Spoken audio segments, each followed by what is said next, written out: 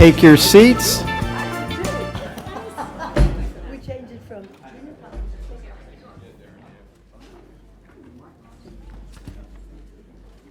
Good morning to the September 26th Board of County Commissioners workshop at 9:32 in the morning. Can we have a roll call, please?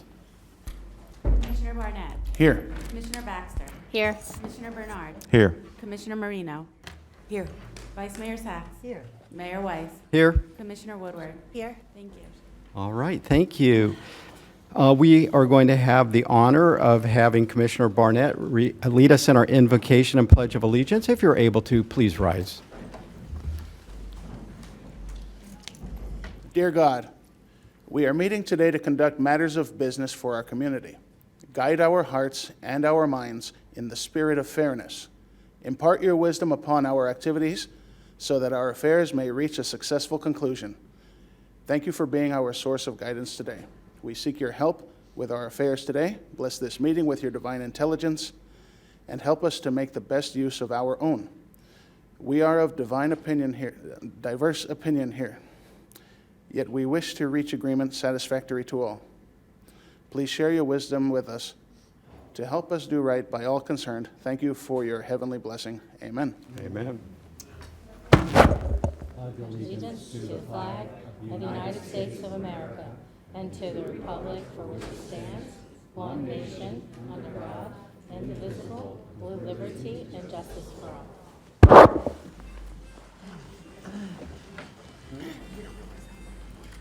Oh, after what you saw?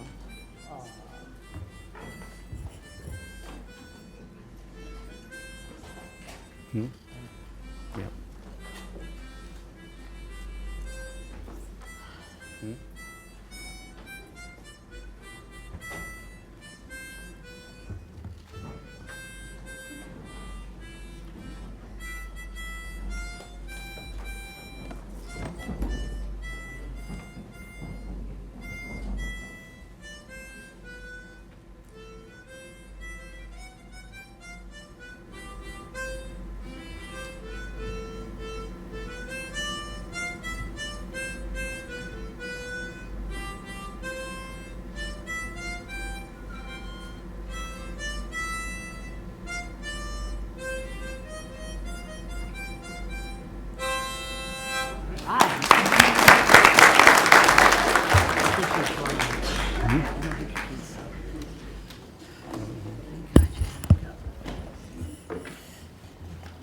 All right.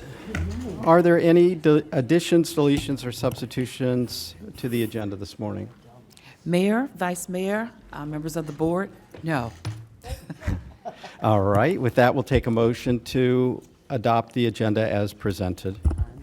I move that we adopt the agenda as presented. We have a motion by the Vice Mayor, a second by Commissioner Marino. All in favor, all opposed. That motion carries 7-0.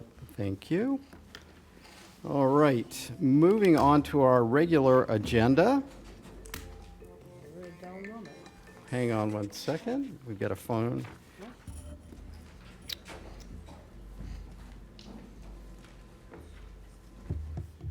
Is there a presentation on this item? This is item 3A1, if I got it correctly, or 3B1.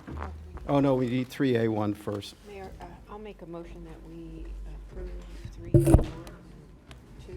We have a motion by Commissioner Marino to approve item 3A1 and 2. We have a second by the Vice Mayor. All in favor, all opposed, that motion carries 7-0. Now we're moving on to item 3B1. You are recognized. Good morning, Mayor, Vice Mayor, Commissioners. It's Sami Ayala, Director for Facilities Development and Operations.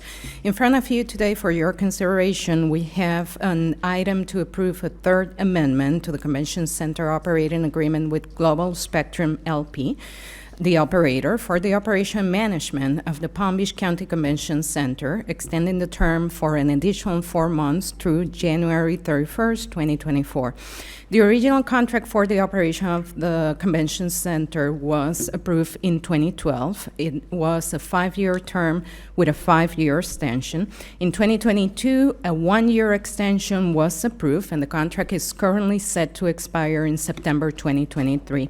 Facilities Development and Operations, at the request of the Tourist Development Council, issue a request for proposals in the spring of 2023. One proposal was received, was recommended by the selection committee, subject to negotiation of the financial proposal component of the same.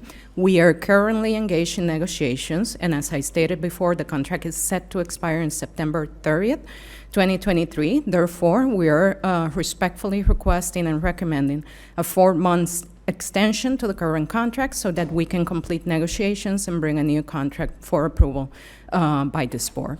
That concludes staff presentation. I will gladly take any questions. I have some questions. You have questions? I was just going to say, is 4 months enough? Yes. I have a couple of questions. So I noticed we pay the operator, and then do they share the revenues with us? I looked in the backup, I didn't see anything in there. We pay them a fee for operation. They do get some revenues come back to the county. They do get a fee to operate based on a budget that is approved annually by the TDC. And then they also get some associated incentives based on the quality of operation. They provide several performance measures that are embedded in the contract. So this is funded through TDC revenues? That is correct. And then are those revenues repaid back to the TDC? That is correct. So how much, what was last year? What was the net operating profit? Good morning, Mayor, Vice Mayor, Commissioners, Madam Baker. Emmanuel Perry, Executive Director of the Tourist Development Council. For the last 2 consecutive years, we've seen revenues for the convention center steadily increase. Last year, revenues were brought in at $5.5 million. Currently, right now, we're sitting at $6.8 million for revenues. This is just an operational standpoint, and we still have 1 month to go for collections. So I guess my question, though, is do you receive reimbursement of the $220,000 return? No, that is a fixed fee that we pay the management company. Mayor, if I may respond. Go ahead. No matter where you are, you pay the company that runs the convention center. So we cover the cost of all of the cost. We provide incentives, but we also, if they get over a certain amount in profits, we split the profits. That rarely occurs, not only in Palm Beach County, but everywhere. That's just how convention centers work. But when we do get to the point of, I want to say the last couple of years, they broke even with revenues coming in to help offset. So that reduces the amount of bed tax that has to go in to pay for it. We can get you the specifics. I'll do a memo and send it out to the board on all of the specifics of it. I would appreciate that, Okay. because I'm not. Yeah, we do have to pay them for the management. And in most Well, cases, we don't break even. These last couple of years have been really good as far as business is concerned.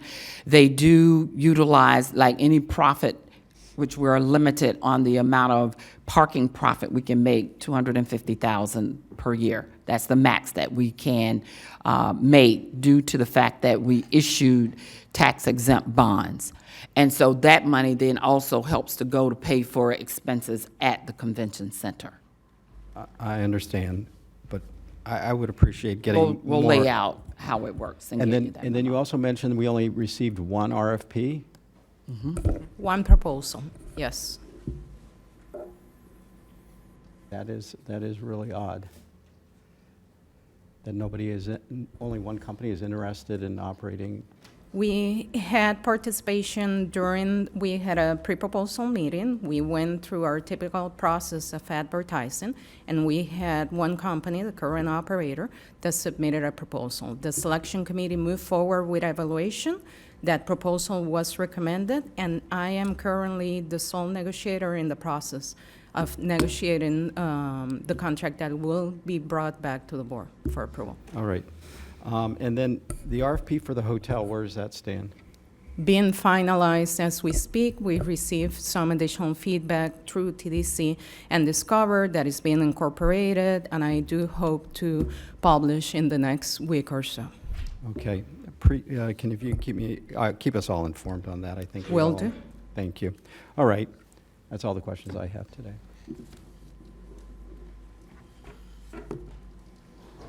I will make a motion to approve. We have a motion from Commissioner Marino to approve item 3B1. Second. And we have a second from the Vice Mayor. Seeing no further discussion, all in favor, all opposed, that motion carries 7-0. All right. Moving into item 4. This will be item 4A. Before we get started, though, I'd like for somebody to explain what a workshop is, what it's for, and why we have them. The intent of workshops is for the board to have staff to present issues or new programs that we're proposing, or any item that the board has requested we bring back for a workshop. It allows a significant discussion between the board and staff. It depends on whether the current mayor wants to allow public comment or not. There are times that our boards, especially on different topics, have decided in the past not to take public comments, but to learn to have the dialogue with staff so that they can better understand the issue and then give us direction and answer any questions that they would have. That's the purpose of it. Right, and it allows us to have discussion amongst ourselves because we're not Correct. allowed to talk about these issues unless we're in a public noticed meeting. That is correct. Right, okay, good. So with that, I made the decision today not to take public comment, so. All right, we will begin with item 4A. Mayor, Commissioners, good morning. Your first workshop this morning is on agritourism. Follows board direction, come back and speak to you and provide you a overview of the topic on the something of a regulatory overview, give you some feedback on the statutory framework that stands behind this emerging concept. There's new law that continues to evolve, and we continue to learn on the topic. And finally, give you feedback and accept your feedback and have discussion on where we're looking to move forward with it as we progress through this. So with that, I will hand it over to Whitney to start the presentation. Good morning, everyone. Good morning, Mayor, Vice Mayor, Commissioners. I'm Whitney Carroll. I'm the Executive Director for the Planning, Zoning, and Building Department. At the table with me is Ron Rice. He's with the IFAS Extension Office. Lisa Amara, the Zoning Director. Of course, Pat Reddick. Shannon Fox with the County Attorney's Office, and Scott Stone. All those S's got me a little confused. From the County Attorney's Office. Because PZB is not the only department involved in agriculture and agritourism, we've also invited some others that are in the audience, and they're here for further discussion or possible questions if they arise after the presentation. We've invited someone from Property Appraisers, Palm Beach County Property Appraisers Office, Fire Rescue, Palm Beach County Tourist Development Council is here, Discover the Palm Beaches. And we also have I don't know if that made it, but we might have someone from Martin County's IFAS Extension as well. So, perfect, she's here. So, as you are aware, and due to a lot of the uncertainty felt by the agritourism community and operators and neighboring property owners in light of the state statutory preemptions, what we have found is there's a lot of uncertainty felt by agritourism operators and neighbors. We have a duty to protect the health, safety, and welfare of our residents, so we have a huge responsibility to balance a variety of interests when we enforce an ordinance or investigate a complaint. We understand the state's role in agriculture and agritourism, and we feel we have a role in this balance of interest. Agritourism is the marriage of two of Florida's top industries, agriculture and tourism. The benefits of agritourism is it allows a farm to have an extra stream of revenue with a supported activity to help supplement its bona fide farming activity. It is also a way of engaging the public in learning more about farming operations and farming in general. Florida statutes first addressed agritourism in 2007 and has progressively provided additional protections from overreaching duplication of regulations ever since. As we look to the statutes for guidance, the primary elements to operating or establishing an agritourism activity is a bona fide farm and an agricultural classification. Palm Beach County loves agriculture. I think it's clear that agricultural activities are well supported in Palm Beach County. 35% of our land area is dedicated to agriculture, with our predominant agriculture producer being sugarcane. And we also lead the nation in the production of sweet corn. Another area that we are well produced in is sweet bell peppers. We don't want to leave them out.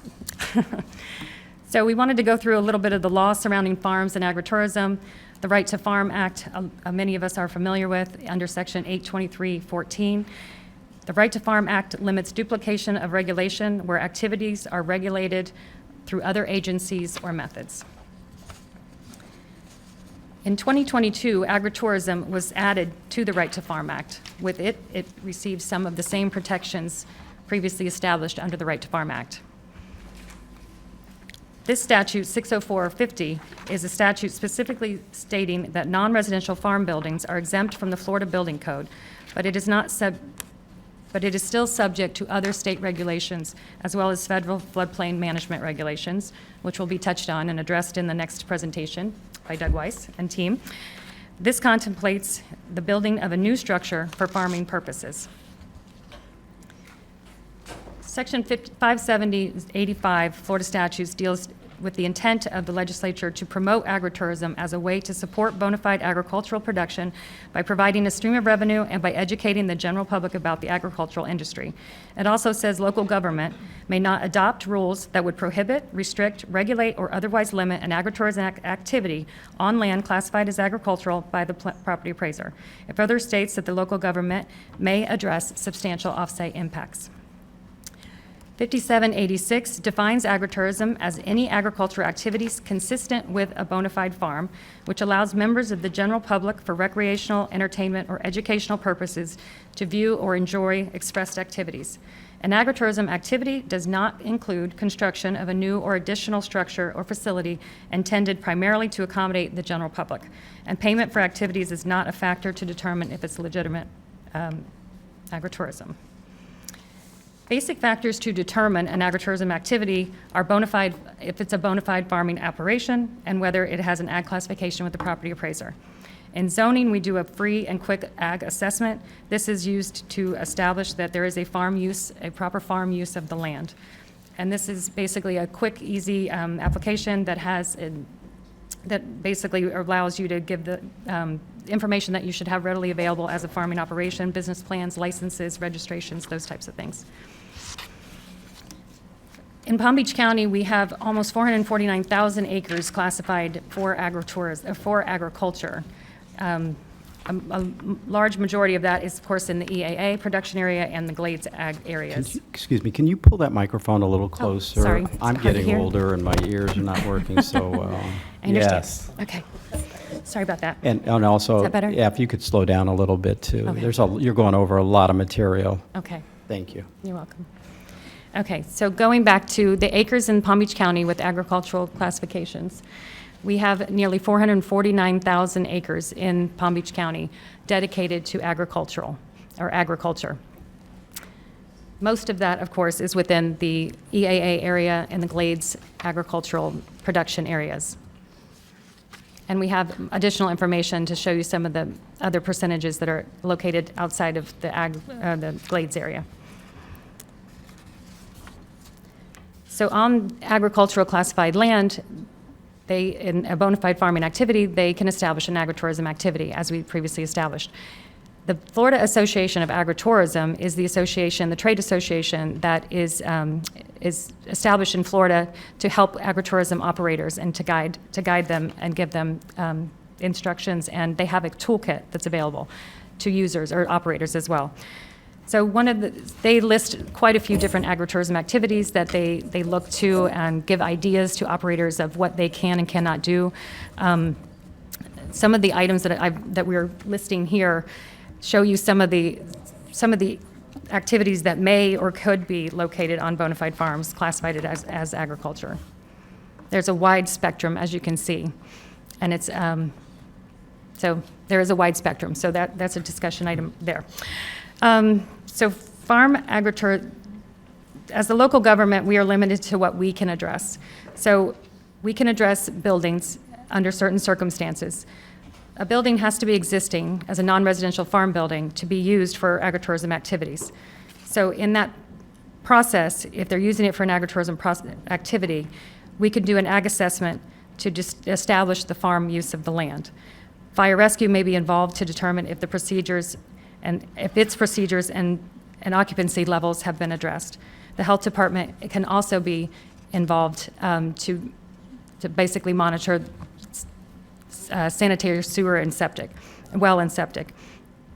What that shows is that they're additional to PZB. There are multiple agencies involved in addressing off-site impacts and any other impacts that an agritourism activity may have. If an agritourism activity wants to build a new building, the statute specifically says they are not to build a new building that's intended primarily to house, shelter, or accommodate members of the general public. Therefore, if that was something that an agricultural activity wanted to do, then they would have to meet all zoning, building, fire, and other applicable regulations.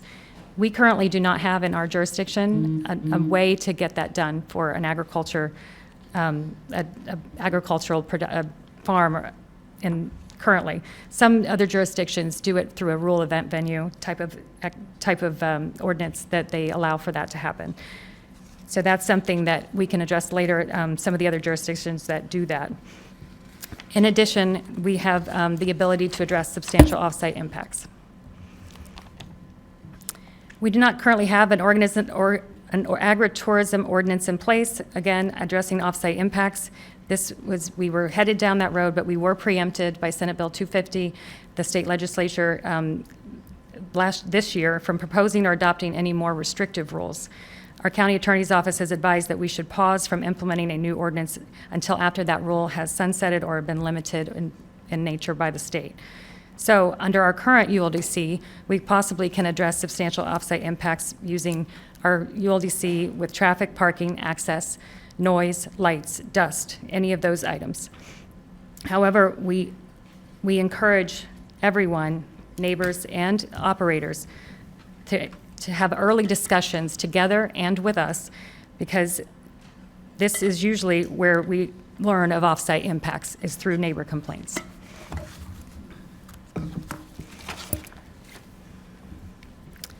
Some of the other ordinances that have been passed in Florida that we actually have provided on the dais for you to see as backup, they have agritourism ordinances that specifically deal with off-site impacts. For instance, Miami-Dade, who we actually have Cindy Hoskin from Miami-Dade here in the audience. She was kind enough to come and just observe the proceedings and just to provide any feedback if she could. But they are in the process of making some modifications to their ordinance, but they were someone that is dealing with some similar issues as we have in the past.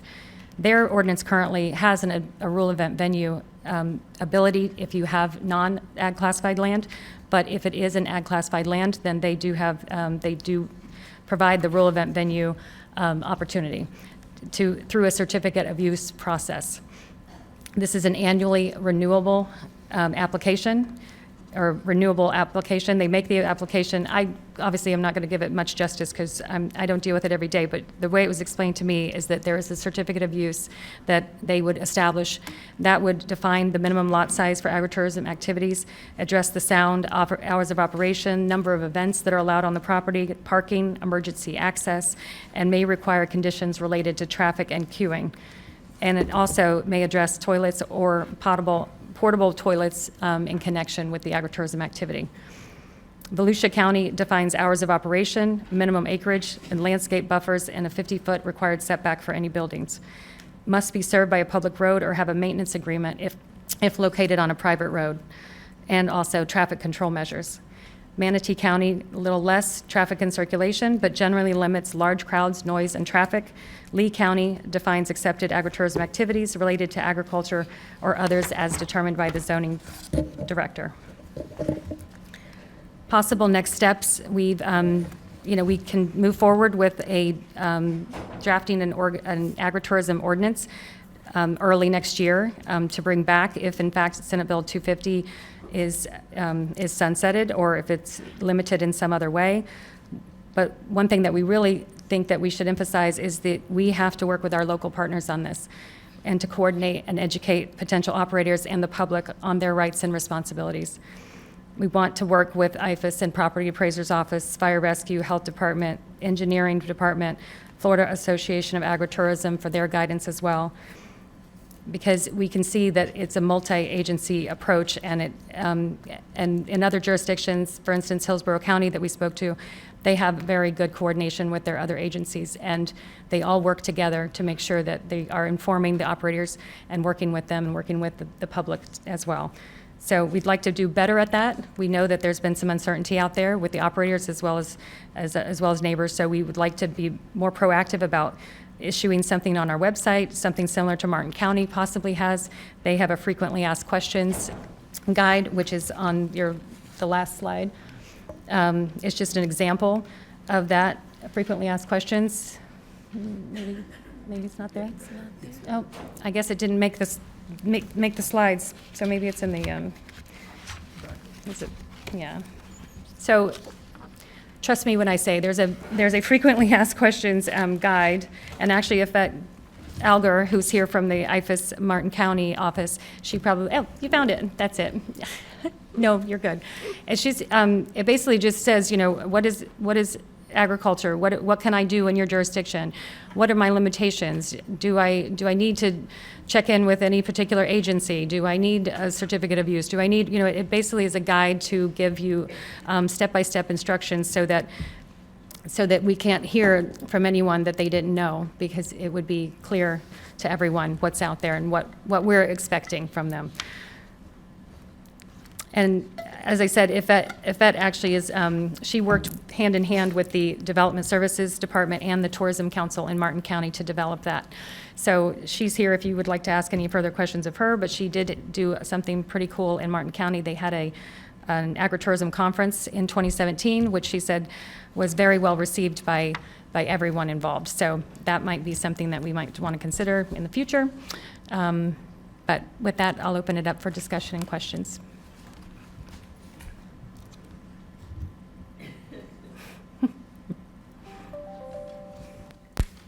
Commissioner Baxter, you're recognized. Thank you, Mayor, and thank you, staff, for putting this together. We've had a lot of discussions regarding this topic specifically, so I just appreciate putting it out there. Several questions that I wanted to address. How are we avoiding the duplication of regulation when it comes to residents have to turn in a lot of paperwork just to be considered bona fide ag with the property appraiser, and then requiring them again to turn it into the county? So how is that, how are we not? It's not a duplication of regulation. It's us verifying the use, and that's what our department does. We deal with the use of the land. The property appraiser's office deals with the taxable value of the land. But wouldn't the property appraiser, if they're saying, hey, this is bona fide ag, haven't they already verified it? They're verifying that it qualifies for an ag exemption. And the ag exemption would then, what am I missing? They have a process, and maybe, I don't know if someone from the property appraiser's office is here. I believe he is. Yes, if we wanted to pull him, maybe have him come up and address that. Great. Thank you very much for joining us. If you can please, when you come up, please state your name and position. Certainly. My name is Keith Alexander. I'm the manager of the agricultural department for the property appraiser. Thank you. And our process is that we have to verify that the land that's being classified as being used for bona fide agricultural activities, which just means good faith commercial agriculture. So any land area that we grant for the agriculture classification is being used for commercial agriculture. Mayor, And do you mind if I ask a No, question? please, go ahead, Commissioner. So when you verify that, is there any overlap between maybe when somebody's no longer bona fide ag to when they are bona fide no There longer? could be. There could be. We have a window. So we take applications January 1st to March 1st, and then we do our approvals and denials July 1st. So January 1st is our key date. They have to be in place at that point. So it is very possible that somebody could become or stop becoming bona fide ag, say in June, and we may not see it till the following year. Okay, thank you. Certainly. Mayor, I have a couple extra. Go ahead. Well, if Commissioner Marino needs to ask him a question. Mr. Alexander, if you can return, Commissioner Marino has a question for you. Sorry about that. So between the application process and the approval process, do you actually go out and inspect the property? Or is it just, We do. okay. We do. What we typically What do you will look for? What we'll typically do is we'll go out and look for signs of activity, depending on what it is. If it's a grove, we look for, that there's healthy trees and they're in rows of cattle. We look for signs of whatever type of ag they apply for, and then we look to see what the quantity is, how much of the land they're actually using. And the standard is different depending on what type of ag it is. But we will visit the site. In some cases, we can use aerial photos. Say if it's someone says they have beehives, we can see that they're there. But for the first application, we will almost always go to the site. Follow there? Yes, go ahead. When you're giving an ag exemption, and this might be more for the people in the audience or that are watching this meeting, you're not giving it for the entire property. You're giving it for just where that activity is taking place. Is that correct? Correct. It could be the entire property, but it's whatever the use is. There's plenty of properties where it's not the entire property, especially if there's a home on site. So if you have residential on one portion, but you have farming on another portion, is the residential part of the ag or not? It is not. The residential area is what we call curtilage. It's cut out. It's an area that they can maintain a homestead or a 10 cap. It's not part of the ag. Thank you. You're welcome. Did you, Commissioner Woodward had a question for you as well, Mr. Alexander. Sorry. Thank you. Is this something that you do every year? You said the first application you go out every year when they renew in January. Do you also check? What we do is we'll confirm that the ownership hasn't changed and the use hasn't changed. And then occasionally we'll renew their documentation. But if we see that it's a continued use and we see that the ownership hasn't changed, then we will renew. If there's something noticeably different, we'll check it out. We'll maybe ask for more documentation, and that happens quite a bit. But we do it every year. Thank you. Vice Mayor Sachs has a question for you. Thank you very much. Are some places zoned agricultural residential so that they could have part ag on a parcel and residential? Would that be part of what you were talking about when you said you could have a homestead or residential, and the rest would be ag? Would that then be ag residential? What happens is the area that's classified just becomes an agricultural use. The zoning we look at the zoning, but the zoning is not really the factor that we'd make our determination on. It's really about the use. So you could have agricultural residential or agricultural zoning, and you could still have 100% ag, or you could have a home on it. It really varies. The zoning isn't as big a factor as the use and the fact that it's commercial. One other question, if I could, Mayor. It's not necessary for an ag designation, or let's say, to have a business that is commercially profitable. In other words, if folks have beehives, it's not necessary that they have a profit or they show a profit every year on that production. What the DOR regulations say is that there should be an attempt to make a profit or a potential for a profit for the fee simple owner. And on some things, it's just simply a lease. The person leasing the land does commercial agriculture. They lease the land from a homeowner, and that in turn gives a potential for profit for the fee simple owner, but there's also a legitimate commercial agricultural activity on site. Okay. Have you seen that we seem to have so much agriculture here in the county. It's just impressive. Do you see any issues with getting involved in a local ordinance for agritourism, sir? In your business, in your profession? I really don't know. The majority of the agriculture that we have, it's not a factor. I mean, the 90-something% of the agriculture is out in the EAA. It's 100% ag. They're not involved in any way. It's more the stuff in town, east of the 20-mile bend. Okay. Thank you, sir. Certainly. Thank you. I have a couple questions Yes, sir. myself. So sometimes, you hear about people who put a couple cows on their property, and then is there a minimum of what they have to do to qualify? Because you see it with just a few cows out on the property, and they're getting an ag exemption. How does that work? Right, and it really comes down to is there a legitimate operation on site? A lot of times people will lease the land because it's grazing land. With cattle, there's some standards that University of Florida set, a certain number of acres per cow is required to support the animal. We do check to see that the end user, whoever put the cows there, isn't just placing cows in places for like a rent-a-cow type situation. We look to see that the end user is actually is a cattle person. And you say it has to be commercial. Does that mean that they have to then do they need a business tax receipt, or do they have to be registered with the state as an operation, or how do you determine it's commercial? We don't really get much guidance in that regard. We look to see that there's a potential for profit, that there's an exchange of funds, that someone's being paid either to use the land or the business that they have on site is for profit. So, yes. So as an example, if I were to, grow microgreens at my home, in my backyard, I set up a little greenhouse or something, and I sell that at my local farmer's market, can I qualify? Potentially, it depends on we like to say that it rises to the level of what the industry standard is. What do people typically do? When people are, and a lot of times what it comes down to is it's not worthwhile. If somebody has 300 square feet of microgreens, that's all they can potentially qualify for is 300 square feet of land. So it generally isn't useful for the owner, and a lot of times we'll say, well, it doesn't rise to the level of commercial operation. It just depends on what's typical for that particular use. So there's no dollar limit there, whether I do something as a hobby or I do it as my main source of income. There's no differentiation as long as I can claim some nexus.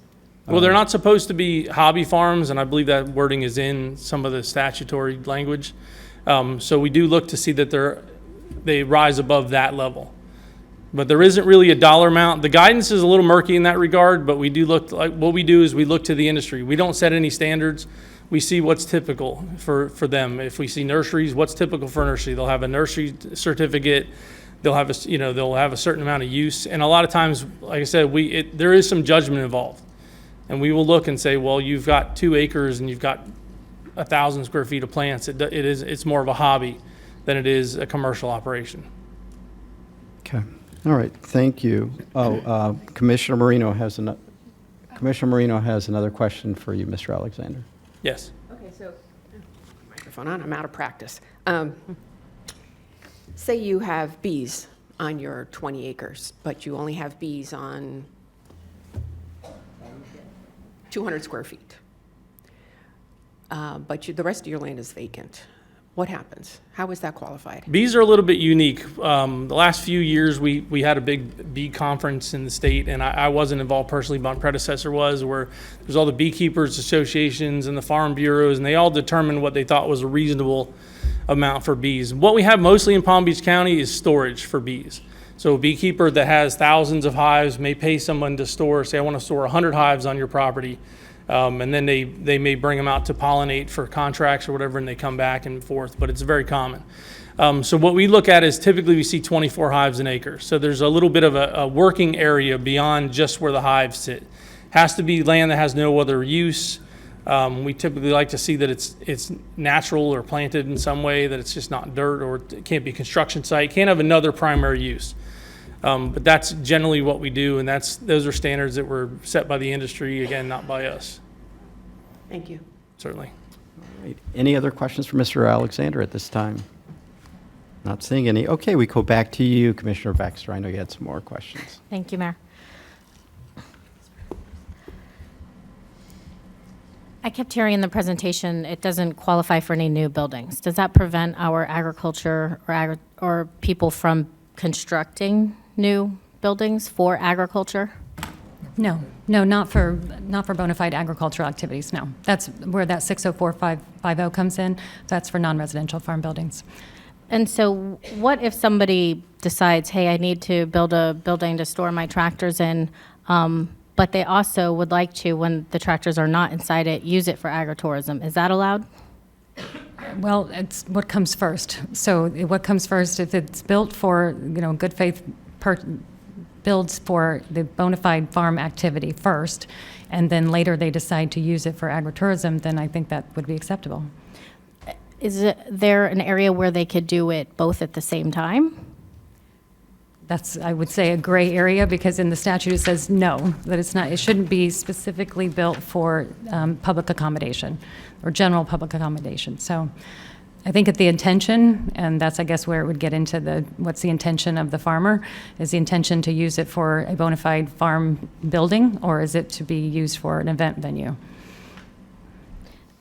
Thank you for that one. Couple more. Also, we had something come up recently where somebody wanted to have 1 or 2 horses on their property, but they wanted a larger garage. How are we, calculating what percentage of space is allowed for that? Where are we in regulating that? Yeah, I'll let Lisa, she's intimately familiar with this.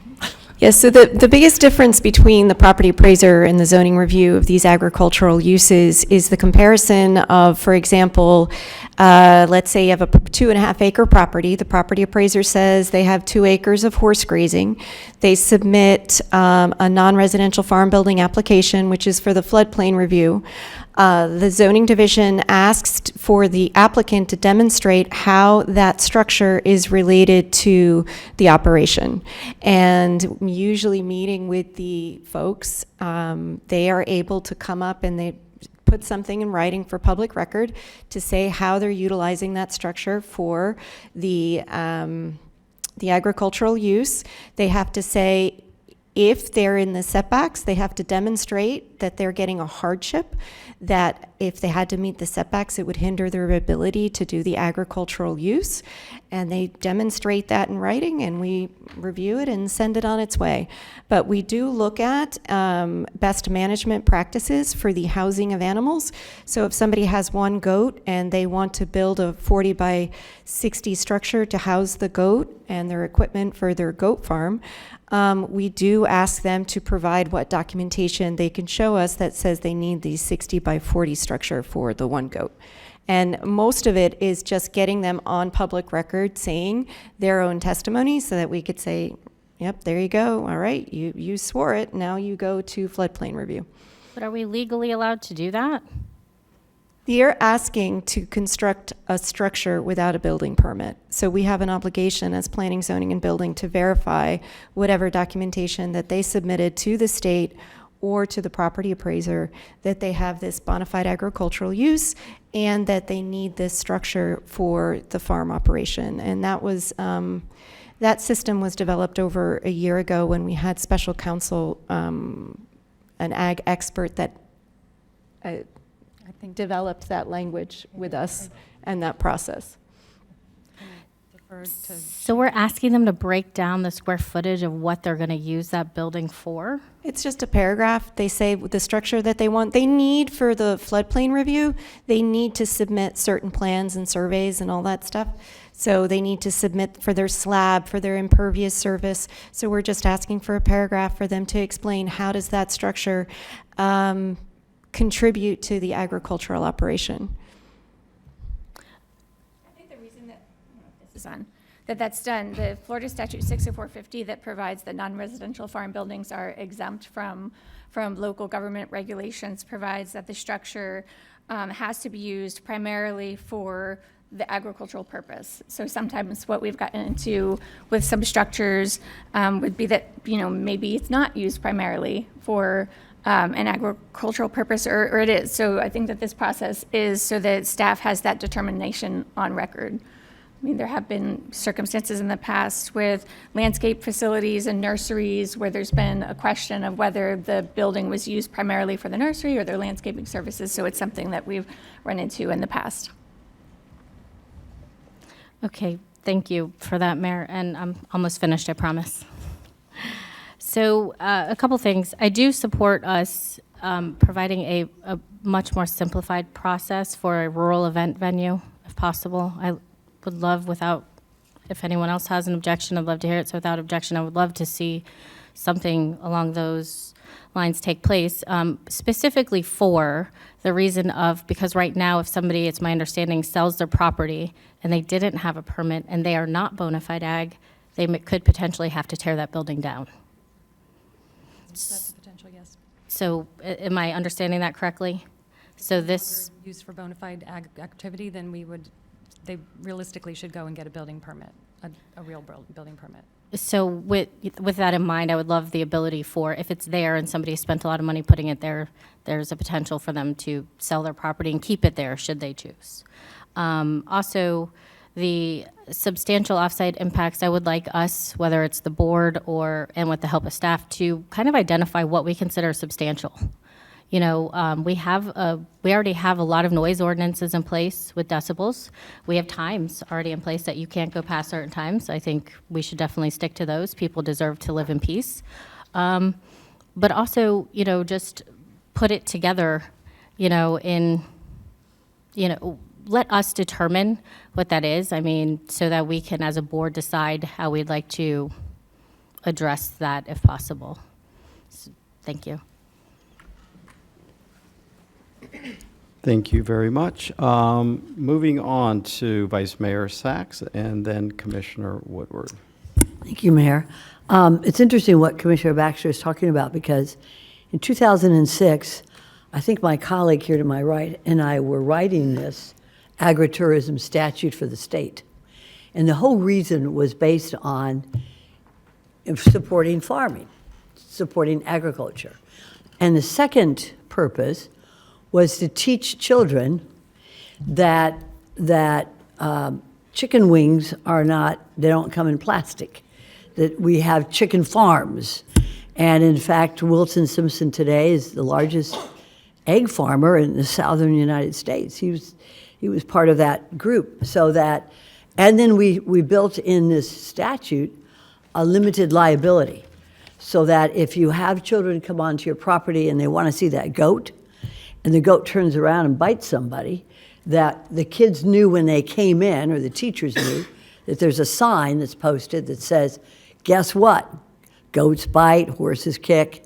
You have to be careful. Bees sting. So I would like us to see fashioned, when we do our ordinance, we have the largest agricultural area, the most productive agricultural area in the southeastern United States, in one district that we need to protect. But we also have the agricultural reserve that's completely different than what is produced in the western glades area of sugar cane and sweet corn. And we have an issue in the ag reserve of keeping the farmers productive, keeping it profitable.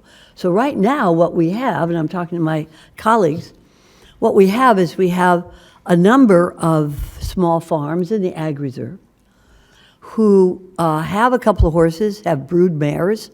You know, if you have a couple of horses, it doesn't give you ag classification. You just have residential with a couple of horses. But if you have a brood mare, or if you're training foals or colts, then you can have, you have a business. You're getting income. And the same thing with goats or sheep, chickens. I would love to see us focus a lot on our family farms in the ag reserve, our legacy farmers. Of course, Bednar's is the perfect example of how a family was able to combine active farming with agritourism in its purest sense. People could pay to come on, and there's signs all over that says, you know, animals bite and everything else. So I'd like to see us also fashion this ordinance specifically to those areas in the ag reserve, not hobby farms, but ag who need help in, in bringing the kids there, in their education. Beehives, I have 4 boxes of bees, so everybody knows, but I don't get any ag exemption on them. But don't not check my bees. You can go back and look at them if you'd like. Be careful. Be careful. I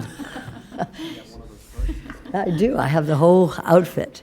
It's okay. I'll show it to you one day. But you all have a copy. You all have little. I brought in bottles of my honey, the honey that comes from my beehives. But a lot of that is to also encourage bees that we lost so many over the years here in South Florida. And there's a lot of production. I don't want to go into that, but that doesn't give you an ag, classification if you have a couple of boxes. But what it can do, though, is educate kids and where honey comes from, why we need, I think 80% of our fruits and vegetables come from bees, cross-pollification of bees. So all this is so important, not just for our farmers, but also for education of our children. In Florida, being a big ag state, we need to do that. I know there's that Farmer Jay who talks about education of kids in this as well, and I like to see this continue. So my recommendation to our staff, and thank you for working hard on this, is to look very carefully at the ag reserve legacy farmers and small farming communities who could really be helped financially from this agritourism, as well as for education of our children. And I encourage us, and I thank you for bringing this up. I think it's very, very important. So thank you for your work, Lisa and Whitney. Thank you. Thank you, Commissioner Woodward, and then Commissioner Marino. Yes, thank you for this presentation. My first question is from page 9, the new buildings. Am I understanding the new buildings, they can construct buildings that are primarily for the agritourism? They just would have to get a permit, and it's not under the farming, the way it's usually done when they build, like an ag building? Not if it's dedicated to a agritourism activity. You're talking about if it's just an agricultural activity. No, if they want to do agritourism and they want to actually build a building, say they want to have a site for a wedding or they want to have retreats, if they want to build that specifically for that, they still can. They just have to go through a regular permitting process. We actually don't have that provision in place right now in our ULDC or any path for them to get there currently without doing an event venue, which requires a land use change, a zoning change. It's it'd be a process. I mean, there is a path, but it's a long path, I guess. But currently, if they wanted to construct a new building, that's why the rural event venue might be an opportunity. If we did explore that, if we did move down that road with the board wants us to go forward with an ordinance and establish that as an opportunity for agricultural uses. There is a privately initiated rural event venue currently in the process, moving through for, I guess I can let Lisa speak to that, but it's specific to the ag reserve and it's not tied to agriculture right now. So that would have to be modified. And I'm not even sure if we would be able to, legally, if we could add that at this time, or that would have to be something we could explore. But yes, currently we do not have the process for them to build a new building specifically for agritourism activities. So I guess my question is, as we're moving forward to put this ordinance together, is that something that we should address? And I know Miami-Dade did the rural event venue. You said someone is here from Miami-Dade. Could they yes, speak? Cindy Hoskins is here. I don't know if she'd be Would you willing mind if to we heard from? come up and. Okay. Miss, is it Hopkins? Hoskin. Hoskins? Hoskin, Hoskin. Ms. Hoskins, if you could come forward.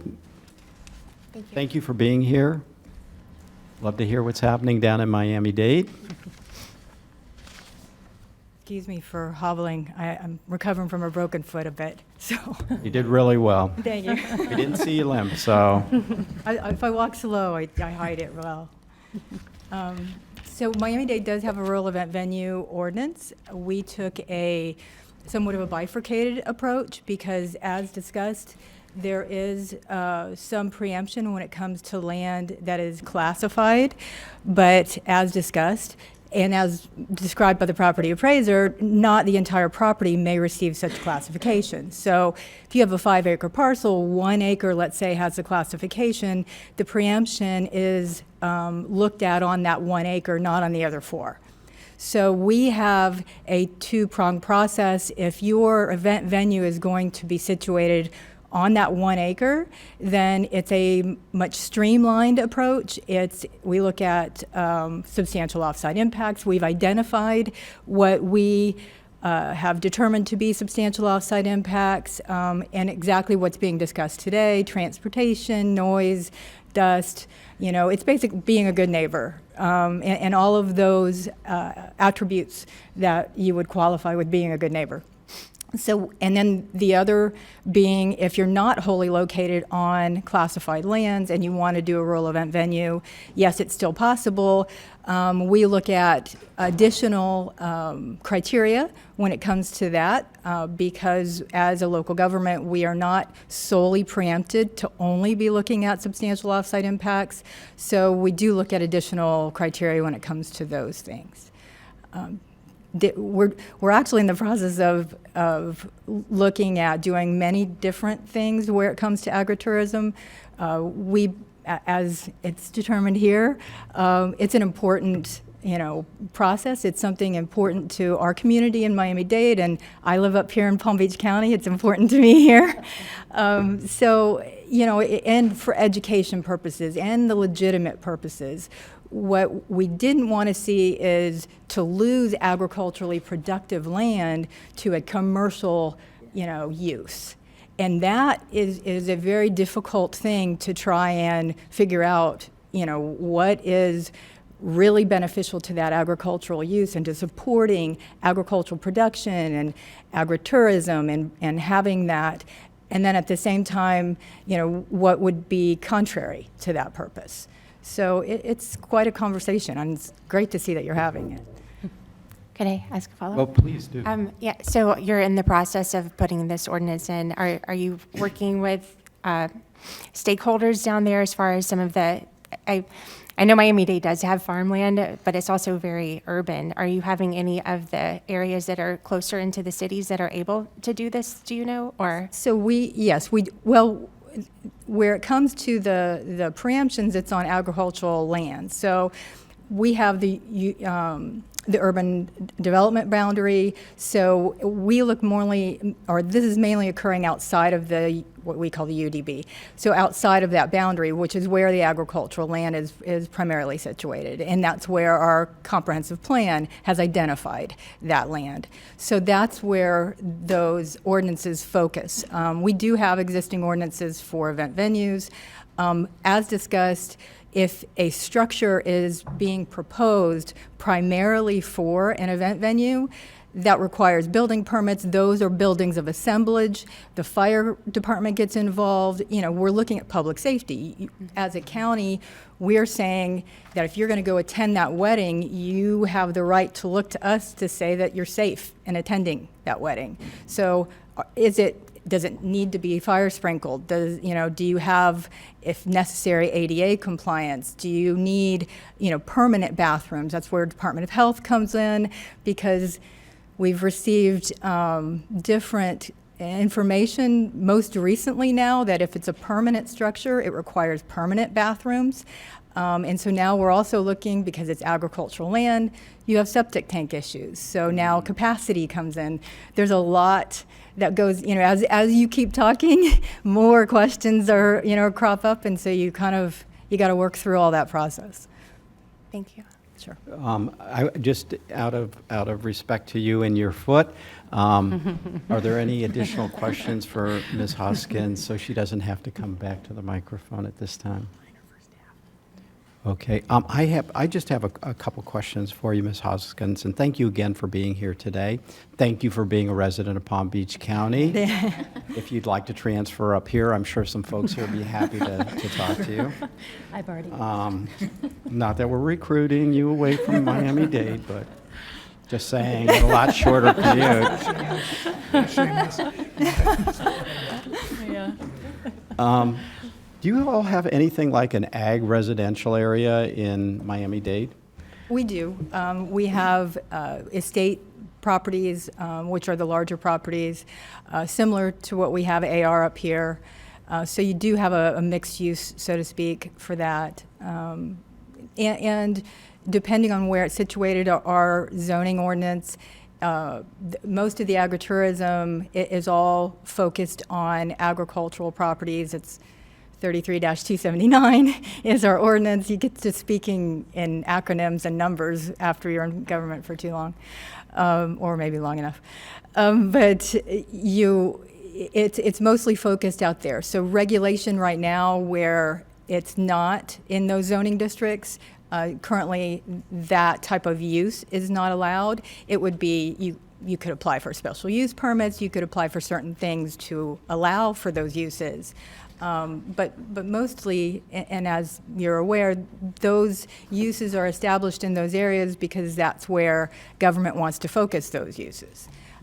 So if it works out, you have occasions where it may make sense to allow different uses, which is where the special use permits or special event even permits come into play. Okay, and in your substantial impacts, have you defined them in Miami-Dade? We are in the process of, well, yes and no. So we do have some of those established in our event venue ordinance because we have a very outlined process as to what we look at when someone submits an application. So in that respect, there is somewhat of a definition of what those are because we're looking at those in those permit applications. Those are things like transportation, parking, noise, hours of operation, amplified sound is how we address noise because we don't have decibel level criteria. So we've done it through amplified sound, when it's allowed, when it's not. And then we do have a noise ordinance, but there's no decibels, or decibels rather, identified. So those are the main criteria. We also are looking at potable water and use waste water and those types of things. Those are the main, and numbers of attendees and the number of events that occur because if they're going all the time, obviously that has more of an impact versus if there's only so many that happen during a month or a week or a year or whatever. Just, and not to belabor the point on the noise, on your noise, how do you all measure noise and you said amplified? Can you explain that further? So amplified sound is through the use of amplification equipment, and it's only allowed during a certain period of time. The noise ordinance is something that the police force, not the zoning division, enforces. So the way that they enforce the noise ordinance is through a distance from the property line, and they determine what is excessive noise. How's that working out? Yeah. Well, we're discussing setting decibel levels. Okay, I think that's indicative of how that's working out. Yeah.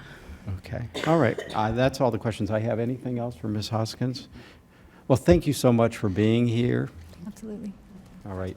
Moving on, we go to, I'm sorry, Commissioner Woodward, are you? Okay, Commissioner Marino. Thank you. This is for staff. Ms. Hoskins, thank you, because as you were talking, I had already written these things down: well and septic permitting, health and welfare, safety. So what do we do if someone is building a structure for health and welfare, well, septic? How is that permitted? Is it permitted if someone is building a agritourism facility? How are we managing that? Because most of this is well and septic, and if you're building an event venue and you're, less than 100 feet from your neighbor, what are you doing? As of right now, we're refining our ag assessment that's running in tandem and parallel with the floodplain review. But we have concurrency in Palm Beach County. It's required by Article 2, and it's also supported by Chapter 163 Florida statutes to ensure that there's adequate public facilities for development. So most of that review that we do in the zoning division is when we do our DRO review or our public hearing applications. We're here every month. We have a an approval for a planned unit development, all of the review for public facilities will be part of that development order for the zoning resolution. We do have a standalone concurrency process that goes with structures that are proposed by building permit only, and not through the zoning site plan approval process. But what's happened that we've discovered is that when a property comes in for a non-residential farm building permit, it doesn't need a building permit. We haven't been doing that public facilities analysis for those structures for potable water, sanitary sewer with the health department. There seems to be a completely separate analysis that's done by the health department.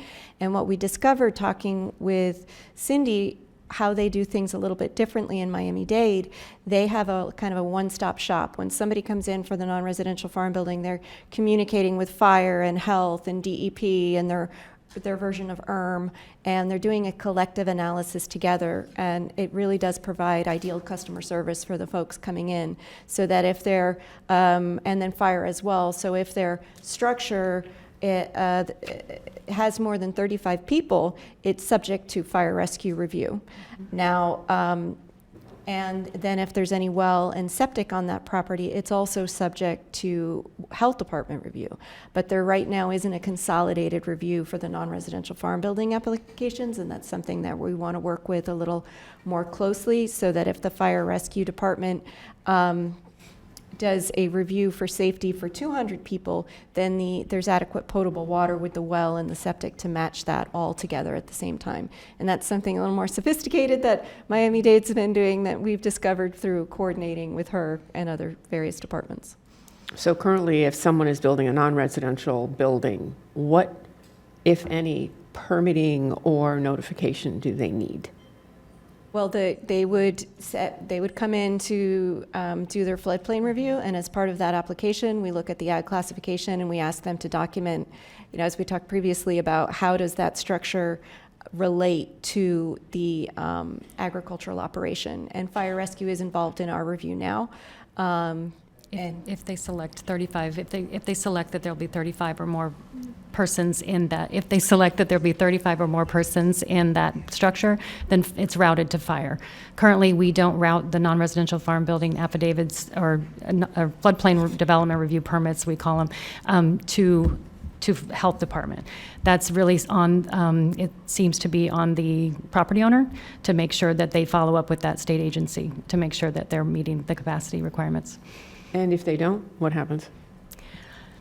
It could create a situation, that we don't know about and we can't regulate. So that if they were doing a new structure, like if we went the path to do a rural event venue type thing, where we are regulating based on, we're requiring building permits, we're routing to health, then they would be part of that process. Concurrency would be part of that process.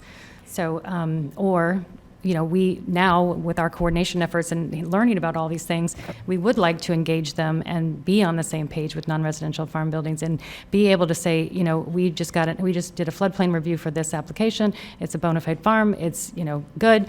This is what fire has said, and and then see if the health department needs to review it. That's been a gray area for us, I think, in the last few years of how we proceed with those types of things, and not double regulating, but it is a concern. Obviously, it's a health concern. I know we've had growing pains over the last couple of years on this. Is there a square foot that's applicable? When you said 35 people, is there a square foot that's applicable? Do you have like one person equals 10 square feet or anything like that? Is there a formula? That might be building code, but fire rescue is here to answer any specific fire-related questions. Mr. Dorita, how long have I known you?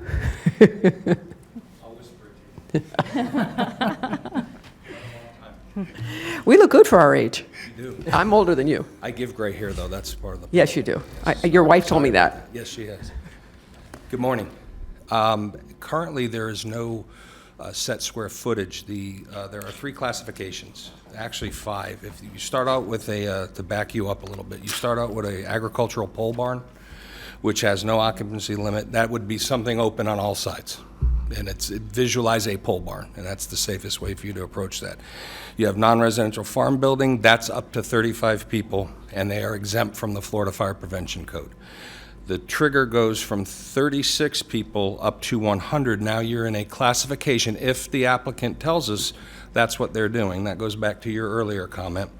Classification as a Class 1 farm structure is up to 100 persons. It's subject to local inspection and an alternative standard from the State Fire Marshal's Office through state statute, but they are exempt from the Florida Fire Prevention Code. A Class 2 farm structure is up to 300 people, subject to local inspection, alternative standards by the State Fire Marshal's Office, and still exempt from the Florida Fire Prevention Code. None of these are square footage because the Florida Fire Prevention Code gives you the standard for square footage per person. Then you get into a Class 3 farm structure used for agritourism activity. It's a new or additional or existing structure for the primary purpose of housing, sheltering, or otherwise accommodating the general public. That is subject to local inspection and then falls under the Florida Fire Prevention Code. That would be subject to square footage. So if you were an assembly occupancy, which most of those are, that would be a factor of 15 square foot per person. So then we would calculate how many people can be under that structure for the given activity. I Could hope you that doesn't possibly confuse you. supply us with that, what you just Absolutely. read? That'd be great. Absolutely. We have a cheat sheet, if you will. We will Love get the that- cheat sheet. We will get you that cheat sheet. Thank you. You're welcome. I don't have any more questions. Okay, thank you. Commissioner Barnett, you, okay. All right, I have some questions. I mean, the reason why we're talking about this is because of the impact between people who are operating agritourism and people who are impacted by it. I mean, otherwise, we wouldn't be having, I don't think we'd be having this discussion today about this.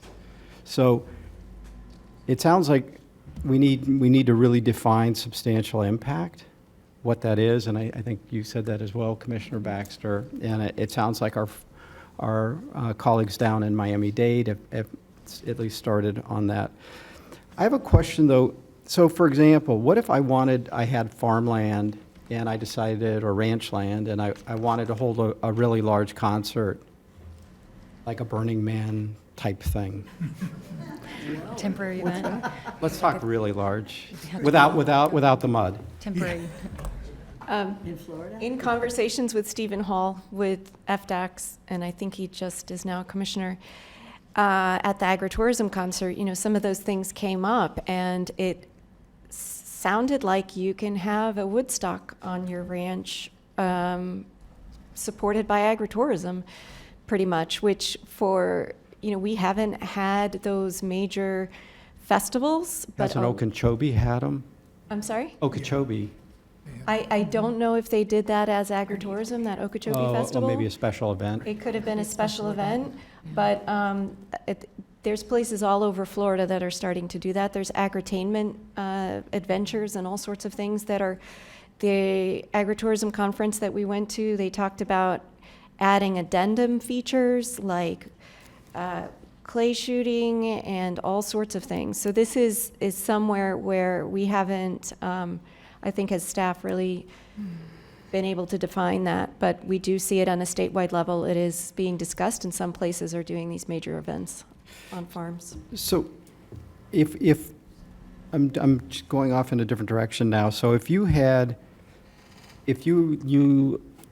share a private road with your neighbors, and so everybody's responsible, I guess, for that roadway, and somebody is having events and so forth as agritourism, who's responsible for maintaining those roadways?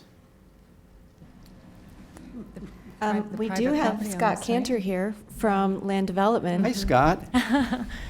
He would love to answer that question. Good morning, Scott Cantor, Land Development Division. That is a question that I really couldn't answer for private roads. We only get involved in permitting improvements to public roadways. And I know I heard the person from Miami-Dade saying one of the requirements is probably a public road. So with private roads, typically there's what I've seen are maintenance agreements amongst the the residents who maintain the roads, and there are certain, requirements that must be met, but it's always different per maintenance agreement because they're private, and we don't get involved in that as the county. All right. All right, so it becomes a civil matter then between, but now somebody's got to take their neighbor to court to. Pretty much. Try Right, to and- address it, right. Try Yeah, and. that actually was a big issue with Landscape Service and Heritage Farms, because those were private roadways with major non-residential development occurring on those roads, and it was a debate that came to this board on quite a lot of occasions on how we crafted the zoning ordinance and why some of the location requirements for uses are in place. Most of our non-residential uses are required to be on an 80-foot county right-of-way. I mean, and that's something that you'll see before you typically every month with access requirements for various public hearing projects that come before you. And then on the public health and safety side of this, and our fire marshals talked a little bit about this.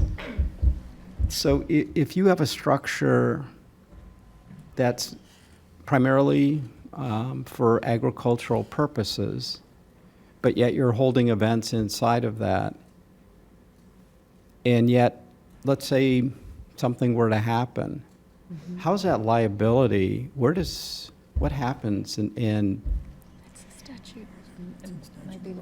everybody looks down at the lawyer. Well, I mean, the I two think lawyers. that, Commissioner Sachs touched on it before. The agritourism statute does provide that there is an exemption to the agritourism operators for, for the inherent risks of the agritourism activity that someone accepts when they come. So whether there is a fire obviously, who knows what happened in a particular case, but there is clearly in the agritourism statute a section that provides that the operator is exempt from the inherent risks of the agritourism activity that someone accepts when they come on to the. And how are people informed that they're taking that risk? They're required to have a notice. And signage is supposed to be posted on the site. Where would that be posted on? It's And is there actually is defined there a in the statute. regulation as to how big, where it's located? I believe it's defined in the statute. Okay. That it has to be a Fair enough. certain size and. I didn't know that. And then,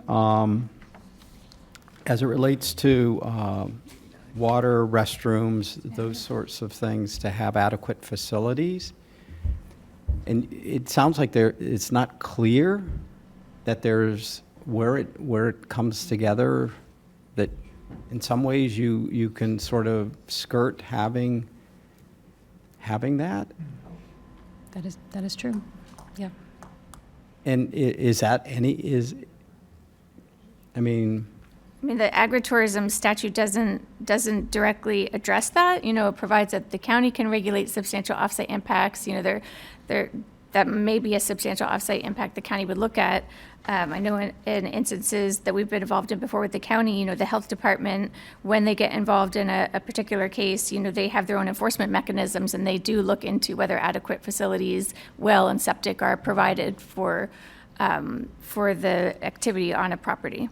I mean, I've heard of cases where people are having events, and it wasn't here, but where they're having events and there's totally inadequate restroom facilities, and then, the septic tank overflows, or backs up, and then, the whole thing becomes a big mess. But there's no connection that they have to provide an adequate sized septic tank for the number of people that they're catering to. When they get the permit from the health department for the septic tank, they are capped at the amount of capacity, just as if anyone has a house and their septic is designed for 4 bedrooms and they do an addition and they want 6 bedrooms. They have to go through health department review. So some of the properties are capped at the capacity, and then if they exceed that capacity, they're supposed to get portable toilets. And that's something that we've talked with our DRO public health representative, and I think we need to continue that conversation further into the future as we're looking as folks are coming in for agritourism, and they're subject to 35 people and greater and subject to fire review. We're looking to increase that coordination with the public health department, with But the health department. how would anybody know? If they come in to do a non-residential farm building, or if they're, Sharing information, just having a cooperative environment where we know if we see something, then we share it with that agency. But they have to be open to receiving that from us as well. But if I were to, especially with septic tanks, so, I mean, they're designed for a certain level of use, but if I have a lot of people at one time, you know, over a longer period of time, it may be sufficient, but under a shorter window of time. So, you know, if it was built for 4 people and I, you know, have 10, but I have 10 every day for 3 days, you know, in some way like that. But you don't, you have no, at this point, it sounds like you all have no way of knowing. We wouldn't have any way of knowing. In discussions with the health department, you know, when someone applies and they describe the use that they're intending for the property, the health department takes that into account and has different models and tables for particular uses to determine, you know, what level of capacity is needed. So they require tanks and whatnot at a size to, you know, be manageable for the intended capacity. Okay, and I well, the don't think vice that mayor is, I think, going to lose her mind with me, so I'm gonna, let me just make one other comment. I really like the idea of the one-stop shop that we heard about down in Miami-Dade, and I think that's something we should want to pursue, something like that when people are coming in, to make it simpler, easier. And with that, we will go to, it's actually Commissioner Baxter and then Vice Mayor Sachs, sorry. Thank you, Mayor. Quickly, so even if they are doing agritourism, do they still not have to adhere to our noise ordinances?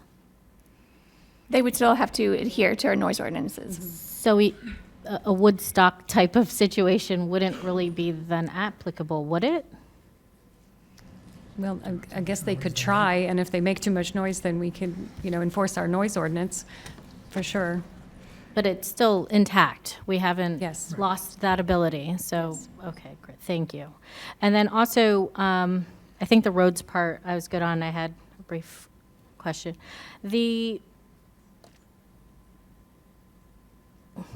Have we ever in the state of Florida had somebody catch on fire in a pole barn because they couldn't get out? Maybe that's something to ask Pole barns fire, are but a separate. I don't know, They're maybe. separate on the pole barns are different and not subject to that fire inspection, I believe, but Yeah, the pole I could be barns are- corrected by But fire. pole barns don't have sides. Yeah, pole Right. barns aren't. But even, I mean, based on their definitions of occupancy, even if it's open on 3 sides, they still have to go through fire No, they have a table. Yeah, I think it's occupancy. with the classes. It's occupancy, so. It's I think- occupancy. So again, even if it is a pole barn and it has a certain occupancy, we're still required, or they are still But required to I think go it's, through it has fire. to do with response time and access, and I'm not, you know, I'm sure fire can address that. Having those sides doesn't contribute to someone catching on fire or not. It does have to do with response times. If we don't have adequate access through the thoroughfares or the fire department access ways, which are all roads leading up to your property, in some cases including your property, it would be about response times. But when you're talking about pole barns, you're talking about agricultural usage and typically tractor storage and things like that. And there have been cases of explosions under pole barns throughout the country. I'll leave it at that. Thank you. You're welcome. Vice Mayor and then Commissioner Woodward. Thank you, Mayor. A lot of the ideas that we're bringing up should definitely be put into the ordinance.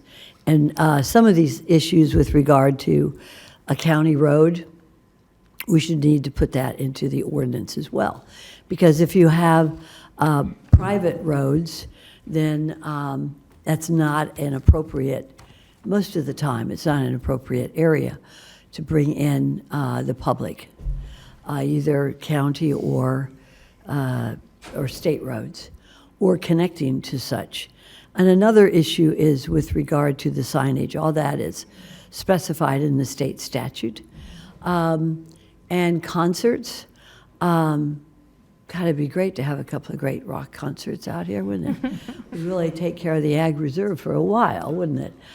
So I think that looking at the state statute as what we cannot go across, but we can certainly have those ideas as part of our ordinance and make it, the Palm Beach County way. I think it would be really, really incredible. So I think that the mayor brought up some good points, and these points should definitely be involved in our ordinance. And we really, the time is now to be doing this. I mean, the idea there was an idea of doing fishing, agritourism at Lake Okeechobee. They had great sponsors that we could have. They're already talking about it, just going under the state statute. But having a local ordinance would tighten it up and make it a lot more for our people. That is, we need to have the best public facilities, whether usually it's septic in country areas, and promo, and I think this is going to be exciting. This is a whole new chapter in what we can do here in Palm Beach County, and I'm excited that we're working on it today. Thank you, staff, for bringing it up. Thank you, Vice Mayor. So Commissioner Woodward, then Commissioner Baxter. Yes, thank you. To echo Vice Mayor Sachs, this is an exciting time for us. I like the idea of streamlining the process that we're talking about with the mayor too. Sorry. I just wanted to point out there's really three parties involved in what we're looking at here. The first being the ag operators. And I think it's important that we don't make the process too cumbersome on them, because I think that would discourage cooperation, and we need the cooperation in this. And I think that we want to encourage this. It'll keep agriculture thriving, give them another source of income. We have a chance to do something really great, and the streamlining, I think, would help with this, and allowing buildings, of course, with safety, which brings me to the second parties involved, are the neighbors, which is where we do need to look at all of the offsite impacts and kind of, help identify what that is, so that neighbors are respected and that the ag industry can, thrive with this. But lastly, we need to also remember the tourists that could be ourselves even going to visit these places, and that we want them to know that what we've put out there for ag tourism, it's safe and accessible. I mean, we're the largest county for agriculture. We could be the best county for agritourism, or at least South Florida, not to Miami-Dade, you're welcome to. But this is an exciting time, and I think if we keep all three of those parties in mind as we're moving forward, we could create something really great here. So I'm excited. Thank you, Commissioner. Commissioner Baxter. Thank you, Mayor. I just want to clarify with Vice Mayor Sachs. She had said something about roads, private versus county. Are most of the AR properties where agritourism would be possible, are those mostly private or county roads? I'm sure there's a mix, but most. Here comes Scott Cantor. Yeah. Oh, Scott Cantor. So Scott Cantor again. So predominantly AR, there are mostly like in the acreage, their improvement, Indian Trails Improvement District, Jupiter Farms, South Indian River Water Control District. So there is a difference between a private road, a county road, a public road. There's all different levels of roads. Well, we recently had an application in front of us for a rural event type venue, like you were talking about in the Ag Reserve down there. That road that it's on, is it private or county? Half Mile, it's a county road, right? Well, Half Mile is a publicly platted right-of-way back from the Palm Beach Farms plat. So it is to the public, but it's currently not maintained by the county. So not technically a county road. So Correct. if we required agritourism or rural event venues to be on county roads, would it then eliminate their ability to go forward with the rural event venue? It could.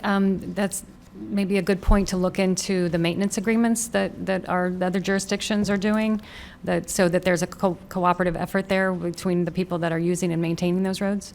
Might be something we look at. I guess I just don't want to eliminate their ability to get any further. So I'd love to hear some clarification from the commissioner, or excuse me, Vice Mayor on the road. Vice Mayor, you're recognized. Thank you, Mayor. This is a commercial venture. They're going to be making money. We have to look at drainage. We have to look at flooding. I live in an area of private roads, and we all take care of our roads, but we're all neighbors together.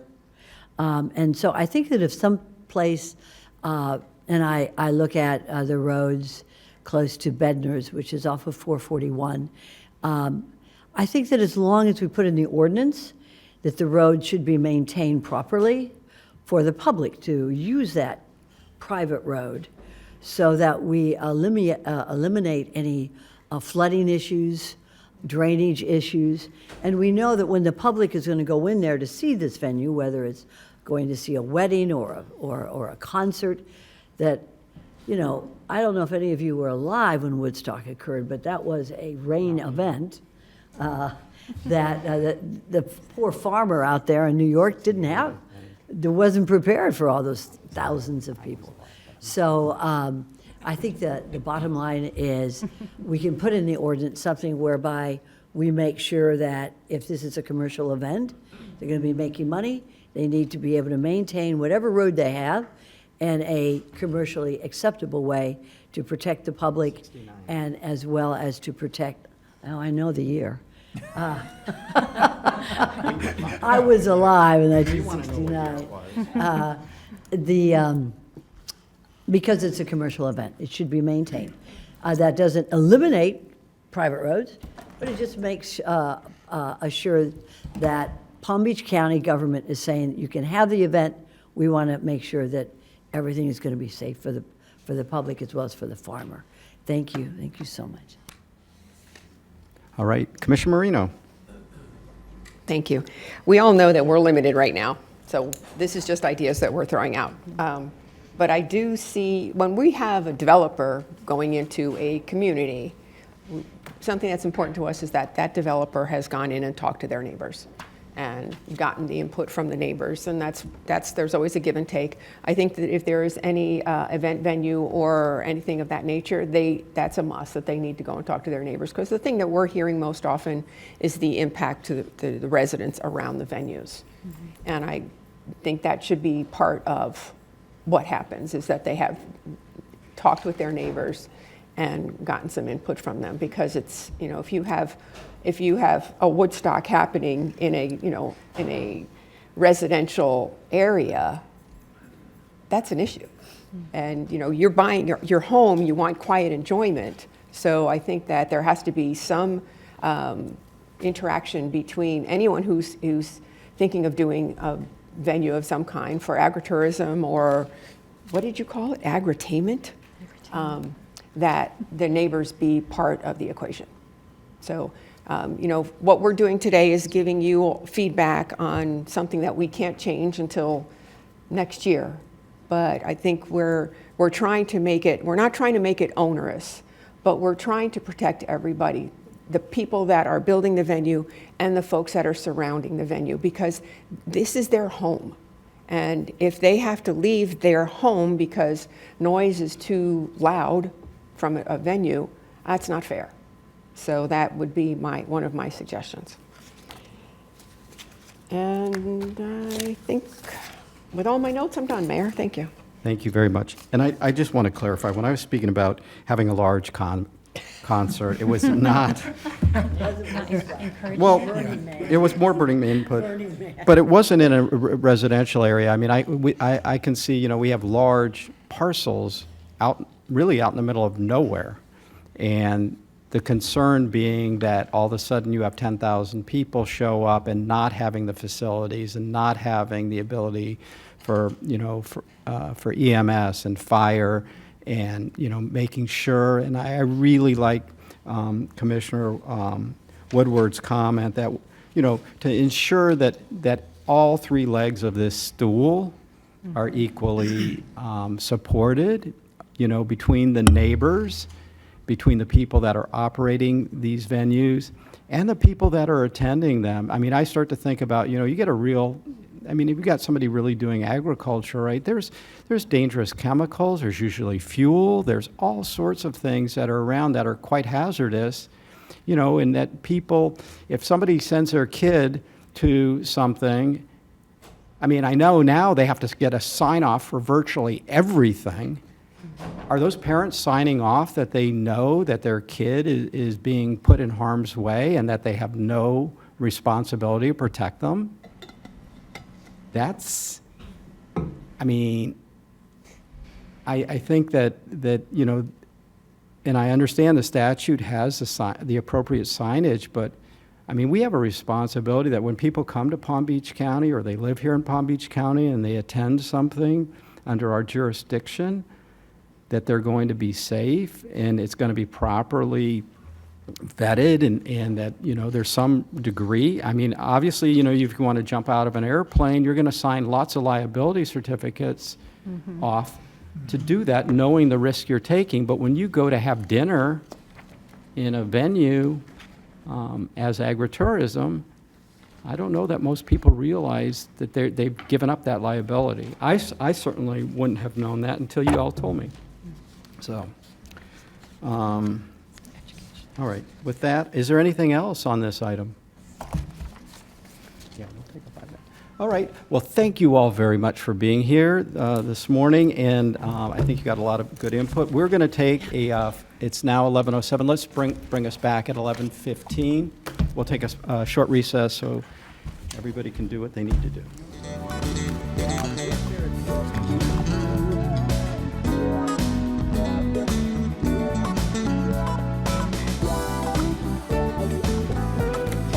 And with that, we are at item 4B. This is our floodplain zone review. And Mr. Rudder, you are recognized. Mayor, good morning again. Second of our workshops with you this morning on floodplain regulations, give you an overview on activities that we perform, why we perform them, and some of the implementation pieces that go along with it. I will let Doug take it from here. He's got a comprehensive overview for you.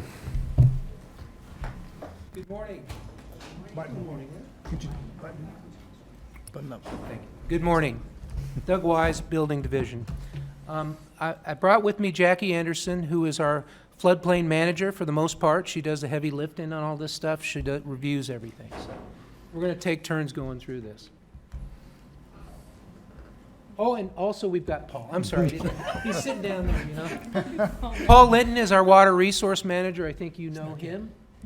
He's like the engineering guru that we rely on to help us with floodplain stuff. And he's going to talk a little bit about some of the other stuff. And we've also got some experts in the audience from various agencies. We've got the State Floodplain Managers Association representative there. And who else we got? We got Earl King from CRS Max Consulting. They help us with our CRS program. We got Mary's here, and is Jerry here? Yes. So Mary and Jerry, they are our CRS people. That's part of the emergency management operation. We'll talk a little more about that as we go through it. So why do we do these things? There's federal regulations we're going to talk about, was what the county responsibilities are, what we do for insurance, and the different types of floodplains. And we started off with a picture near and dear to everybody's heart, Kings Point flooding in 2014. That was real. I was there. The Vice Mayor was there. Okay, so where does it all come from? 60.3, the Code of Federal Regulations, 44 CFR, 60.3. The definitions are 59. And we get a question every day. People come to me and say, what if I don't want flood insurance? What if I don't want to do this? Do I have to do this? And the answer is yes, you have to do it. You don't have to buy insurance unless you have a mortgage. Your bank is going to insist that you have insurance. But otherwise, you've got to comply with the regulations. If we don't enforce the regulations universally, we get audited by FEMA on every permit that we issue, whether it's floodplain development or building permits. If it's in the floodplain, we get audited by FEMA on every one. So we got a long history of doing this, goes back to 1957. I think I explained that to some of you previously. We had an 18-inch rule before FEMA had flood maps for the county. So, the county is a big floodplain. It's very flat topographically. There's some high points along the coast, which Paul can talk a little bit about. But the reality of it is, we've been doing it for a long time, and it's, for the most part, it's worked. We have some events we'll talk about. So what are we supposed to do? Well, under the federal regulations, we're supposed to require all new construction, basically in substantial improvements, any enclosed areas have means to equalize floodwater if they're allowed to be there. But you got to read the second part of the definition. It's very convoluted. Federal regulations, if you've ever read them, can be very difficult to interpret. Sort of like what you guys have been talking about with this agricultural stuff. The point is, if it's residential accessory, you can have a garage below the base flood elevation.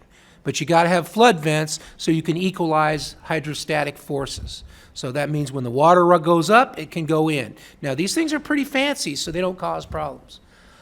So what's a floodplain? I think I already said all of Palm Beach County should be considered a floodplain. And the ordinance did that going back to 1957. So a special flood hazard area is declared by FEMA, so we have higher standards there. They show up on your flood insurance rate maps. But we call our local areas, the 18-inch rule is basically our own flood hazard area. So it's a lower standard, but it's still a requirement to elevate or flood-proof. Why? October 95, anybody remember that? I remember that. It was a horrible day for Palm Beach County. Over 200 homes flooded in North County, and there was a lot of flooding all over the county. And these people were walking. I drove home through 4 miles of water to get to my house. And thankfully, I had a deep water vehicle, 4-wheel drive, big pizza cutter tires. So here's a listing of what we've had in the past. Well, I did have to go back and do the wheel bearings later because the seals in the 4-wheel drive flooded. So, I mean, it really is, it will harm your vehicle driving through deep water. But how else was I going to get home? You got to do what you got to do. But we want to make sure that doesn't happen in the future. So those are the listing of ones. Here's the model, what we do in Palm Beach County. This is basically Palm Beach Plantation. This was after Tropical Storm Isaac in 2012. And what you see here is the streets are all flooded. And the reason the streets are all flooded is it's designed that way. And the idea is the 18-inch rule was we'd elevate the house so they wouldn't destroy the homes and people could go back into their homes. The bad part is you had to get somebody to rescue you or take you to the store in a deep water vehicle or an airboat or something. But that is the way we've developed over the decades. So again, a little bit of history. We had a lot of stuff. Real tearjerker there on the horse, and that's a problem for us because people don't want the horses in the water. They want to keep their feet dry. And I understand the reasons for that. But the problem is if you fill that whole pasture, that water's going to go somewhere. And it's going to impact your neighbor. And so that's why we require fill permits. If you're going to fill your lot, we want to know what's going on. So what are we required to do? We got to review development permits for all development. Development is a very broad definition according to FEMA. You'll see there it includes things like filling, grading, paving, excavation, drilling, other land disturbing activities. So it's a broad definition. So we're looking at a lot of things there. It includes the pole barn that we were talking about earlier. That is development. So, okay, and we put the slide in here. We want to talk about the exemption, which we were talking about a little bit before on the farm exemption. It's there. We adhere to it, except for floodplain development. So if you're putting an ag structure like a stable or a pole barn or anything like that for a farm, we need to look at it and make sure what you're doing is not going to change the grades. It's not going to detrimentally impact your neighbors. And with the pace of development in the county, there's a lot of infill development that is detrimentally impacting neighbors. We get cases every day. So here's examples of development and difference between development and structures. Obviously, pole barn's a structure. Or development. So you want to go? Yeah. All right. Jackie, take over. Okay, so the base NFIP standards we are meeting, we are also doing some higher standards for the community rating system. And the community rating system, if you're unfamiliar, is an incentive program in which our jurisdictions adopt higher standards and enforce those higher standards in order to obtain insurance discounts for our residents. So part of participating in the NFIP, we have to be able to map or recognize different flood hazard areas. We have to require development permits for all types of development, as Doug already mentioned. That would mean anytime someone wants to go in and put up any type of structure, if they're digging, mining, any of those types of things, we have to require a development permit. And these are a lot of different requirements that we have to do. We have to continue to monitor these things. We are audited, as Doug mentioned before, on an annual basis for both CRS, and we're also audited by FEMA. But through community assistant visits, FEMA will ride around. They will look for active construction in special flood hazard areas, and they will ask to see permits to ensure that we are complying with federal regulations. This is just a little bit of information about the types of discounts that we're receiving in the community rating system. We have quite a number of Florida communities that are participating in the CRS. And one of the most important things that we want to bring out with the CRS program and why it's so important is in October of 2021, there's a new federal program called Risk Rating 2.0. And Risk Rating 2.0 is based on identified risks that FEMA or whomever FEMA has established to identify those risks, and each property owner now, this is basically what they call equity in action. So rather than flood insurance being based on the flood insurance rate maps, now they're looking at individual properties and determining the proximity to a flooding source, if they're elevated or not, different types of things that they're looking at, the type of construction that was used. And that's how they're determining what that person's flood insurance rate is going to be. So with the elimination now of preferred risk rate policies, which used to be the discounted policies for flood insurance, every community that participates in the CRS, whatever that insurance discount is that they have for that class, that is the discount that the residents receive. There will no longer be a preferred risk rate policy. And we do have an expert here that can talk a little bit more if you have questions about why it's so important for us to continue to pursue the CRS program and not only go from class 5, which we currently are, but to go up as much as we can, class 4, to continue to get additional discounts for our citizens. Here we have a little information here about the types of policies, and this all information is based on unincorporated county. We did not bring any information for the different municipalities, but each community is responsible for their own CRS program. And in unincorporated Palm Beach County, we are currently a class 5 CRS community, earning up to 25% discounts for our property owners. We have currently almost 29,000 policies. And of those policies, or in those policies, we are currently paying up $11 million annually into the NFIP. But we are also, with our 25% discount, we are saving our property owners $1.7 million annually in flood insurance. Since 1979, when Palm Beach County started participating in the NFIP, we've basically, our policyholders have been paid out about $18 million in claims that have been paid out. So that amount over more than 40 years is very little compared to what we've actually been putting into the policies or into the program. And we're insuring $8.5 billion worth of property. The most important thing that people should remember and consider is that flood insurance is very important because most of your property insurance or your hurricane riders, the windstorm riders, do not cover flood damage.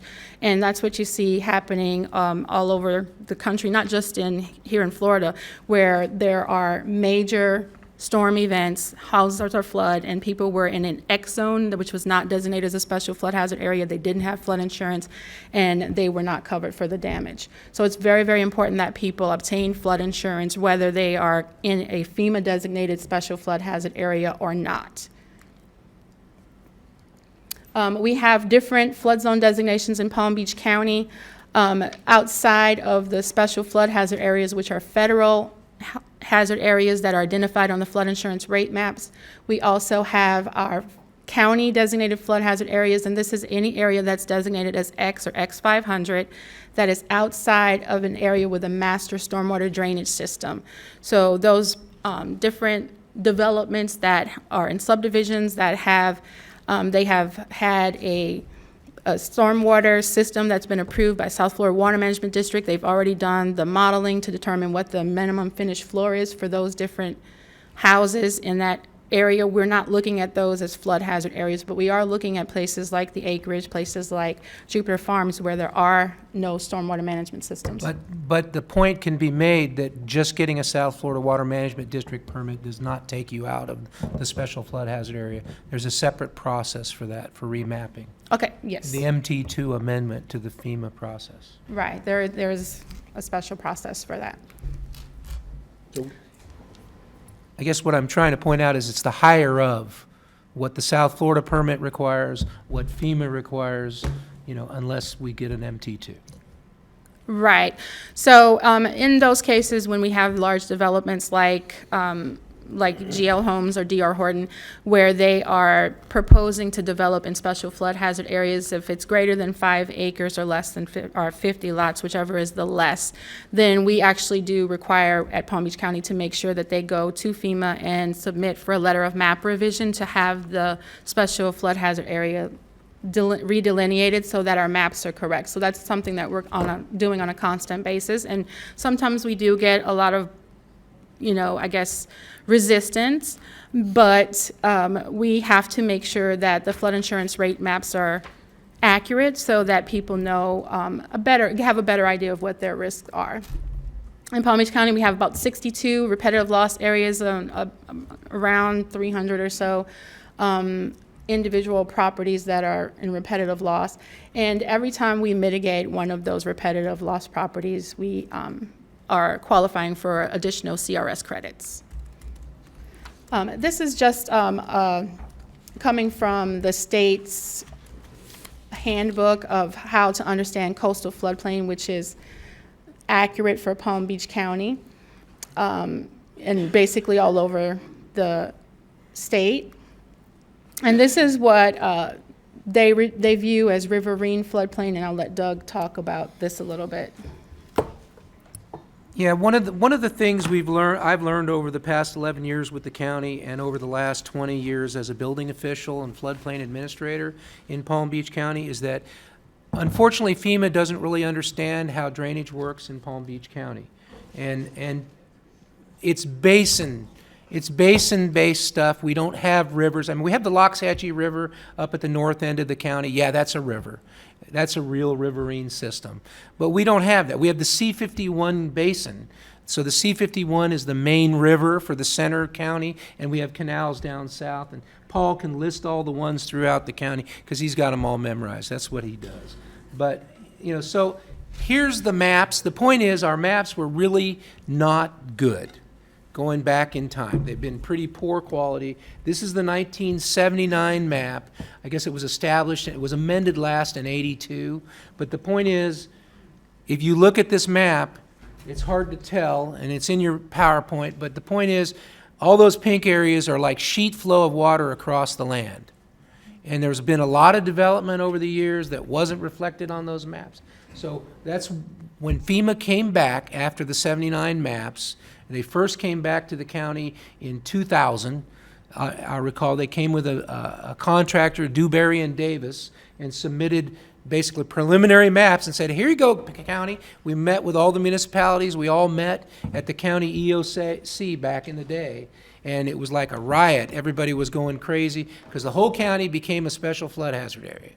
And they're like, they didn't understand the drainage system. They didn't understand the C51. And so this is the C51.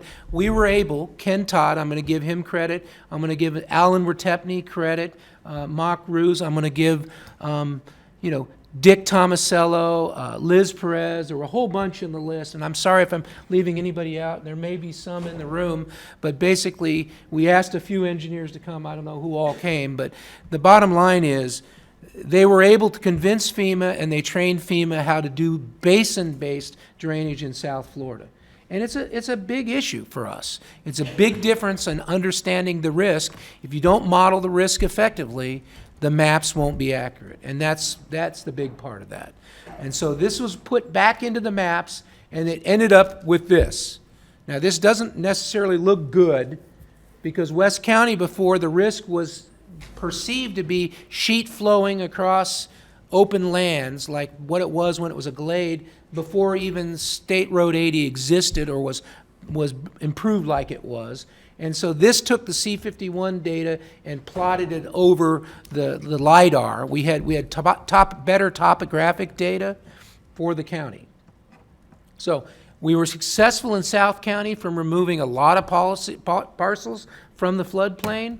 You'll see there the orange areas were all sheet flow areas where the water was presumed to be just flowing across the land, and that was old topography based on, I don't know, would have been based on the old quad maps, USGS quad maps from way back when. So the data was just hugely out of date. There wasn't anything recently studied.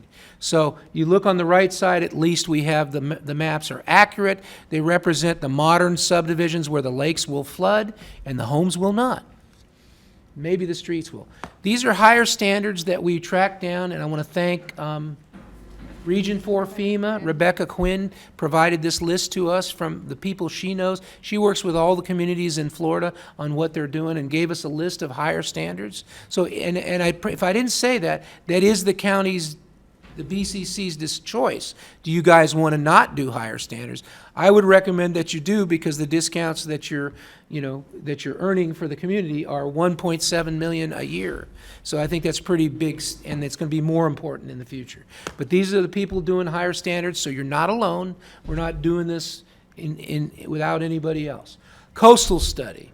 So a few years back, FEMA came back to town. Remember, we just finished the 2000 map update in 2017. Took us 17 years to get those maps as right as we could and get FEMA to accept them. Now they're coming back, so all those 51 maps along the coastline in the red boxes are all being redrawn. And this one is again of concern to the county. You may recall we previously asked to hire a consultant to study this, and the consultant came back and identified errors. And I'm probably not qualified to speak to the errors. Paul can answer to that a little better. But basically, based on the result of the consultant, we filed a technical appeal, and I think the board directed us or authorized that action. Yeah, so when we reviewed that, the big anomalies we saw were, this is all driven by storm surge. This is analysis to look at what hurricanes do, and you'd expect that the water level would be the highest near the inlets where the water is being pushed in. We didn't see that. We saw levels higher actually in the midpoint of Lake Worth Lagoon. We also saw levels going up and down by several feet in the lagoon.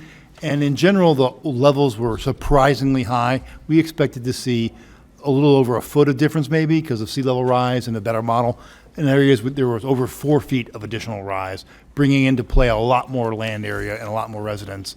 So that, plus there were anomalies like the water level and velocities were not making sense. They looked at the model, and in the process, they had a very short time to do one thing. You got to show FEMA the problem, and then you got to give them the solution. So you got to tell them how to fix the model. The consultant was unable to find the multiple problems and fix them, so we submitted the appeal. This January, we got a letter saying, thank you for the appeal, no. And at that point, they gave us the option of going to a scientific panel, and we came to you and said, we'd like to go to the scientific panel, and you supported that, and we're moving forward. We just got notification that the panel was approved, and we selected 3 members, FEMA selected 3, and they're now trying to arrange the calendars for those panels to meet and take their 9 days to look at it, and either tell us we agree with the Palm Beach County, which case FEMA would have to go back and redo the maps, or if they agree with FEMA, then those maps will move forward, and at that point, our only choice is to do the modeling ourselves and submit them for revision, which is in itself a multi-year and multi-million-dollar process. And historically, there has been a problem with funding for mapping through FEMA. When they mapped the whole United States, I think they started off in 2000 and they had like a $10 million budget. And then they came, or $100 million to map the whole United States. They came back, you may recall the Herbert Hoover Dike, when they modeled a sunny day breach on that. There was large swaths of the glades were put into special flood hazard areas as a result of that. That was immediately post-Katrina. They were looking at all the failures in New Orleans of the levees, so they started looking at all the levees in the United States, and they said, well, this levee could fail. And, you know, and they're right. The risk was there, but the remapping of that, now that the dike is being certified. Yeah, it's in the process. It's going up to SAD, their Washington office, for the final review. It may already be approved, but I haven't had an update. But at that point, once we get that document, we can send it to FEMA and say, hey, it is no longer that risk. The time frame that they would do to update their maps is going to be long, but we can have that conversation and see what it actually is. Yeah, I think that the frustrating point on that was they said if you pay for it, we can move it to the front of the line. And that's kind of the thing we've been getting from FEMA in my experience for the last 11 years here at the county. So I'm going to argue, and I'm going out on a limb here, but I'm saying that the county needs to take the flood maps for the county into its own hands. There is a thing called a cooperating technical partner that Miami-Dade is, and I didn't bring an expert, but Marcia Steelman down there does that program. They eliminated that program for a while, and I'm not sure, you know, what the justification was, but it's been clear through all the decades that we've been working with them, their mapping skills for us with what we do here with low topography are not really good. But, you know, they're getting better, let me say that. But we still run into things on a daily basis with MT2s, because we're asking developers to do MT2s, which is a map amendment process, and they're making them study stuff that really has no basis, like the whole C-51. They asked to study the whole C-51 on a recent case, and this is airport logistics. Okay, so what else? So the last piece, Jackie's going to bring us home on this. We're going to introduce Earl King, CRS Max, and we got Jerry back there and Mary. They do a lot of heavy lifting on the CRS program. So it's important that, you know, we acknowledge the work they're doing. Oh, you already said it. Sorry. But basically, we hired a consultant, and the consultant will help us maintain the score. It's been a challenge to maintain the scores. They come and audit us. So I don't know if you have any questions for us. We do have some real-world case studies if anybody's interested. Otherwise, we're done. All right. Okay, everybody's lighting up. Okay. So you're not done. All right, we'll start with Commissioner Bernard, then Commissioner Baxter, followed by Marino and Woodward. Thank you very much, Doug, for this presentation. In regards to, you said we need to do our own mapping. What would be the cost for us to do that? Once upon a time, I asked a consultant for a ballpark figure, and I was given $3 million. I think Paul threw a number out, maybe $6 million. But, you know, we don't have to do it all at once. And theoretically, we could map smaller areas piecemeal, do couple panels at a time. There's a provision in that, and I'm not an expert at it because I've never actually done that process. Like, I've never done a scientific resolution panel either. Most people haven't. So, I mean, Paul and I could work through that, what it would take. Theoretically, the building division is in a position where we are enforcing these maps, so we would be able to fund that piecemeal, supposing, and this all presumes, that the bottom doesn't fall out of our permitting and all the things we're doing right now. But, you know, that's a big commitment. And if we do that, what would be the potential saving for our taxpayers by doing that? I don't think it's so much about savings, but that's important. I don't want people to pay for flood insurance when there's no risk. What's important for us is the accuracy. Is the hazard being mapped accurately? So I'm not trying to get anybody out of the floodplain, but what I am trying to do is make sure the maps accurately predict the risk. And there's some concerns when the house is being built, the base flood elevation goes up 5 feet. and it's like 3 miles from the inlet. That's a problem for me. It's hard for me to sell it. I'm dealing with real-world customers every day. They come in for a permit, and I'm telling them, hey, man, you got to watch out for this. It's going to go up, 5 feet. And they're looking at me like I got two heads. And recently, you may be aware, there was a change in the statute that says we cannot enforce the preliminary maps. Prior to that, we were warning people, saying, hey, this is the best available data. You need to be careful. You should comply with this. We were told in no uncertain terms, you don't enforce it. So we've got stuff under construction right now that by the time it gets a CO, they're not going to be high enough. Now, doesn't mean they won't get a CO, just means their insurance is going to be more than what it should be, and they're not going to be as resilient as what we'd like to see. But again, maybe the maps are wrong. I don't have good faith. Let me put it that way. And you mentioned if it's accurate, then that means that the residents would get their flood insurance prices right. Is that correct? Yeah, adequately assessed. I mean, the real risk and risk rating 2.0 is based on the risk for that site specifically. The old model, I think, worked on averages, and the whole argument was people in some areas were paying more up for insurance than people that that had higher risk, I guess. Okay. Thank you, Mr. Mayor. Thank you, Commissioner Baxter. Thank you, Mayor, and thank you, Commissioner Bernard. He asked all my questions. So I just want to say, yes, I would absolutely support, some more accurate mapping if we can at this level, especially so that people are more accurately informed of their flood potential. I think that'd be huge. Risk, safety, and insurance rates. So thank you for that. Thank you, Commissioner. Now on to Commissioner Marino. You were recognized. Thank you. When you were talking about the community rating system, it says here property owners in more than 234 Florida communities participate. And then you talk about the county participating. How does an individual community actually participate in this? They have to apply to go enroll in the program. The CRS program has 9 levels, and Earl King could probably explain that. Earl, you want to come up here and give us a lesson on CRS?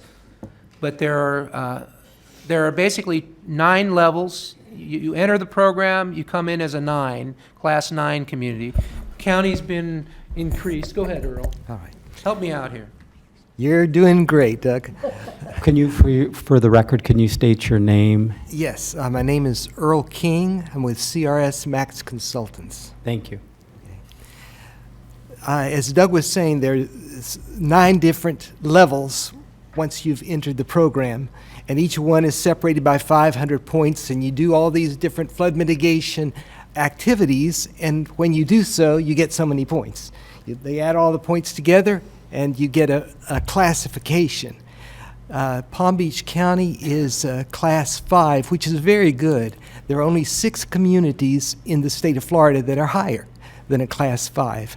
But we're headed for a Class 4 and intend to do that. Paul is working on a very important part of that, which is the Watershed Master Plan, a requirement for getting into a Class 4. And so we're moving in that direction, and we've already met with Doug and Jackie, and we're working with Jerry and Mary to do what we can to, in all these different activities. There are 19 different activities, so we try to do the best we can in all these different activities, get the highest points. I'm still confused. So as a county, we're at number 5. But what about an individual community within the county? Because it says property owners and it says Florida communities. It doesn't say Florida counties. So can you be more specific? Certainly. The county, unincorporated Palm Beach County is one community.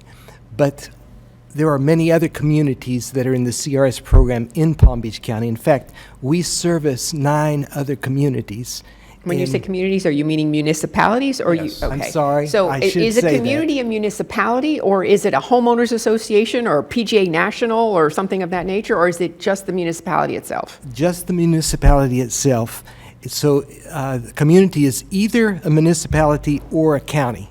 So we service Palm Beach County, and we service 9 different municipalities within Palm Beach County in addition to Palm Beach County. Okay, because with some of our municipalities, one area of it could be in a flood zone and another might not be.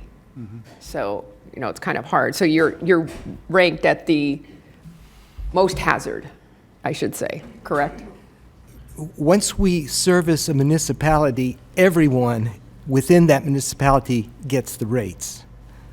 So even though there may be an area that is paying the higher premium because they're in the high risk zone, and there may be a portion that's in the low risk, they're all getting the same discount. But discount on a large thing is going to be more, but you're still going to be paying the higher value. So it's just a discount that applies, for the entire municipality. And this is just for flood insurance, this is not homeowners insurance? That's correct. That's correct. Okay, thank you. Sure. Commissioner Woodward has a question for you. Okay, thank you. My questions were on CRS as well. And one is asking what is a community, but you've answered that now. My question is, since we have municipalities as separate communities, do they ever affect a neighboring community as far as if they have a low rating? Will that, because water moves, so does that actually affect the neighboring community? And that's a common thing that's said in our business. The water doesn't know where the municipal boundary is. So when we do improvements like mapping, there are spin-off benefits for the communities, but each of them have to take advantage. We can't do their duties like the monitoring the permits that are issued in the communities. So that's how they get points. Issuing floodplain development permits. West Palm is currently a 5. Are they going to 4? Do we know? They're a 5 now, and they're headed for a 4 or higher. There are other communities at different levels. I think David Rotar and Jupiter got them down. Are they a 5? So yes. Everybody's trying to get to a 4 to get to the next level. We're doing some things like the watershed mapping project with a grant that we got with Florida Department of Emergency, FDEP, right? That grant program. That will get us some benefits, and it will also benefit the municipalities, anybody along the coast.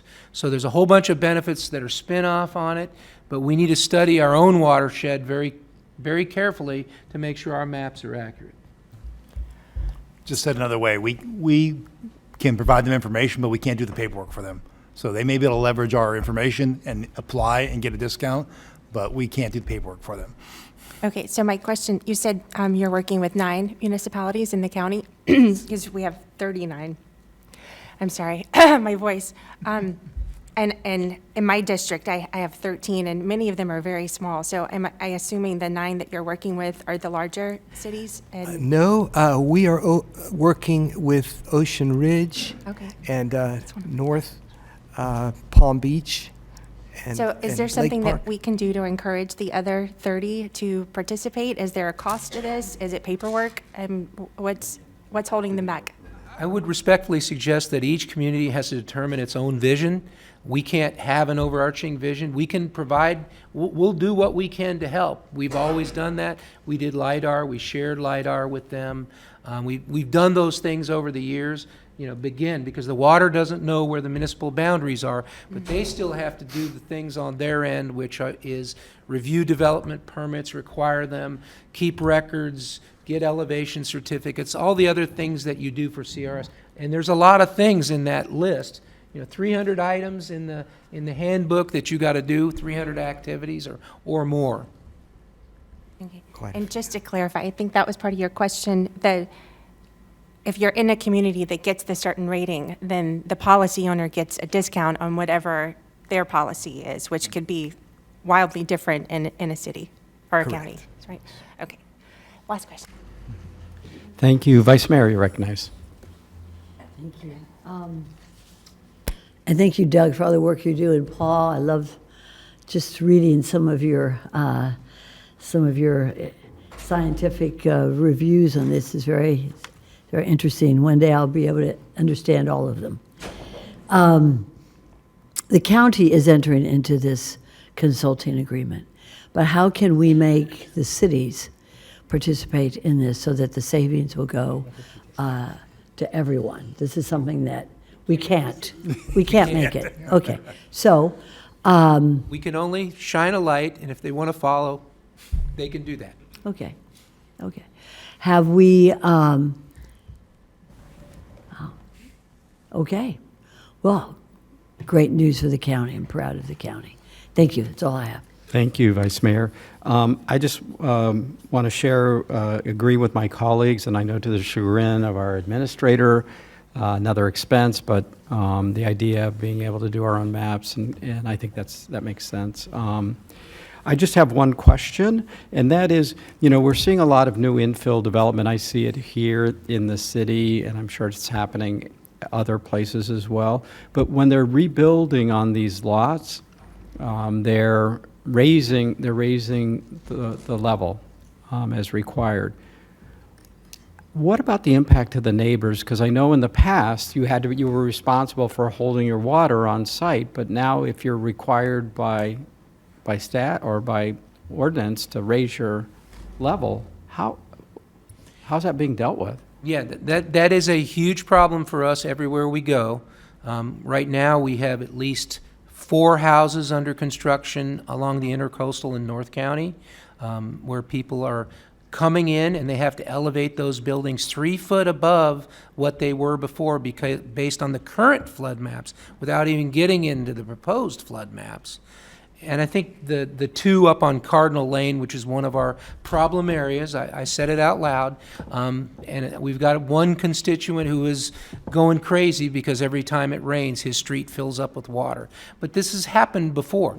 It's a common problem, and even not just where the coastal stuff is happening. And Paul can explain it a little bit better, but for years and years, we excavated on site and used that dirt for a pad to raise the house up 18 inches above the crown of the road. And that worked for years and years and years.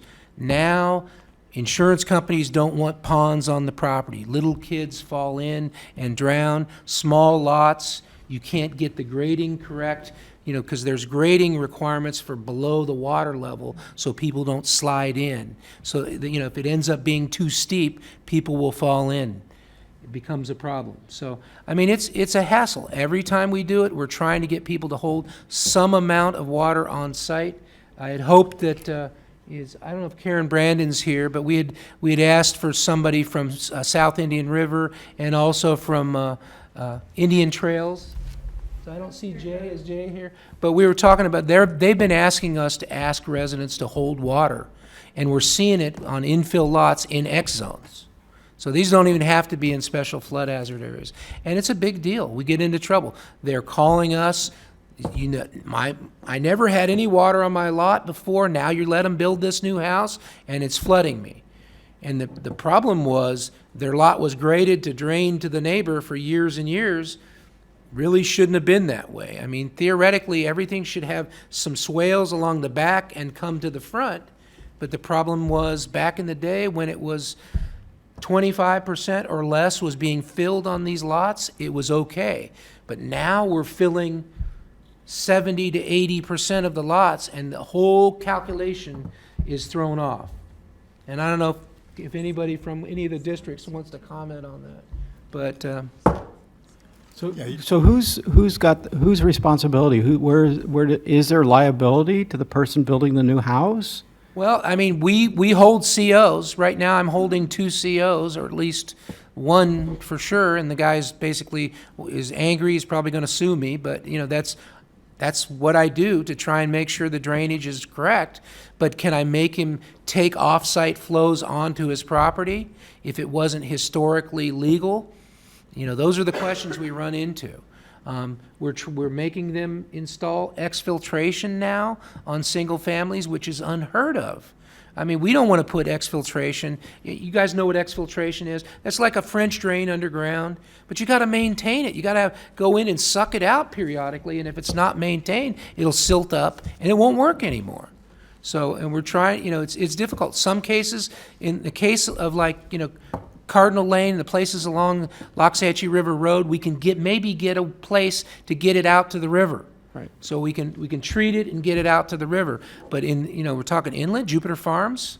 We have complaints every day in Jupiter Farms. People fill in their lots, and a lot of times it starts without permits. So then I'm coming, on the back side of this, they brought in 50 truckloads of fill, and we're trying to figure out how to make it work. And it's a puzzler most days of the week. But we do our best. Not everybody's happy. Usually that's the sign that we've done our job, is with nobody's happy with us. All right. Commissioner Baxter and then Commissioner Woodward. Thank you, Mayor. With your permission, do you mind if I ask one of our vice mayors in the audience for his opinion for their municipality, if they would be interested in something? I'm just curious to know how they would perceive us doing the mapping. Vice Mayor Shore, if you don't mind. So I feel you've kind of heard us talking about the county taking over mapping. Yeah. Do you think this would Thank you. help Loxahatchee Groves? Thank you. Robert Shore, Vice Mayor, Town of Loxahatchee Groves, Chairman, Loxahatchee Groves Water Control District, and fellow committee member with Paul on the Water Resource Task Force. All that doesn't mean I know anything about water, so I just have to disclose that.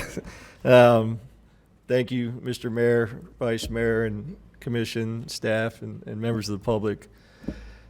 Thank you very much. These are two topics near and dear to our heart: agritourism, floodplain management.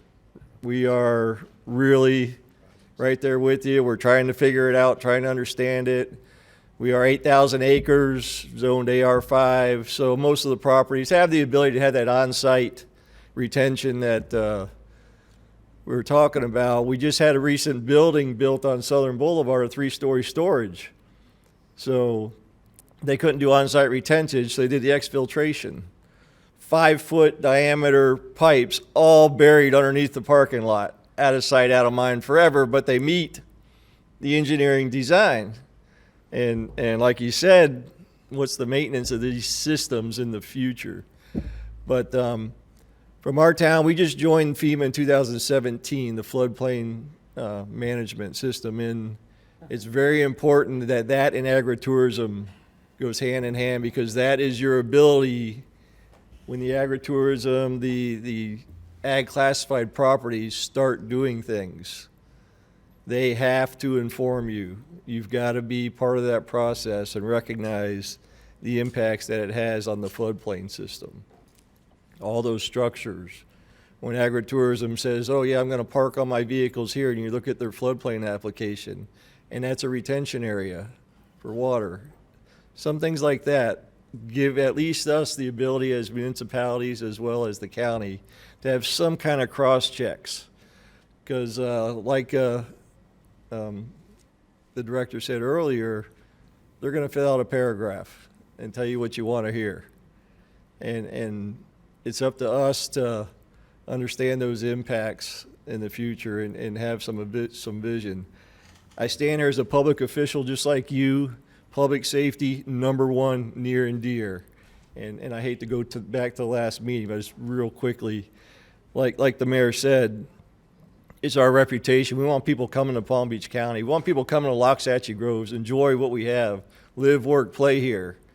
And when they cross that line and they read that sign, or they buy a ticket to that venue that has these words on there, like the mayor said, wow, you mean I'm going into an area that's essentially out of our ability to enforce public safety?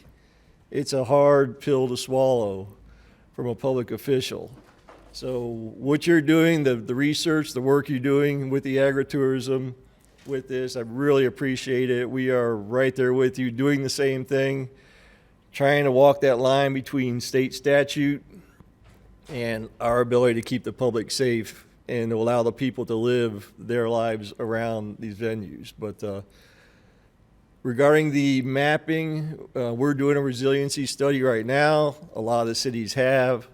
My question is, do some of those maps translate to help with this mapping that you talk about, the redraw? Because the first map they showed up there that showed the new redraw, that was basically our town, where it was all in a floodplain before, and now just around Southern Boulevard the north part's kind of chopped up. So that would be my question, Mayor, as you talked about, what's it going to cost? You know, is looking at the municipalities, what have they done, what are they doing, and how can we all work together to get these maps updated? And like the director said, you know, building these houses 5 feet above is just crazy. And when you talk about sheet flow, and now our 5-acre parcels, we get a floodplain application, we make them put a berm, control your water.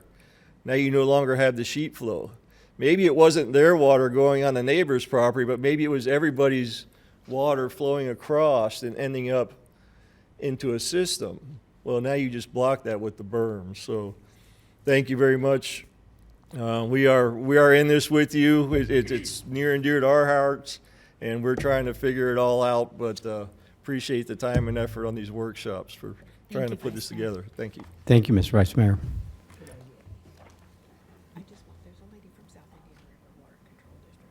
Okay. You want to go? Okay. South I'm Indian sorry. River Water Control District is in the House, right? Would you like to also have a couple words? Sure. Thank you. Introduce yourself, please.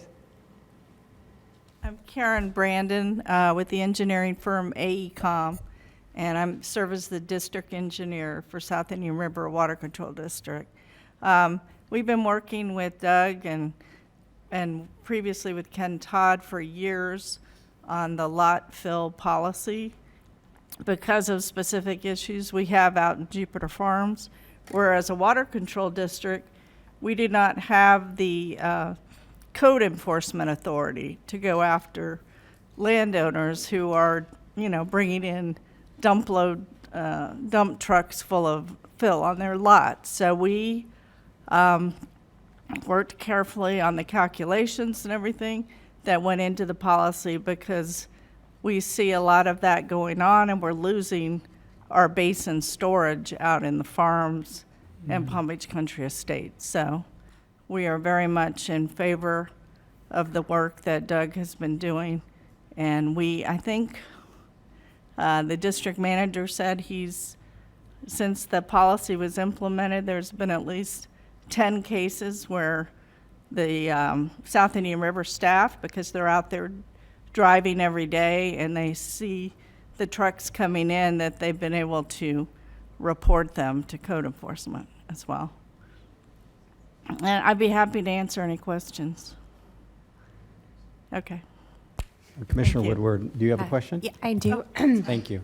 Was my question, and it was a good lead-in. Just for my own understanding, because I live in an area that has stormwater drainage, so we don't have holding ponds, we have canals and all of this. People are filling in their holding ponds that are on their property. Yes. Is that what this is? They're bringing in trucks. Does this have to be permitted? And you're talking about code enforcement, because there's a purpose for this pond, and I mean, are people even understanding that what they're doing is not part of what's zoned? And that is part of the challenge, is people don't realize that you need a site development permit to fill your lot. And, maybe, how do I say this the correct way? Just say it. We have not been as diligent as we might have been in the past when we looked at these things. People would say, they're just pushing dirt around, why are you messing with them? And that was the challenge we got, from the beginning. But we had things like people filling lots with horse manure coming from Wellington, okay? And that was a big challenge. Code enforcement has been awesome. I'm going to give Michelle and Rick kudos that when I get something from Mike Dillon and through South Indian River, I will forward it on to them. They'll go out and investigate. We got people filling in swales, and some of these swales are on county right-of-way, which the district is responsible for maintenance of. So, they're very fast to report things. I think we get the same thing in South Indian Trail Improvement District, so we're grateful for that. We're not doing that in Loxahatchee Groves, unfortunately, because they have their own code enforcement, so we don't do that. But we're helping everybody, and the mapping, you can't map the Western County the way it's all laid out. There's a thing called hydrologic unit boundaries they're called HUCs, and maybe Paul can explain them better. But when you study stormwater flow and rain events in the county, That's part of what we're doing with the mapping, the watershed mapping. And these hucks are huge. We can show you a map of them, but basically they cover the whole county. They're going to go across Waxahachie Groves out to the Belglade, and they don't know about city limits. They're looking at the whole thing. And that's part of what FAU is doing now on the mapping, is getting information from the municipalities and feeding it into the model. So I think at the end of the day, we're going to have a better model for the whole county, which will benefit Loxahatchee Groves, which will benefit South Indian River, will benefit a lot of folks, Indian Trails as well. So if I could just follow up, and I know if you see the trucks going and we can catch them and send code enforcement out to stop it, but what about any of these areas where it's already been done and we don't know? I mean, these are large lots that maybe have filled in this area. Do we have any recourse to, I don't want to say force them to dig the hole, but, encourage them on what the purpose of it is, and that, this is part of the whole community? I mean, if it were these zoned for, when it was built, it had to have water retention on site, right? Was that part of? If you go to fill in a pond, it takes a permit. So if there's an existing pond, it takes a permit. This is considered development. Remember, we talked about the activity of development. So filling, grading, excavating, all those things change the topography. They could have detrimental impacts on surrounding properties. So we are asking for permits for any of those things. There is a policy out there. We have a PPM on our website. If you're doing 2 truckloads of fill or less in a 2-year period, just to maintain your property, say you're bringing in some topsoil, or you're bringing in a little bit of shell rock to spread around in your driveway to keep it so you don't have potholes. We've exempted that in our policy, but that's coming directly from Article 18. It cites all the authorities that we have to do this. So we just synthesized everything from all the different areas, brought it all together into one policy to give us something that we could work on. We are working on an update right now for Article 18 at the same time, because once we go forward with these new maps, once the scientific resolution panel is done, we're going to have a new flood ordinance. So we have to adopt a new flood ordinance. So if there are recommendations that people want to make to us, that how we could do this better, we're happy to hear that. Well, one last question? Instead of having the holding ponds on each property, is there a way for, in these areas where these large lots exist, to just have a universal swell that goes down the length of the road, that everyone, if you're driving down the road, there's a ditch, and you can see that there's a ditch there, and that's water retention for everybody? Is that a possibility? I think Karen can probably answer that better than her retention area is not a retention, it's storage. Well, yeah, so all of the roadways out in South Indian River have roadside swales. And so that's the way that the runoff is conveyed to our canals.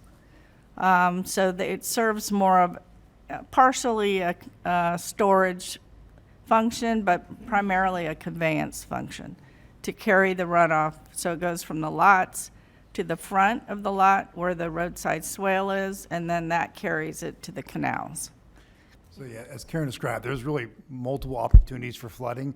If you block a conveyance, like someone fills in a swale, then everyone upstream of that can have a challenge.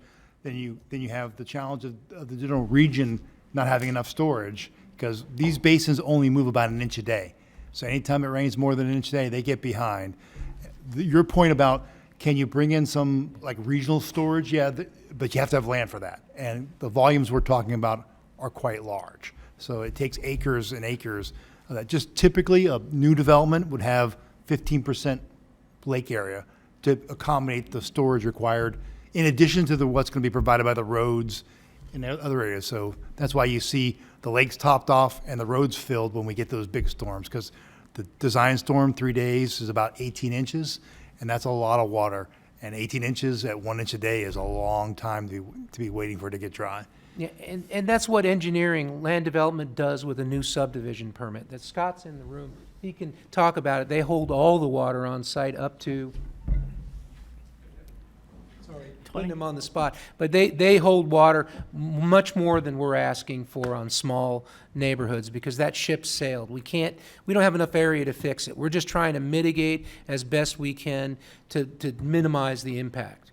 But you're right, you need easements, you need drainage tracks, you need all those things, but how do you get them in a developed rural subdivision? So the other options are for the areas where we're talking about old developments where there's just a lot or two. Maybe there's some dialogue about making them have stem walls instead of fill, so they're not making these big pads and eating up more storage, but that's a little more costly, but it is an option. It's something we can have a discussion about. In the long term, I'd like to make a pitch. We are talking about doing an update on the LiDAR, which would, and it's the new level of LiDAR is very accurate, very precise, and we're going to fly the county. That'll be an opportunity for the municipalities to piggyback on that and get a good rate and the data for their areas that they could use for the CRS process, and just to look at what changed from the last LiDAR. And I'll just, with Scott Cantor again, with the new residential subdivisions, those compared to the existing are a lot easier. And we have them retain the 25-year, 3-day on-site. There's a perimeter berm around the whole property and a control structure that regulates the discharge. And then with the new subdivisions, there's a mastered engineered stormwater system. So we know the 100-year elevation and ensure the finished floors are above that, where the existing ones, they have to rely on the adjacent crown of the road. So it's less controlled. Thank you. Can I ask, you said the new subdivisions, you put a berm around them. Would that then, the water that is maybe coming from the existing communities that's going to that site, does that mean that kind of gets dammed and pushed back to those communities? So as part of the zoning application, if you look in the resolutions, if there is properties adjacent to the subdivision that's coming in, we call it the historical drainage study condition, which we would do it anyways, we just push it up earlier in the process where the developer has to identify any locations where the adjacent properties are currently draining through the development site. And then we have them, as part of the platting process, well, first they'll show any drainage easements, proposed easements to accommodate that flow through their development on their subdivision plans as they go through the process. And then the plat will actually record public drainage easements over those conveyances to ensure that those flows don't dam up and get backed up. And and that gets tricky because water flows both ways. So we don't want, when you do introduce external connections like that, you don't want the development site drainage to then back up into the adjacent properties. So, but it's definitely something that we look at as part of that approval process. Okay, thank you. All right, Commissioner Marino, then Baxter, then Vice Mayor Sachs. Thank you. And when you're talking about swales, you're talking about dry retention, basically. How do we encourage, or what is the process for dry retention on new development or redevelopment these days? If you're talking about, if you're thinking of single-family lots in the rural subdivision, we have a PPM that basically outlines what we're asking folks to do. And it was what we created with South Indian River and with the Indian Trails Improvement District, synthesizing the thing about maximizing storage on site. We encourage folks to do things like stem wall construction or other methods where they're not filling the entire lot, but people don't want water on their lot. So even dry retention will hold some water after a rain event. Again, we got a call just last week from South Indian River from Mike Dillon. Somebody was filling in one of his swales. And I spoke with the gentleman on the phone. I don't like it. People are walking by. There's water. I'm afraid somebody will fall in. I can't. This is South Florida. We got to expect things will be wet, So we're doing everything we can. We can't put the limits that Scott puts on because mathematically, and I think Karen could testify, it doesn't work. It just doesn't work on 1.25 acres or a 3/4 acre lot like what you have in Indian Trails. So it's problematic when you have the smaller lots and you've already got a house and you put a garage on it, you put a stable on it, you keep putting things on it. There's no place for the water to go. So right now we haven't done much exfiltration. Usually that's some high-end projects on the beach or on the intercoastal, but it's coming. So I don't know the answer. Well, I know, I live in PJ National, and it was built basically with swales around in front of all the houses, and when it rains, I They put fill my up. boots on to take my trash out. So, yeah, thank you very much. Thank you, Commissioner. All right, Commissioner Baxter, then Vice Mayor. Thank you, Mayor.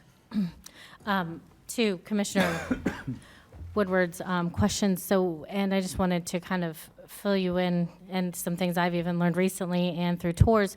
So Indian Trails was actually designed that the lots were to drain towards the swales and then went to the collecting canals. That's how most of the area was set up. Unfortunately, several years ago, if not let's say a few decades ago, there was a horrible plan negotiated with drainage and permitted drainage into the basins between Royal Palm and our area.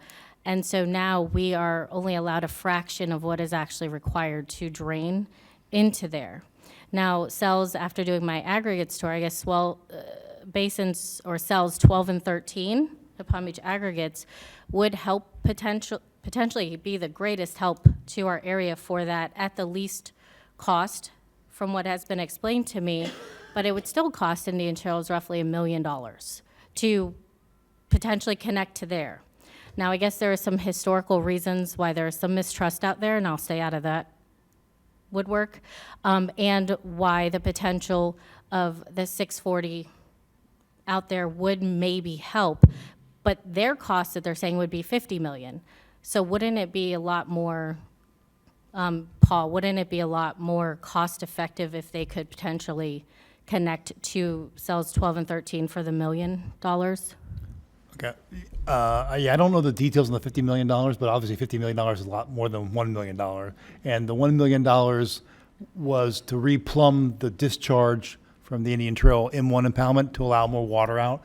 To do that, you'd have to have some place for that water to go, and that's why you brought up cells 12 and 13.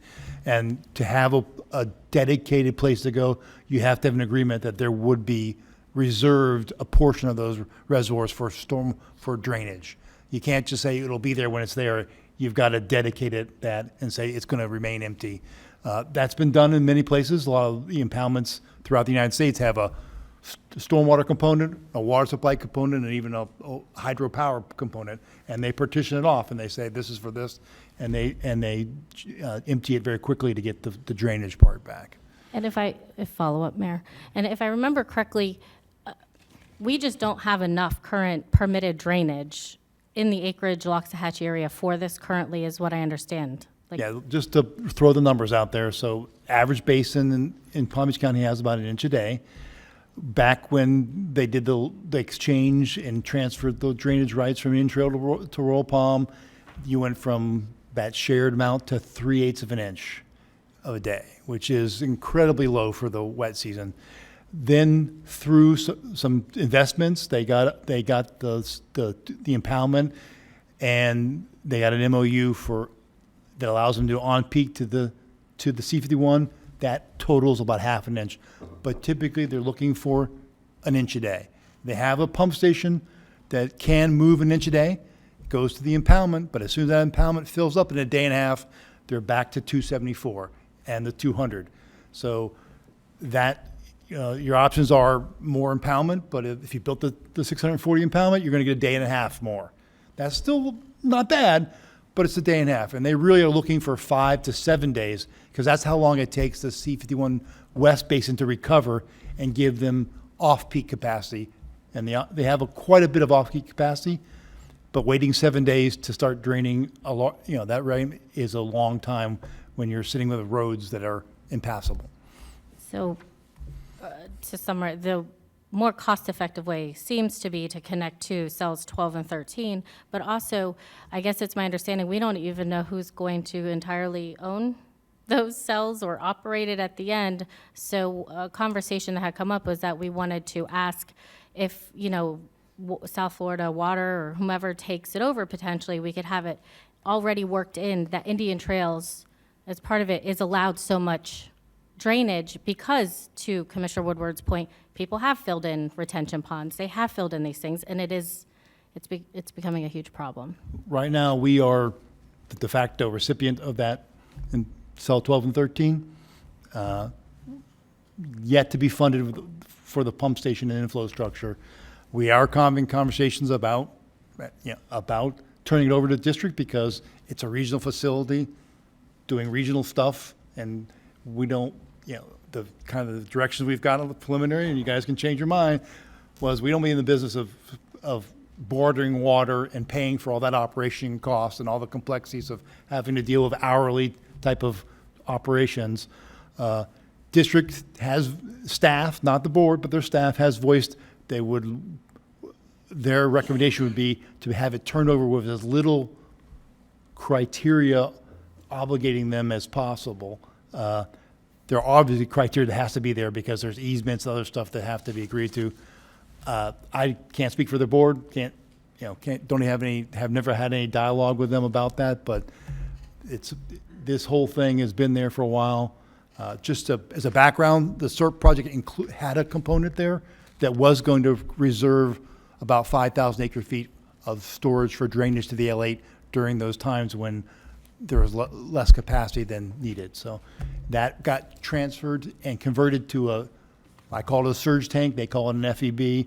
It's a big surge tank for the ST1 East to help with their water quality. And that's what you were saying was supposed to potentially help, but then fell through. It got redirected. Regardless, Yeah.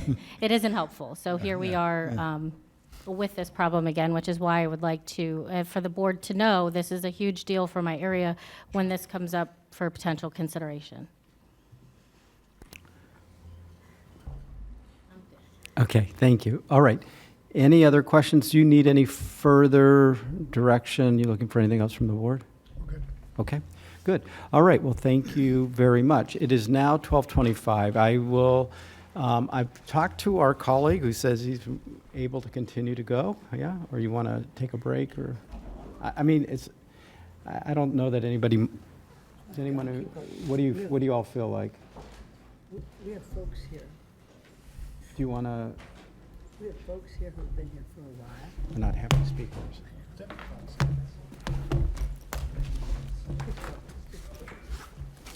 Keep going? One more. Good. One more. Thanks, Doug.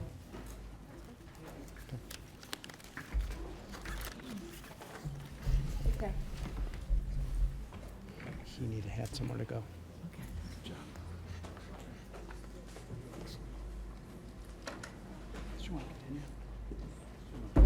We're going to continue.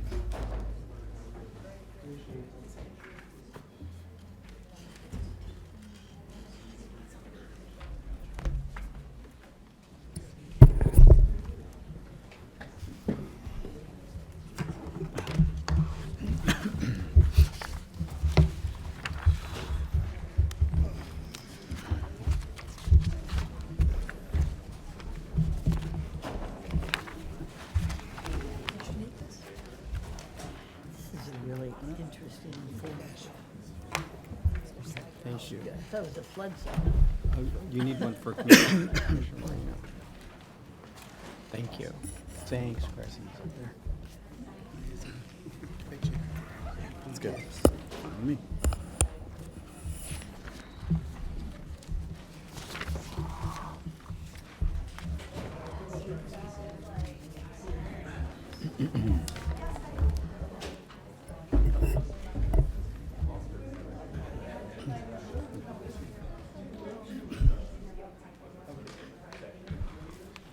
Right. Mr. Von Laren. Good afternoon, Mayor. Thank you very much. Vice Mayor, Commissioners, Administrator Baker, our County Attorney, Palm Tran, Simba Matumbo, thank you so much. I wanted to quickly introduce you to our table. Here, obviously, many of you know Clinton Forbes, the Executive Director of Palm Tran, Lynn Johnson, our Director of Administrative Services for Palm Tran, and Yash Nagal, who is our Director of Transit Planning for Palm Tran. Before you, we just wanted to share with you a quick agenda overview for our discussion today, and just to remind you of a few things. One, we came back before you on April 25th of this year to provide a follow-up on some of our broader transit developments that we had, and the Board of County Commissioners directed us at that time to come back to them with a workshop for some recommendations on some operational efficiencies. And we have gone back and we have spent a considerable amount of time working through a number of different items, and also meeting with our Palm Trans Service Board, members of the union, to come before you today with some ideas and some potential board direction from you. So we're going to talk first about some of the fixed route service efficiencies. We'll get into some of the budget and look at the numbers a little bit more. Talk some more about the operational efficiencies and share some of those with you. Then we'll touch on our connection efficiency project for our paratransit service. And then finally, some recommendations for some board direction. And as we get into those recommendations, and you see it, I just sort of want to leave you with my sort of Rome wasn't built in a day disclaimer. The things and the approach that we're taking to this is very deliberate. PalmTran, as you know, affects a wide variety of individuals and riders. We had a number of them here this morning with us today, and we understand, some of those impacts. And so we are being very deliberate in this conversation, in these recommendations, and also in the time frame that we're looking to offer those to you in. Thank you. Thank you, Todd. Thank you, Todd. Mayor, Vice Mayor, members of the board, Madam Administrator, good afternoon. And so just wanted to show this slide really quickly.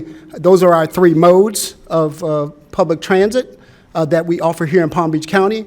And just so that it's clear, we won't be talking about mobility on demand today. We'll be specifically talking about fixed route and paratransit, and how we are making that system more efficient, looking for operational efficiencies. So we'll just jump right into our fixed route service efficiencies.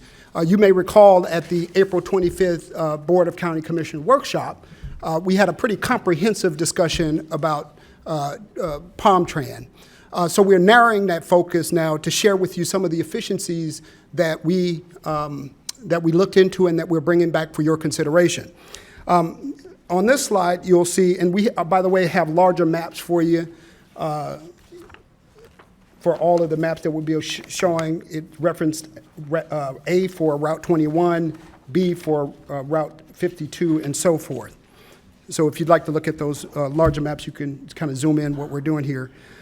So we shared on April 25th that we had a number of low-performing routes in the system. And one of our efforts were to really, shift some of those resources to more higher performing routes. And so we have 31 routes. Route 21 and 52 are some of our lower performing routes in the system. So our first recommendation would be to eliminate and modify routes 20 and 33 to provide coverage and add a transport network company voucher pilot program. So as Mr. Bonlaren mentioned, we took great care when we talk about reducing service to ensure that we covered those folks that are being affected. While a small number, we wanted to make sure that everyone had some mobility choices. So we'll talk more about the service that we'll have replacing the service we have eliminated.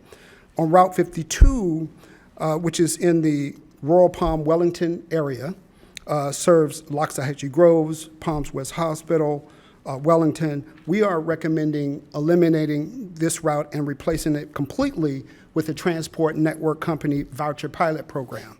This is our bottom 31 route. It's the lowest performing route in the system. And so we are recommending replacing that. I do want to mention that Route 21 is in the Gardens Riviera Beach area. You may recall that myself, Mr. Bonlaren, Dr. Botel, and Commissioner Bernard, we took a trip on this route a couple months ago from Azure Estates. And as you can see, it's a pretty circuitous route. And while, we met some great people on the route, there weren't many. So the ridership is extremely low.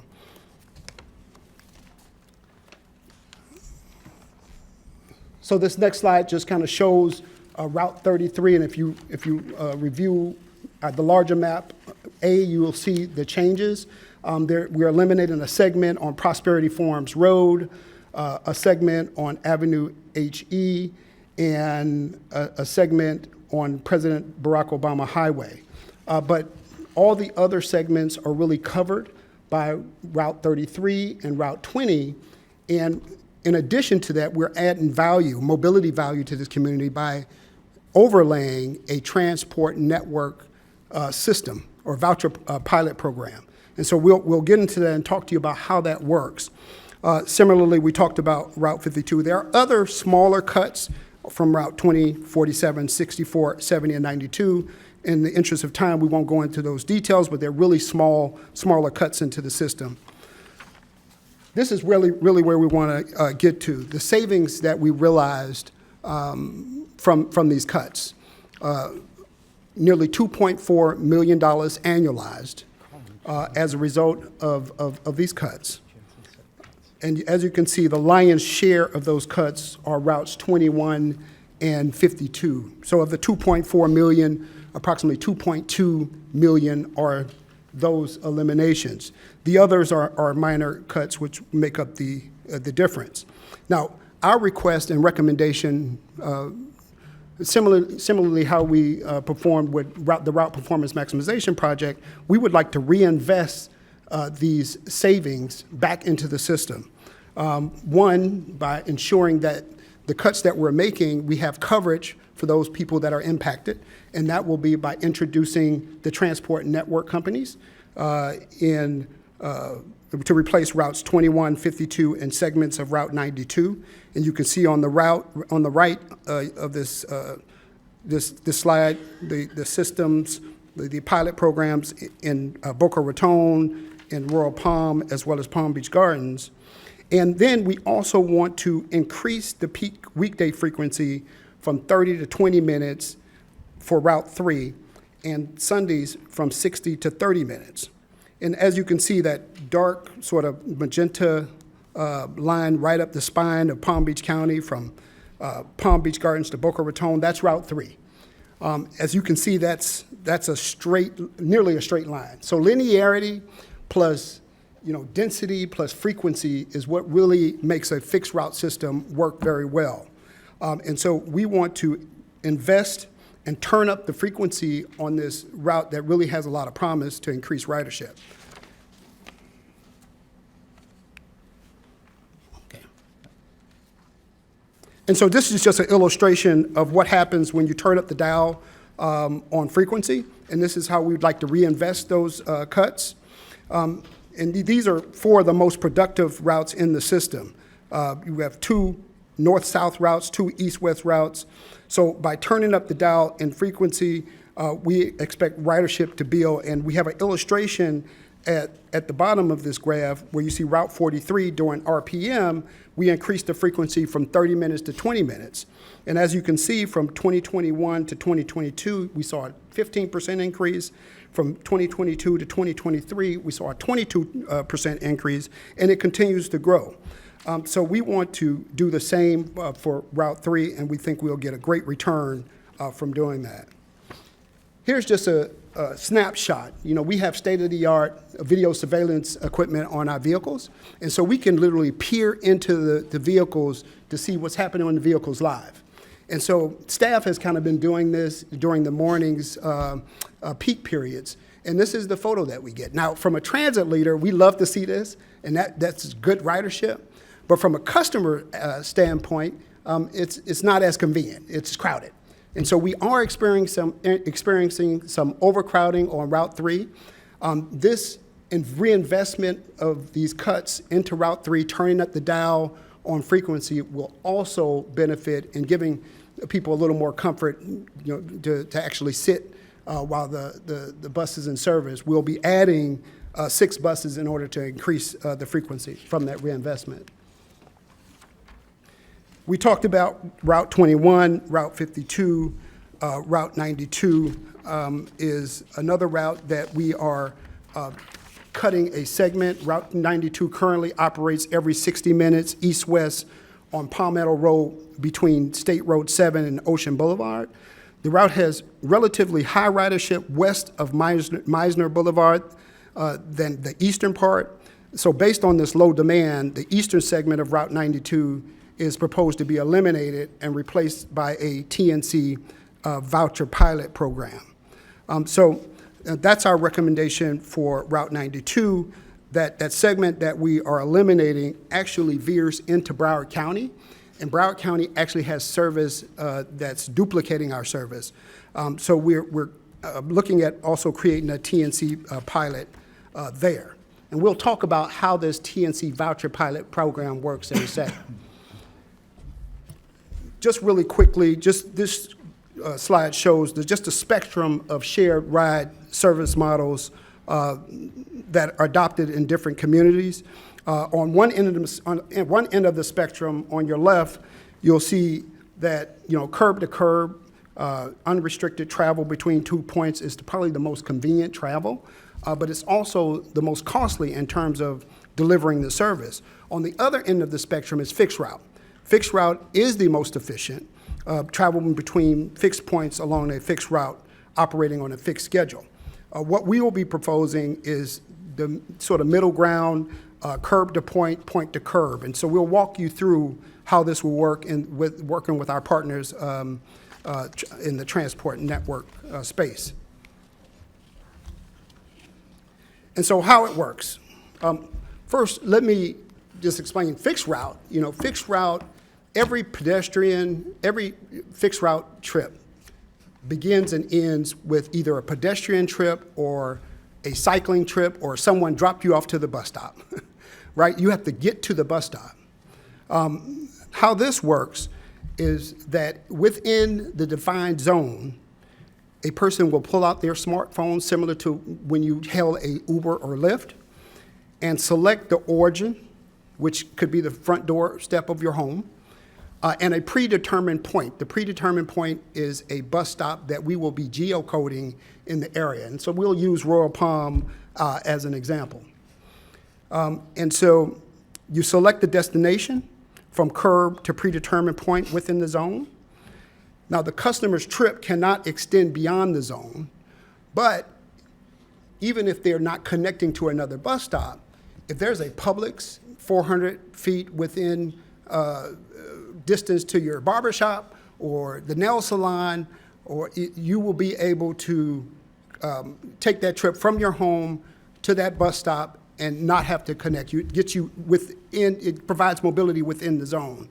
But if you're connecting and having a longer trip, you then will transfer to a Route 43 that you can hail the vehicle from your home to a bus stop that connects to Route 43 to downtown West Palm Beach.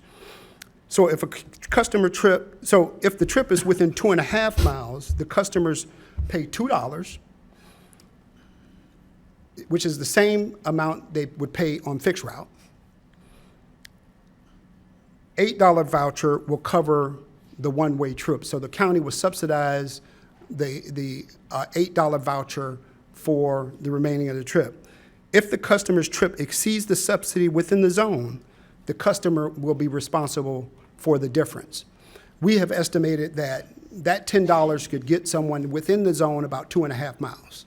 That should be able to connect them to any bus stop within that zone, or connect them from their home to the barbershop or to Publix without actually having to go outside of the zone. And so you can only travel within the zone. If the customer does not have a smartphone or requires an ADA vehicle, ADA accessible taxis will be deployed by telephone. And so we also provide for that. So one of the things, too, as we look at these zones that we're proposing, they can certainly be amended. They can be expanded if warranted. So as you see here in the slide, we just added, for sake of conversation, Loxahatchee area in this, where we've got limited service there, but we can look into that area and potentially add that if that type of service warrants it. Likewise with some of the other zones, depending on how the data of the pilot pans out. Right, and so we want to remain nimble. We are calling this a pilot, similar to when we introduced Go Glades. We actually modified that service for 2 or 3 years just to get it right. And we've, talked to our peers, like in Pinellas County. They've implemented service like this since 2016. They've had various evolutions of what they delivered from the first introduction of the service. So we are going to remain nimble and agile. We are also going to look closely and monitor our metrics that we establish. And the metrics that we establish would be, of course, the program cost, trip length. Is the subsidy covering enough of the trip length, or usage, of course, ridership, and transfers? Are people just traveling within the zone, or are they connecting to a bus stop and taking a longer trip? So we'll also be looking at those metrics as we go along. So we want to talk a little bit about budget. You'll be talking about budget a little later this evening as well. And really this discussion in the next 3 slides will culminate with how do we reduce the transfer of ad valorem dollars from the county to Palm Tran. And that's, our focus. So this is a high-level roll-up of our budget. On one side, you can see the expenses at $138.8 million, and of course the revenues $138.8 million as well. Then we have the capital program at $66.4 million. The capital program is a multi-year capital program. So that $66.4 million is just not one fiscal year. It's funding over several years for projects like facility improvements, bus shelter improvements, mostly bus replacements. And so that's all federal dollars. So when you see that number in the budget book later tonight, you'll see a $205 million number.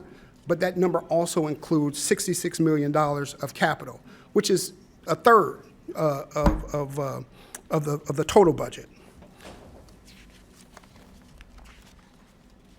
So to further break down the budget, we'll take out capital for a minute and focus on the operational budget at $138.8 million. You can see on the revenue side, the give here, about $111 million of ad valorem and gas tax. And that $18 million are operating grants, right? And of course, the share that the customer pays, the $8 million, those are fares. So the lower box, as you can see the arrow, just breaking down the operating grants a little further, you see $9.3 million. I want you to focus on that because we'll come back to that number. That's preventive maintenance. The federal guidelines and rules allows transit agencies to capitalize those dollars for operations. And preventive maintenance are your maintenance technicians, the upkeep of the vehicles, because it's a federal asset. The federal government, they give us the money to purchase those vehicles, and they want to ensure that they're in good repair. And so they allow us to use capital dollars to pay for operations. That's the salaries and benefits of the maintenance employees. So that's about $9.3 million. And of course, state block grant, transportation disadvantage grant, and we get a small piece for FDOT mobility coordinator. And so that makes up your $18.6 million. And so when we go back to the capital of 66.4, we receive between $20 to $25 million in 5307 capital dollars annually. And this is based on the federal funding formula of population, ridership, passenger miles. All public transit agencies get this money based on that formula. So this grant year, 23, we received $25,400,000. And this is how that's broken down. $13.9 million of that is included in the capital budget of 66.4.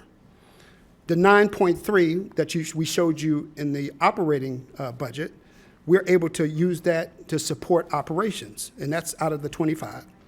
That's capital dollars supporting operations.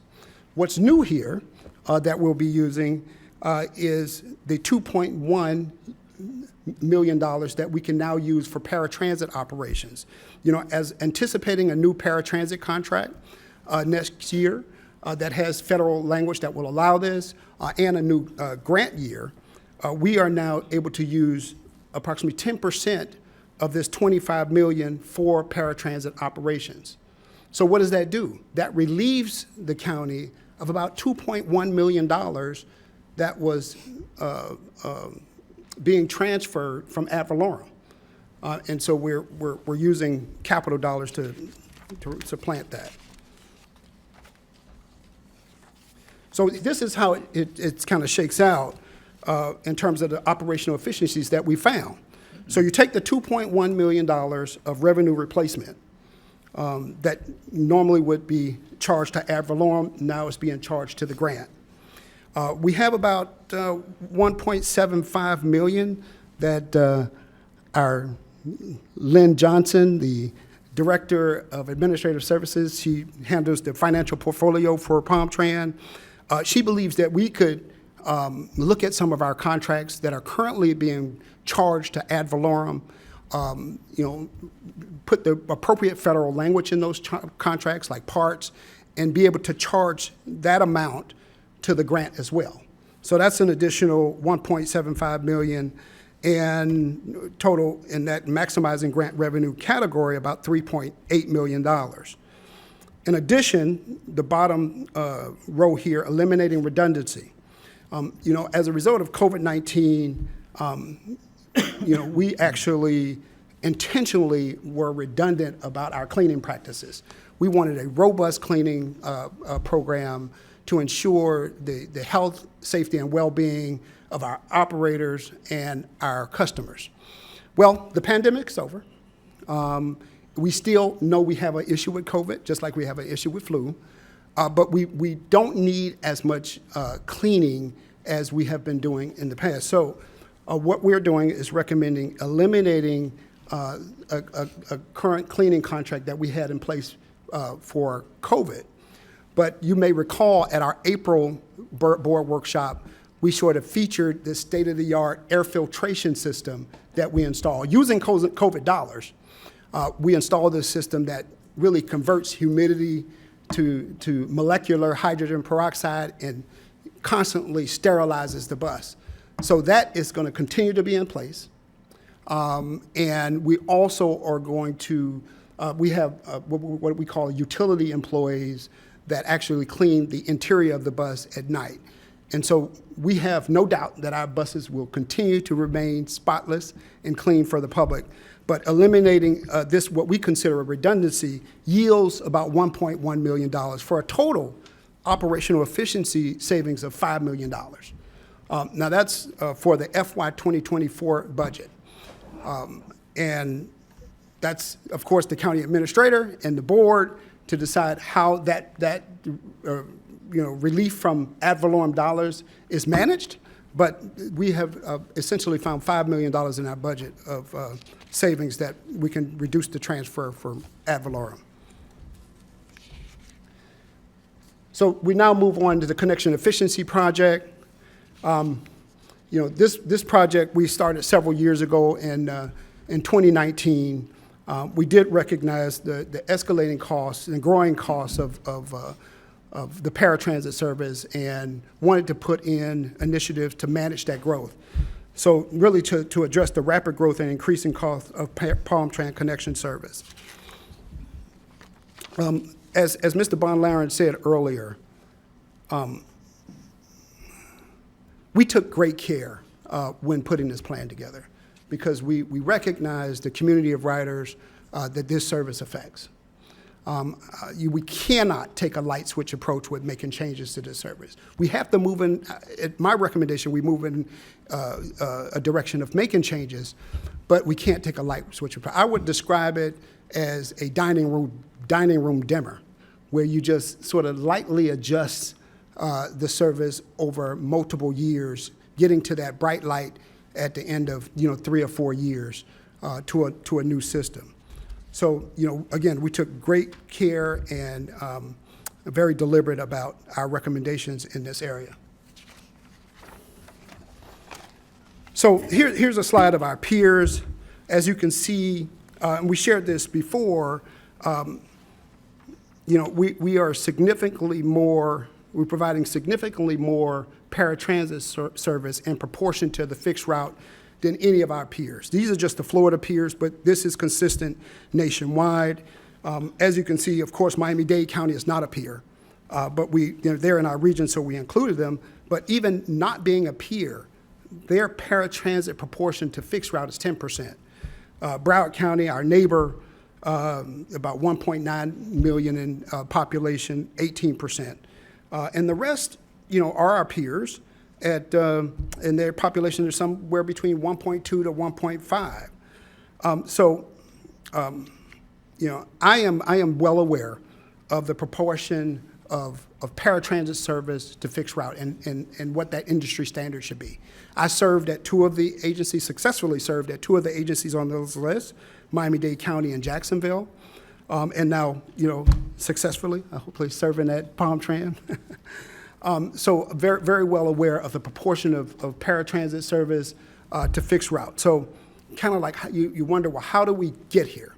And it's based on policy decisions years ago that I can't say that were wrong, but it was about providing really premier service to this population of riders.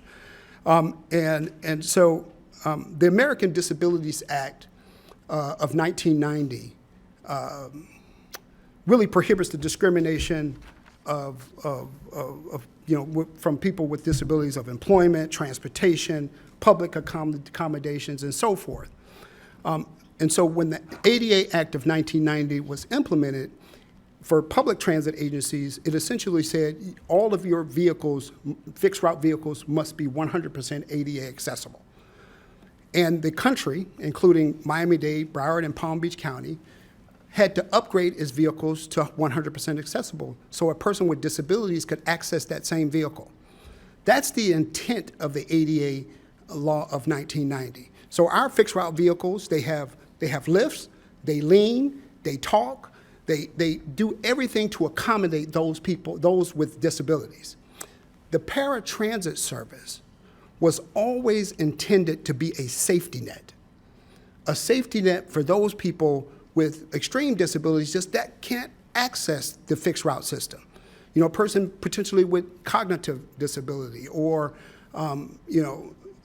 extreme dexterity issues that cannot access the 100% ADA accessible fixed route. And that's what's the intent of the paratransit service. And so the policy decisions surrounding this service long ago essentially made this accommodation of paratransit essentially for all of the county. And there's the federal government recognized when they implemented the ADA Act that it's a very costly service and that we are going to have some allowances and restrictions on how public agencies could operate and deliver the service because they recognized it was a very expensive service. We wanted to highlight a few success stories for you as well. You may recall that when we moved towards some alternative transportation options, one of those was a TNC model in our existing contracts that we have at Palm Trans. So we're highlighting two of those, the U-Serve and Lyft in this instance. So the U-Serve is an adoptive TNC that drivers, just like when you get into an Uber or a Lyft, they have to have some of the extensive enhanced background checks. FTA in this case also has pretty distinct drug and alcohol testing as well to make sure that the drivers are going to be of the like that will protect our customers when they're in there. We have contracted with U-Serve as a subcontractor through our First Transit MV contract. They've been in place since July of 2023.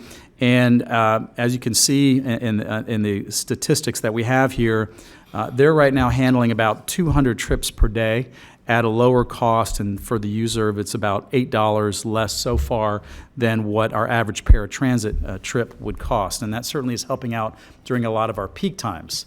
Lyft has just recently started in September of this year, so we have limited data on that, but it's also a rider's choice program where the paratransit customer can elect to use that service, enjoy some of the convenience of a same-day booking, and using the app to pay their share in order to use this particular ride.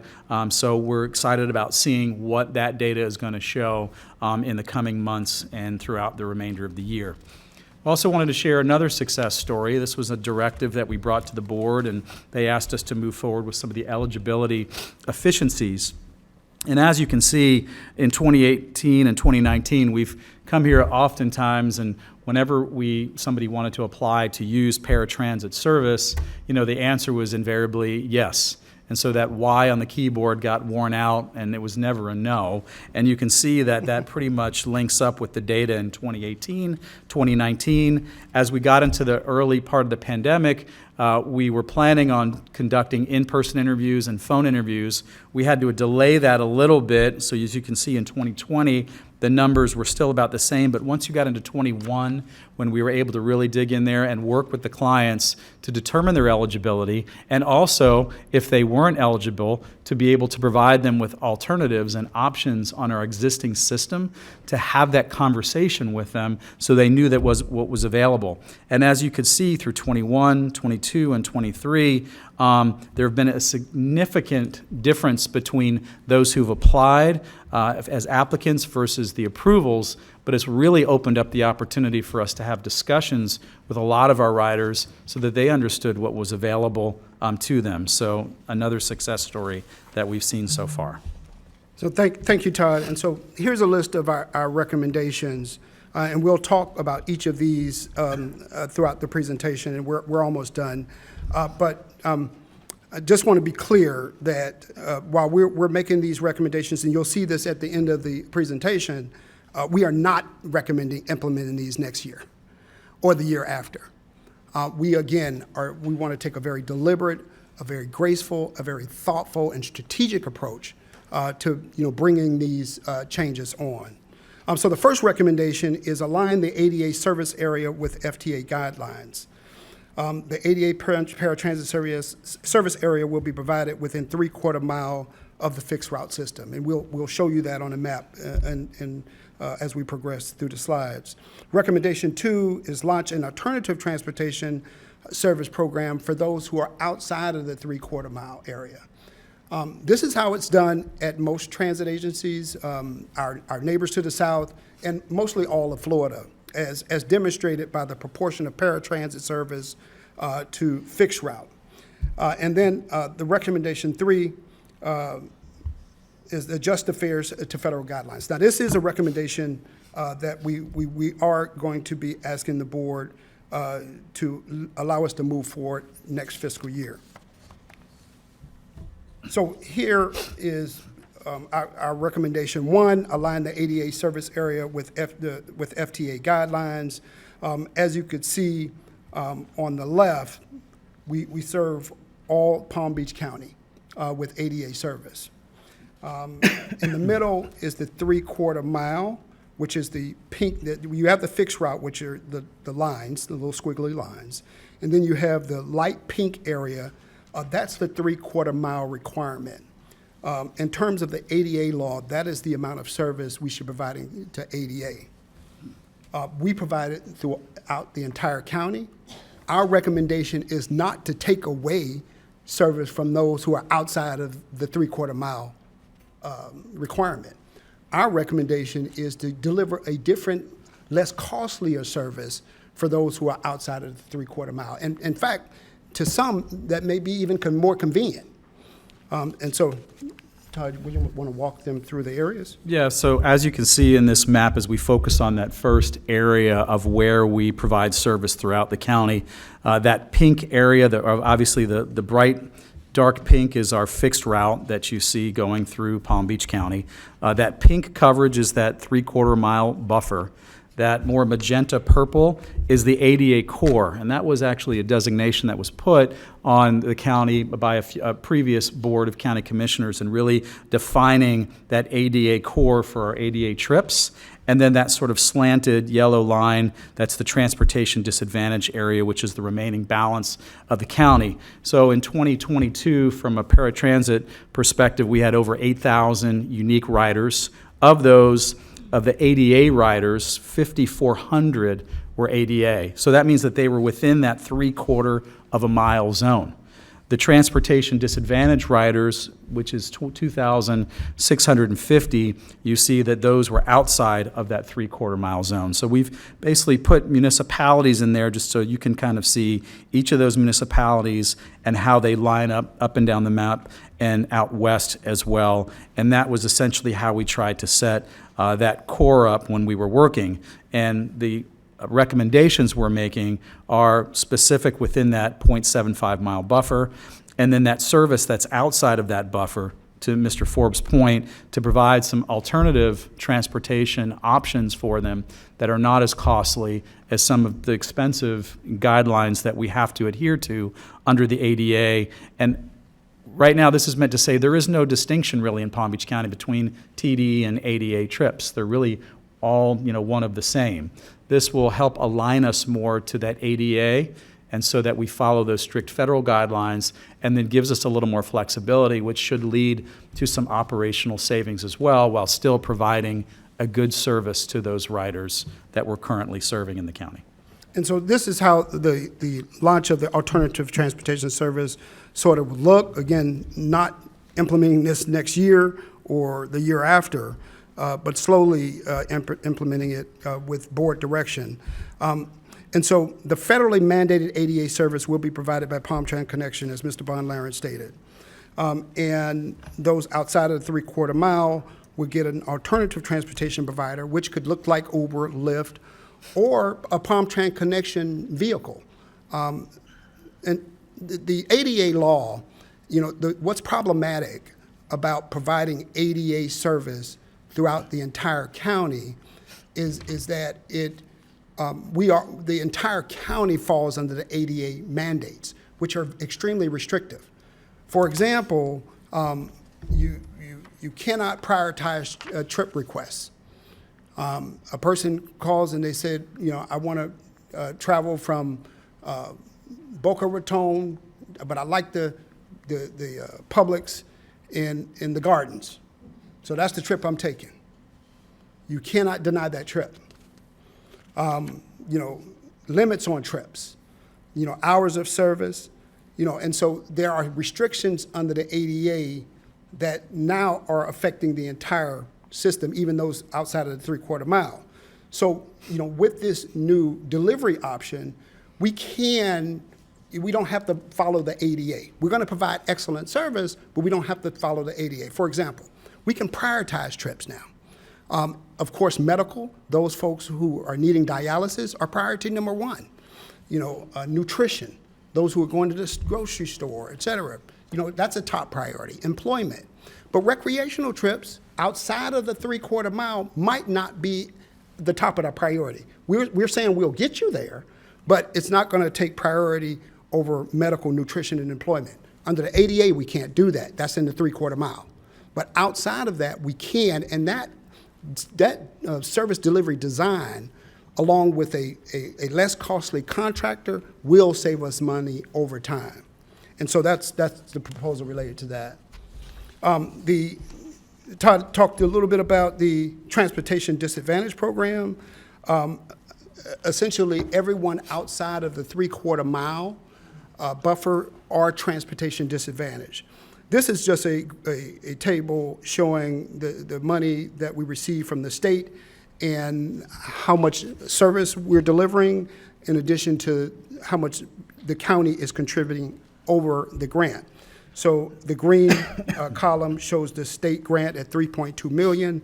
We deliver annually about $6.2 million of service, and the county overmatches that by $3 million. I am not recommending changing this. These are people that need this service. What we're doing is saying, let's use this money more fiscally responsible by having an alternative transportation provider. I'll tell you though, I've served in Jacksonville, I've served in Miami and Columbus. Oh, by the way, many states in this union do not have a transportation disadvantage program. They do not have, and so we should be proud of the Florida Department of Transportation to have this program.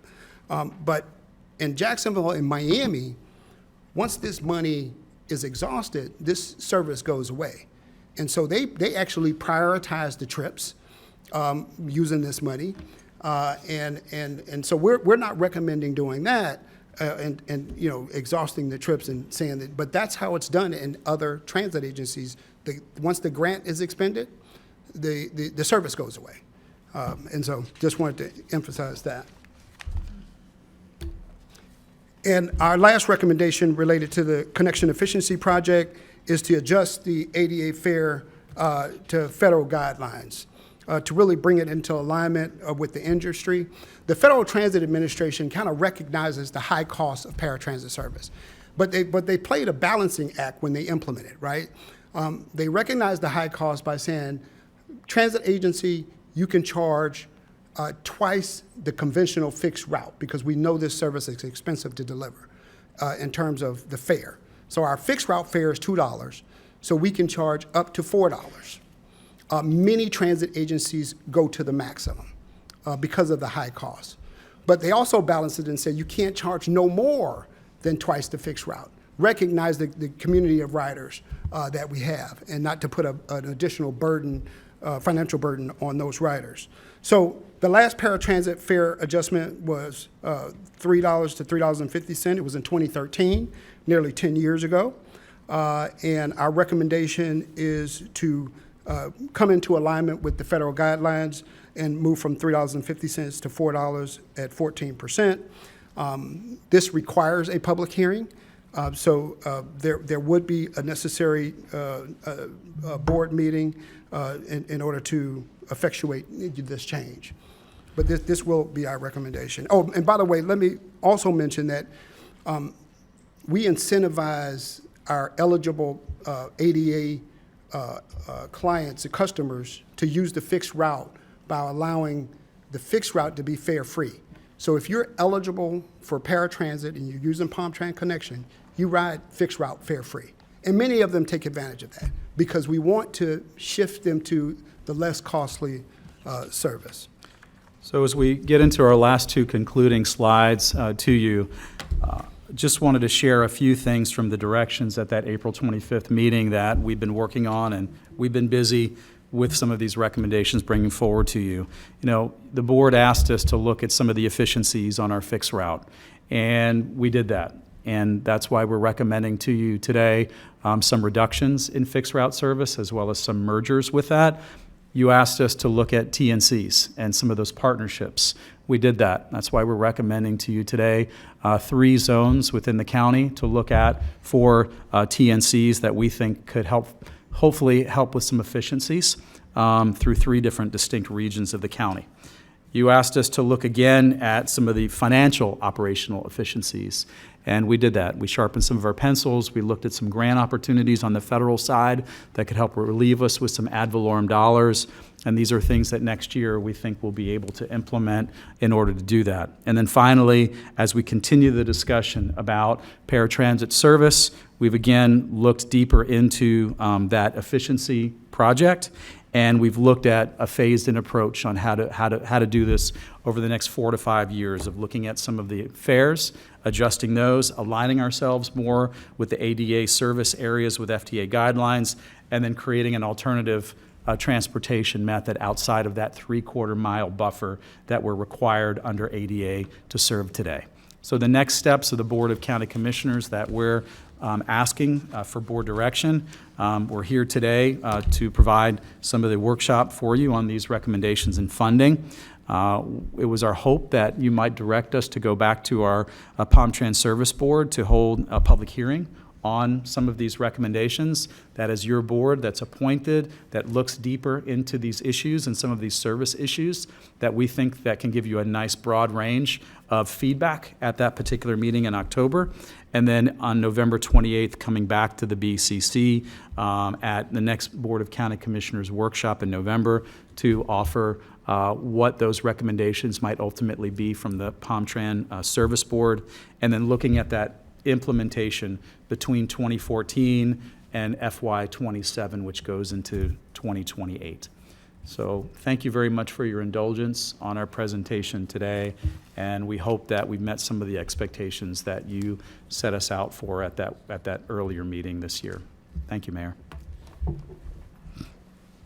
Thank you very much. Commissioner Baxter, you're recognized. So for a change, I want to say thank you, guys. I actually felt heard. We've been talking a lot about PalmTran. I love the idea of, having it appropriate, a frequency model, right, versus the coverage. It just makes more sense. As far as the dollars saved, that's great. A couple things I would like to ask. So I have a very large district, as has been mentioned, but Westlake, I've had residents reaching out. They have zero public transportation in Westlake, and they are growing leaps and bounds by the thousands of residents.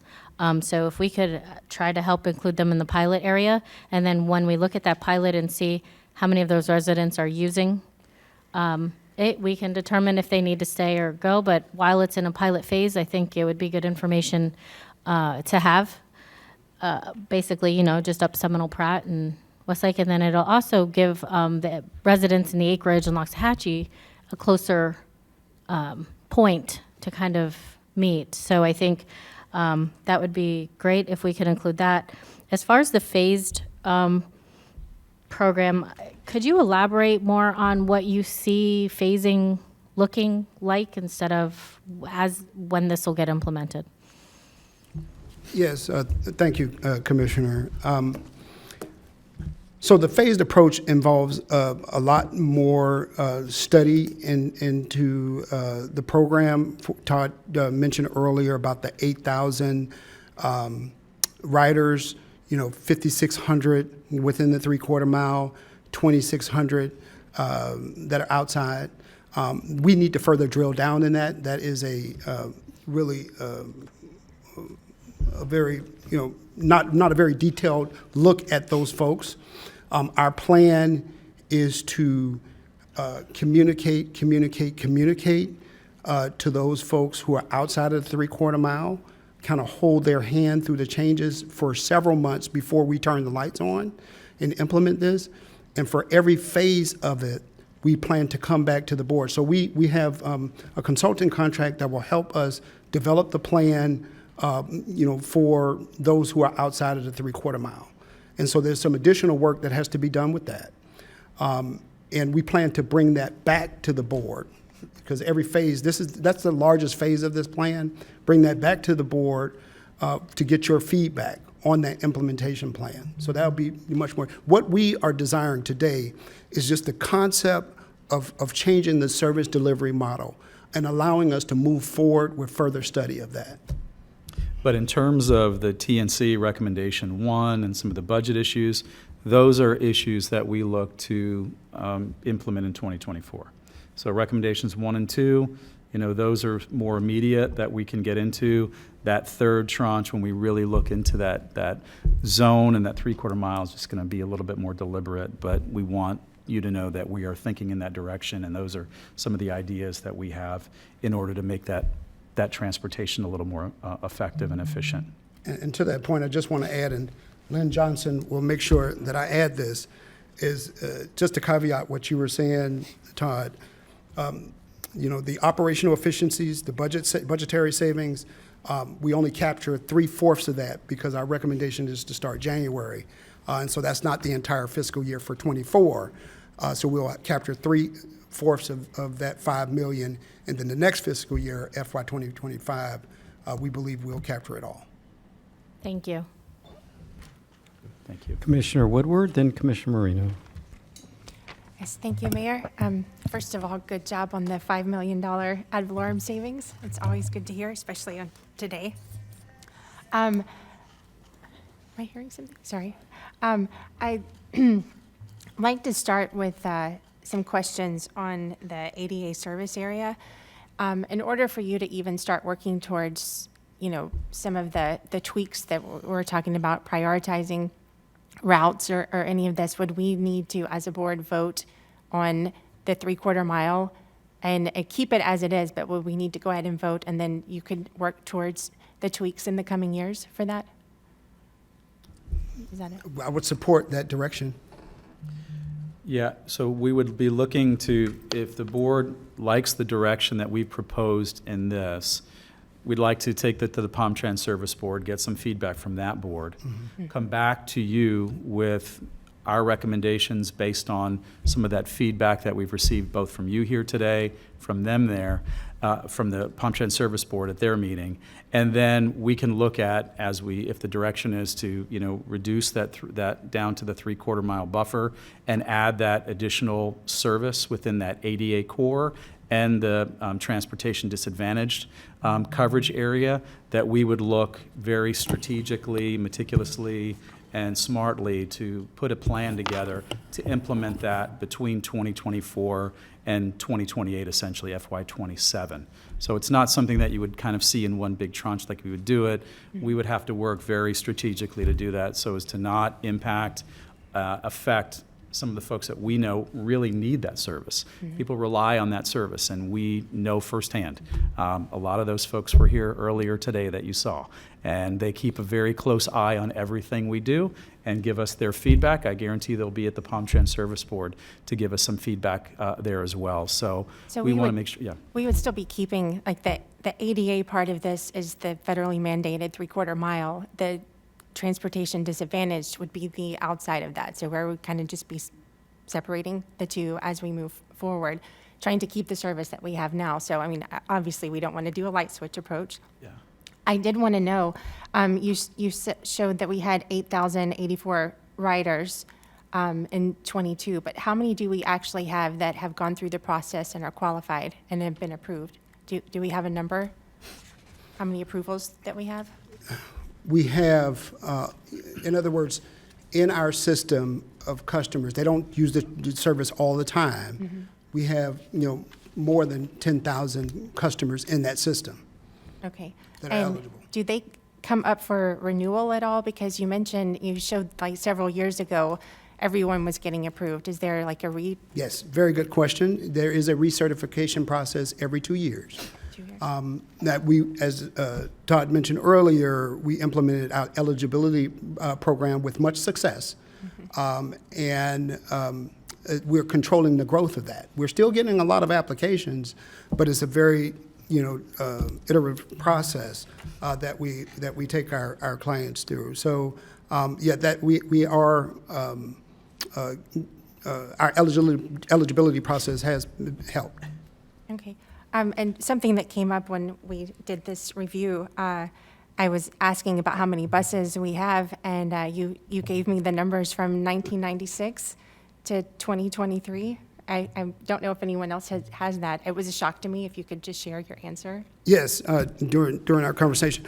So just to kind of illustrate the growth of fixed route versus the growth of paratransit, in 1996, as I've looked at the record, our fixed route had 150 fixed route buses, the big buses. In 1996, our paratransit, Palm Trans Connection, had just a little over 100 buses. Fast forward to 2023, our fixed route system has 150 buses, and our paratransit system has 300. And so that kind of illustrates to you that there has really been no growth on the fixed route side of our system, but pretty rapid growth on paratransit, and it's been policy driven. And so we love this service. It's very important to this community, but we want it to be sustainable for years to come. Yeah. And just lastly, because you brought that up, I mean, fixed routes, increasing frequency is really important. I'm glad that you're going to be able to do that on some of these other areas, but also bus shelters, because I know I drive. Florida's rough climate, and a lot of our bus stops, or it's just a sign on the side of the road, and I see people, standing next to a tree if they can find one, or standing there with umbrellas. So at fixed route, it's a big driver. It's where a lot of our federal money comes from, fixed riders, and it's needed. And this is moving people to jobs. This is getting people off the interstate as well. Public transportation's meant to kind of alleviate congestion. relieve congestion. So if we could also, I don't know, if partnering with some of the municipalities, I know Delray has done some work on doing their bus shelters, but anything to help with that, because I see people standing either in the blazing sun or in the rain, whatever, and I think we can do better. So. Yes, and just to briefly give you an update report, our bus shelter RFP has been advertised. It's on the street. As you can see by our federal funding coffers at $66.4 million, we have stockpiled dollars to have a pretty robust bus shelter expansion program. So we hope that we are able to select a vendor. COVID slowed us down. We didn't get much interest in it during COVID, but the RFP is on the street and expected to be awarded, and we'll start our bus shelter program. Yeah. And just to add on the frequency piece of this, as we talked about that Route 3, I mean, one of the great things about frequency on some of our busiest routes, 1, 2, and 3, so 3 is our military trail. I mean, as we look at housing in our community, and as you see where, properties might be redeveloped for workforce and affordable housing, they look at those corridors where that transit frequency is, and those become some of the most attractive for that type of housing. So the effect of what we're doing there is hopefully to continue to create attractive areas to move in that direction to allow for a greater development of that type of housing in our community. So.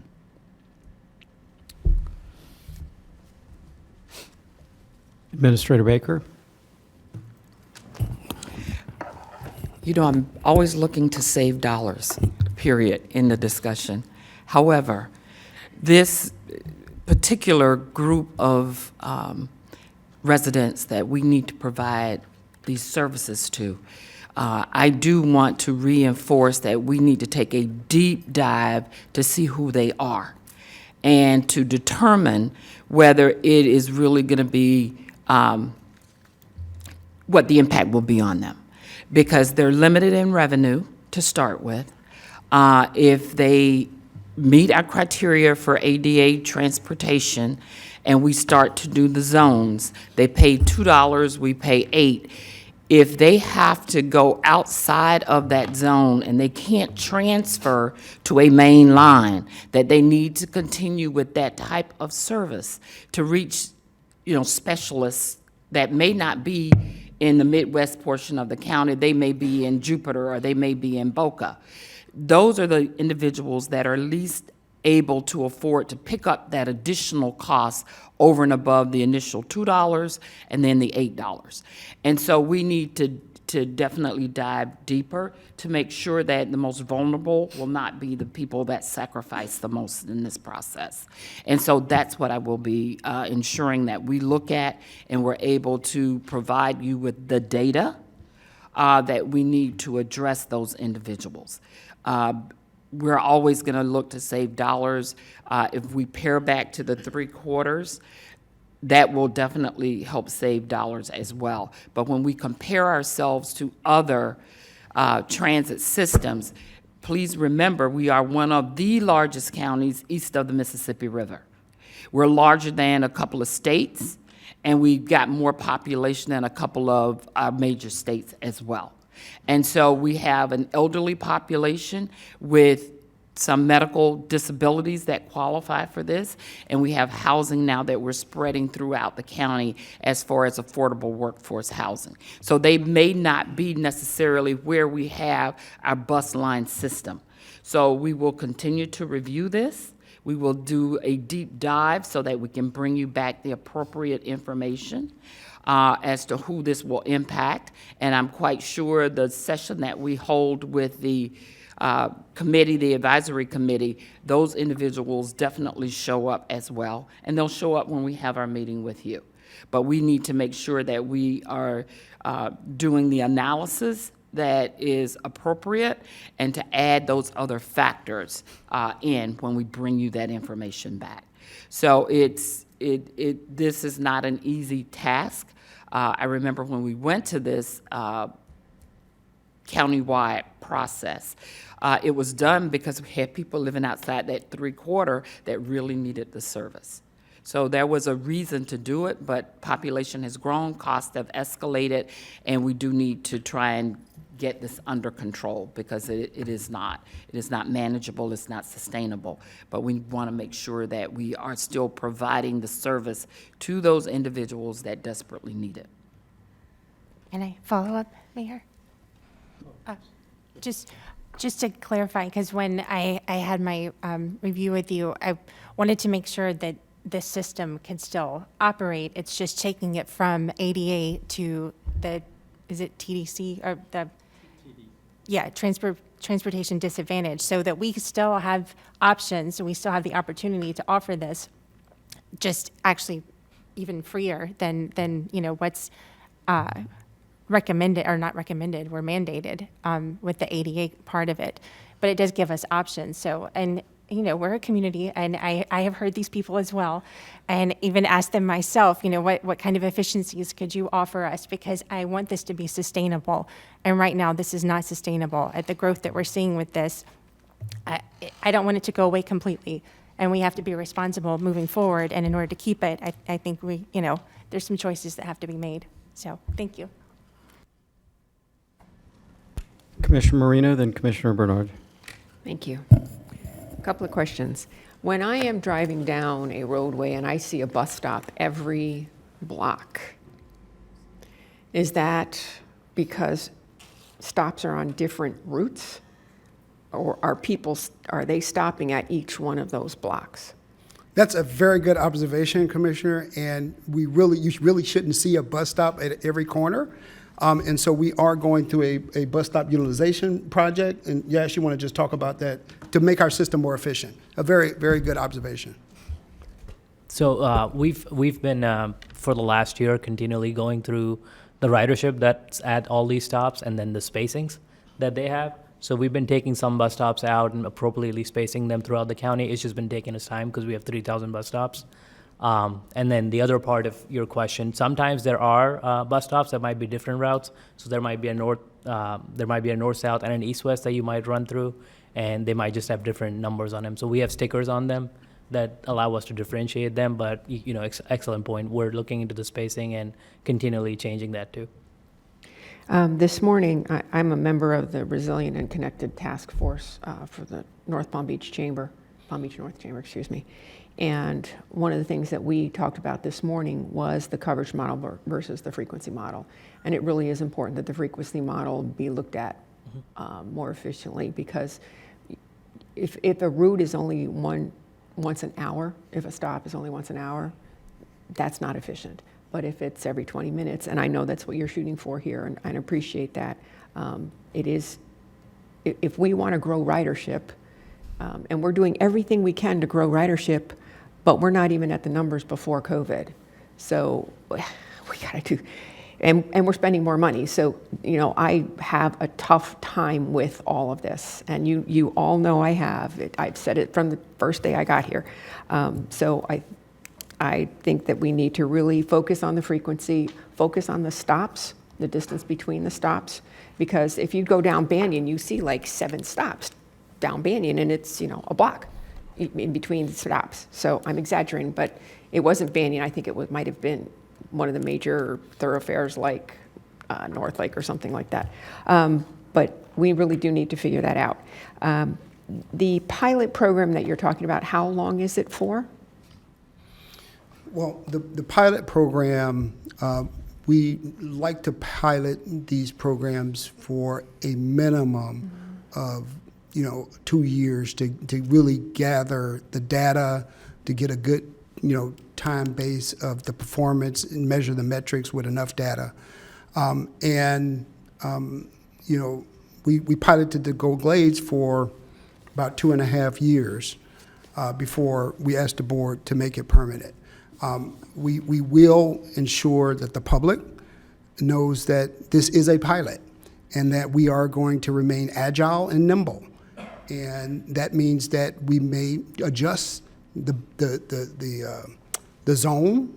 We may change some of the parameters. One of the things that we learned from our peers, and it's a good thing that we are fast followers, because a lot of this has been implemented in other places, so we have the benefit of hindsight, And so what we've learned is that, they didn't have, parameters with their service, kind of open system, and the costs just escalated. And so we've learned from them, and we've ensured that we have parameters such as you can't travel outside of the zone. Boston, for example, you can Google their program, and their cost just escalated because of a completely open process, and they had to roll it back. So it is a pilot. We want to pilot it for 2 years, bring that information back to the board, and see if it needs to continue to pilot or continue to program or make it permanent. So when you, I'm jumping around, I apologize. When, you also said you're going to be adding 6 buses for the frequency model.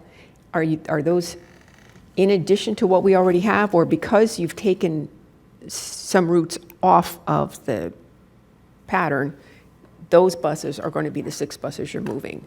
The latter. Okay. Now to the budget. Where in this budget do you have reserves? I don't see it here. The budget you presented to us? We don't have Commissioner, reserves. we do not have reserves. Any savings that we have at the end of the fiscal years reverts back to the general fund because we are an ad valorem funded department. Okay. And we do them on, we do them on a reimbursement basis. So if we don't need to transfer the dollars over to them from ad valorem, we don't. Correct. Okay.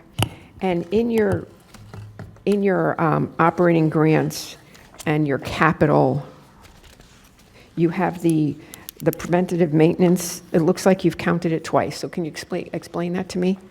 You have it in revenue here. You have it in under operating grants in revenue, right? But then you also have it in your capital budget.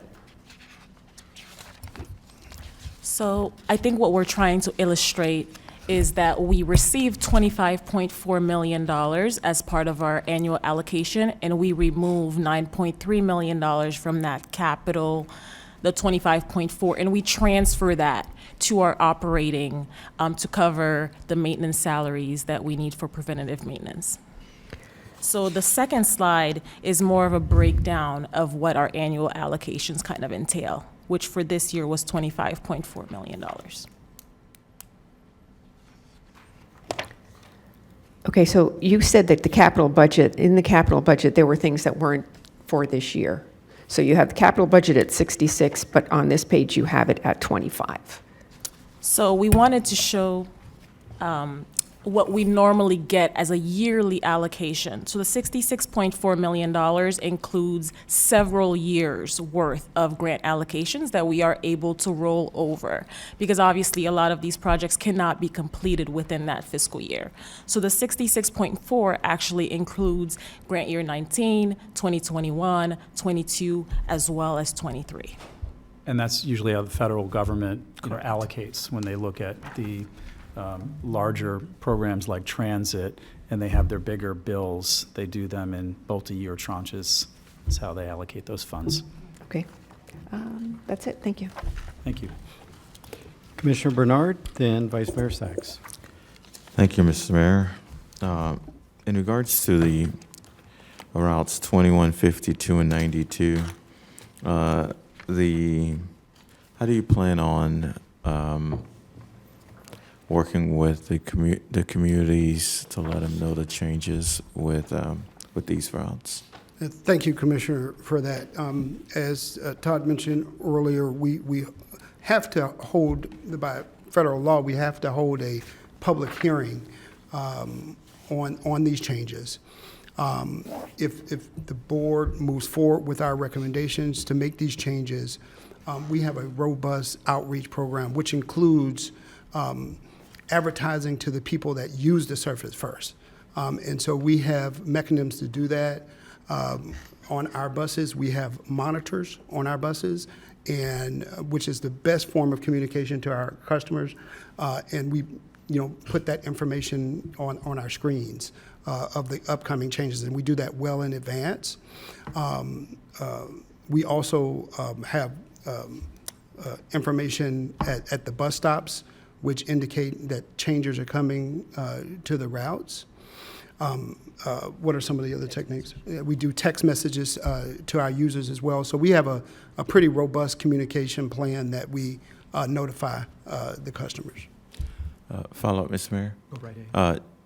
Since we represent different municipalities, is it possible for you to also make presentations to those municipalities that are impacted by the changes? Yes. We're happy to And do then that. also, since we're on the TPA, can you also make a presentation to the TPA on when we move forward with this? We'll be happy to do so.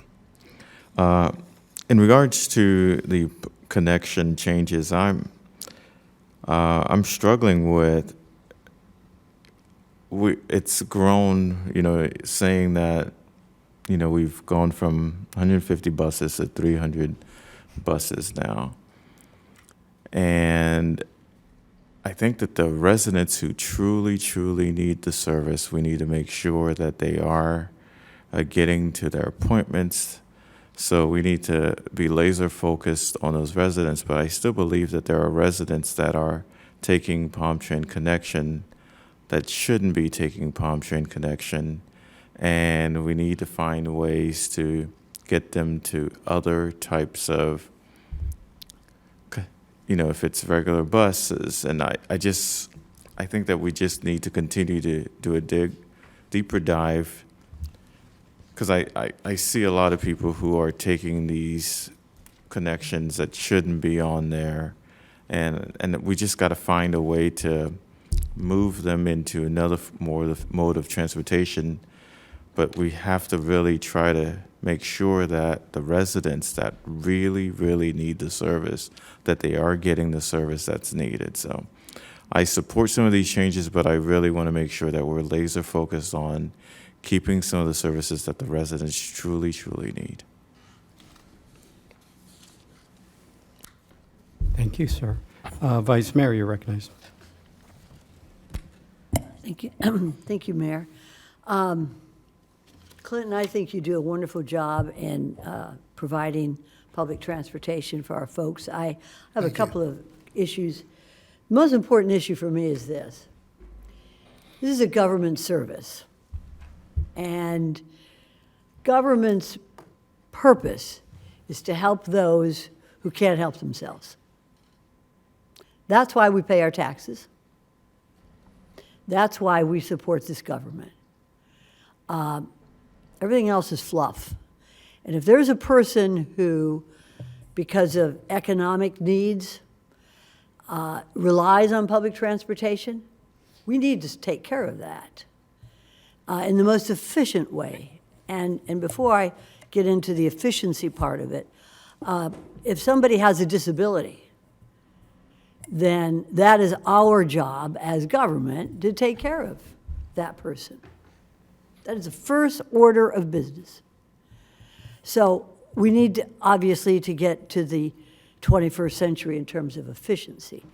Do we have a program, and I remember reading about Peter Thiel and the whole idea of PayPal and Uber and everything. Do we have a computer program that will assist us in making the most efficient routes to continue that way or to take some of them out? Do we use a program like that? Yes, very Mr. Forbes? sophisticated program. Okay, very good. And then, and the efficiency part of this, because the first part is this is our job, and I don't care how much it costs, but we got to take care of these folks. The second part is to make it as efficient and economically feasible for those of all of us, for the people of the county. And the word that comes to mind is connectivity. Do we have connectivity with our train system? Brightline provides this last mile. Can Brightline provide that last mile to a bus terminal? Could we look into this?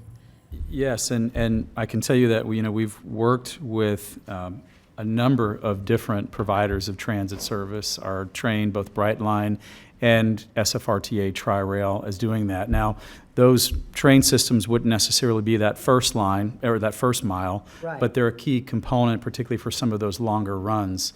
I mean, the intermodal center in downtown West Palm Beach is a perfect example of how we've coordinated with SFRTA to get that kind of coagulation of service that meets in the downtown area around a major transit hub, right? So you have the efficiencies of West Palm Beach with some of their localized transit revolvers that they have. You have our bus service that goes out from there, and then you have a tri-rail line that will take you north and south from Mangonia all the way down to the Miami airport.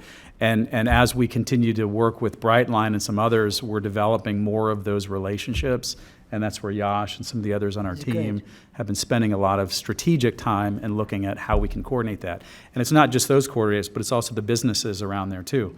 And we've developed a pretty good relationship with a number of very interested and affected business partners that want to continue to grow transit in an effective way because they understand the benefit for their workforce. Sure it and does. getting Even them in to and from Delray, I places. think, So, at yeah, the so- Transit Village in Delray, where the government administration building is right now, you've got a bus terminal there, and you've got the train going through there, and businesses. So it really becomes a hub, and I like to see that continue.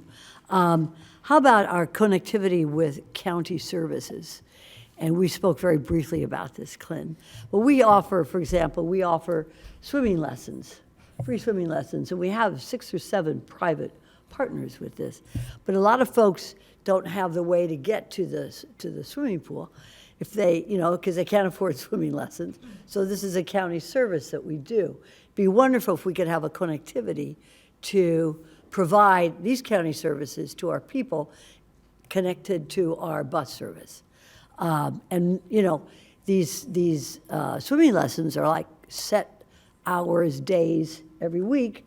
That way they could transport the kids to those lessons. We could look into that as well.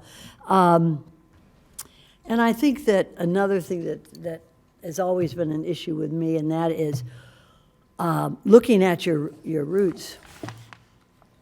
I don't see any that go out west of 441 or west of the Turnpike that will connect with the possibility of having workforce housing west of the Turnpike. I've mentioned this before, and I wonder if we could just study this a little bit, so that if we are going to build workforce housing on, and I see you go to some of the large senior communities, and that's good, but if we are going to build workforce housing west of Lyons Road, west of the Turnpike, we need to have some bus routes out there. We need to have some bus routes out there. So the county is growing, we need to grow with it and be very strategic about where we go and connect those folks who are in workforce housing west of the Turnpike to their businesses, wherever that may be.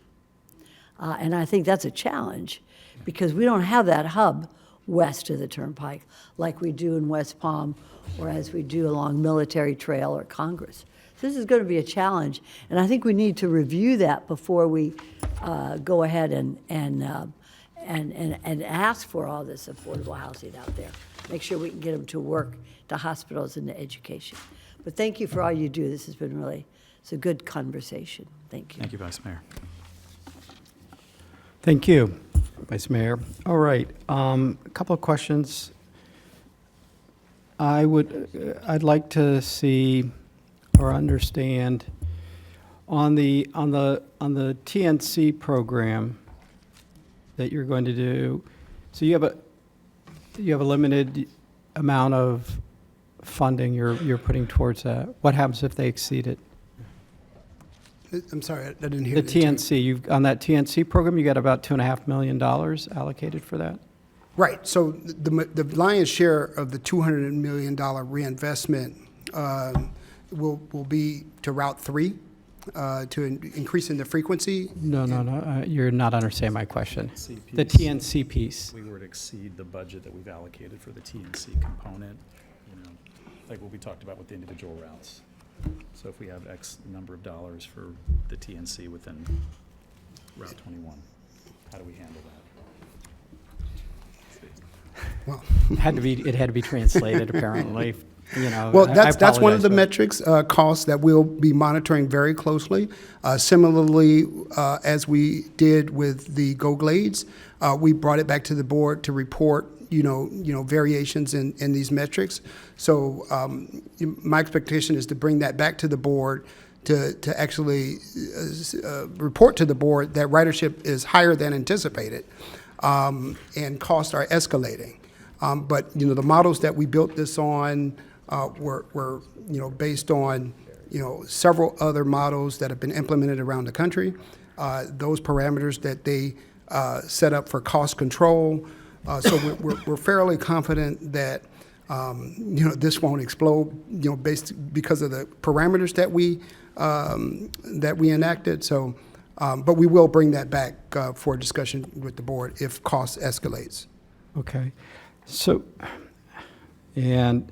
how are you going to explain to your users, so in our urban areas now, so for example, if you're towards the south end of West Palm Beach and you want to come here to downtown and take and you want to use public transportation to get here, that takes about an hour right now, because the way the roads go, you end up even if you come up Route 1, you're going to end up having to go through the intermodal, and then if you want to come here, you're going to take another bus to come down here, right? So that trip takes about an hour.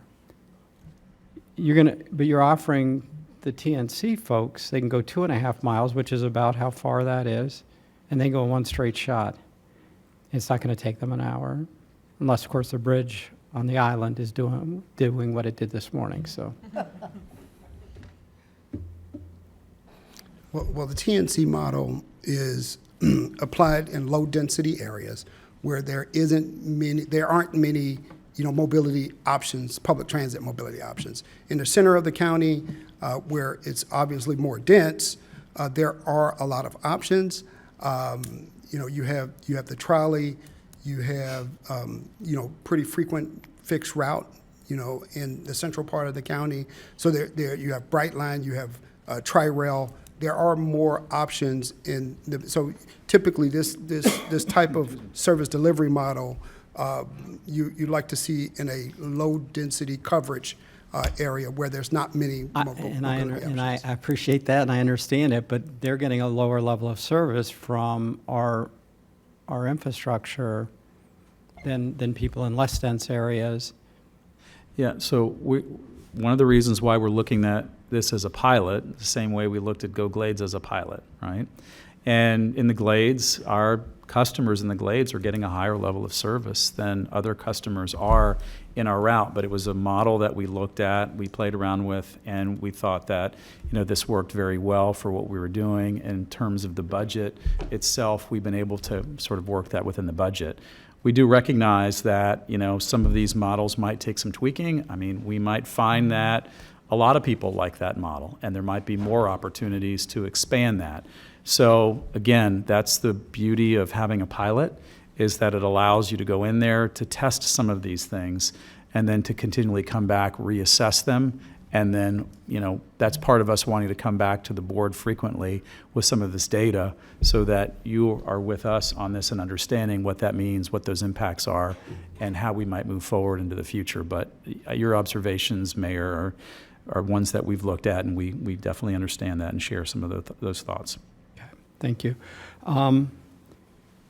So in terms of what you're proposing today or what you brought forth, I am supportive of looking at these changes to the fixed route system and being more frequent. I think that makes a lot of sense. I think going back to your Palm Tram Service Board and getting them their review and bringing all that back to us is really going to be very valuable as well, so I support that.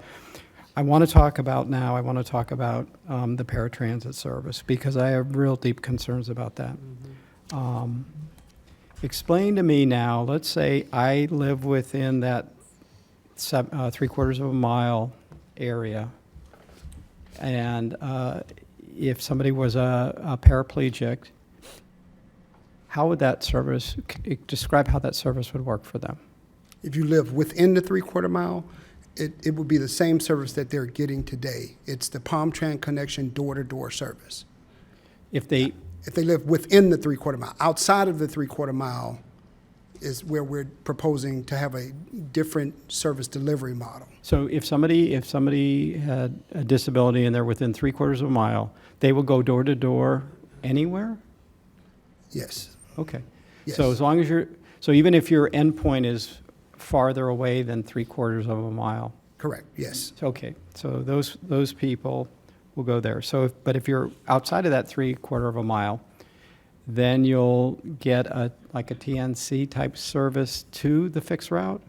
You'll get the service that will meet your mobility needs. So if you are eligible as a transportation disadvantage and you require a mobility device, we will send an accessible vehicle. Now, in terms of the composition of our ridership, it's important to understand that 85% of our riders are ambulatory, which means they do not require a mobility device. So, many of our riders can use a sedan or some type of similar vehicle. And so, in Miami-Dade, I think about 70–80% of their fleet for paratransit are sedans. So we'll be looking at the composition of the fleet as well. So I met with some folks that use the UServe service now, that they've used it. They're very complimentary of it, thought it worked very well for them. It's satisfied their needs. And if that's that type of service is what you're proposing for everybody else, I'm a little more comfortable. But the last thing in the world I want to see is somebody with a disability standing out. We know we don't have, and we heard about the issue with the bus shelters or lack thereof, or even safe place to be. Do not want to see them sitting out in the rain, in the sun, waiting for a fixed route bus if that's not in fact what they wanted to do because of some change we made here. That would not be acceptable to me. This is a vulnerable population through no fault of their own. And I agree with the Vice Mayor. We have a responsibility as a society to ensure that they have as much access as possible, to have as fulfilling lives as possible, that other people readily and easily enjoy. So and I appreciate you're looking at this and going very slow with that population. I think it's very important that's how we move forward. So, Mayor, your comments mirror the comments of our administrator, and we've had a number of meetings with Administrator Baker about this, and we both care very deeply about that same population. So I can assure you that her oversight, my oversight, Clinton's direction, which is why we want to really review this very carefully. We know we have to make some changes, but we think we can do it responsibly. We think we can do it a little bit more efficiently and save some money in the process of still providing a good quality of service to all of our residents that we currently serve today. But as Administrator Baker says, I hear you loud and clear. No, and honestly, I think I speak for everybody up here. I think feels the same way about ensuring that population is taken care of. All right, we'll go to Commissioner Woodward.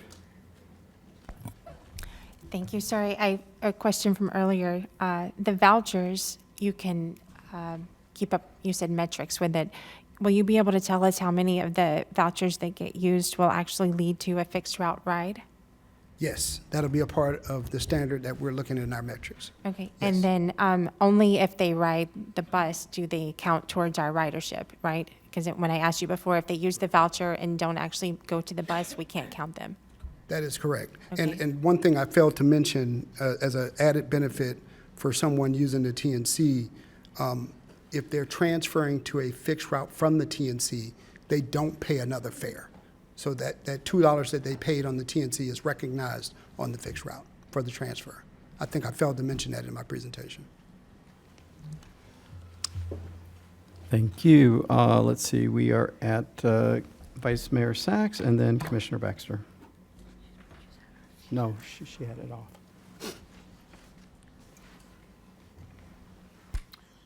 I don't want to belabor a point because I've already spoken, but I just want to be sure that when it comes to taking care of those who are most vulnerable, that that money that we spend on this is spent wisely, efficiently. I don't like to cut money when it comes to taking care of the most vulnerable. I think we need to do it smartly with connectivity and with the technology at our fingerprints, at our fingers. I must be getting tired, huh? We can do it. We can be more efficient, more cost efficient, but we must never, ever cut anybody, whether they're disabled or whether they don't have the money to get to work or get to medical services or education, only because we'll save money. We can do it a better way. Thank you for your work. I appreciate it. Thank you, Vice Mayor. Commissioner Baxter, then Commissioner Marino. Thank you, Mayor. And a few questions. Is there any way to we set a criteria of the most, like people who live outside that 3/4 mile, to the Mayor and Vice Mayor's point,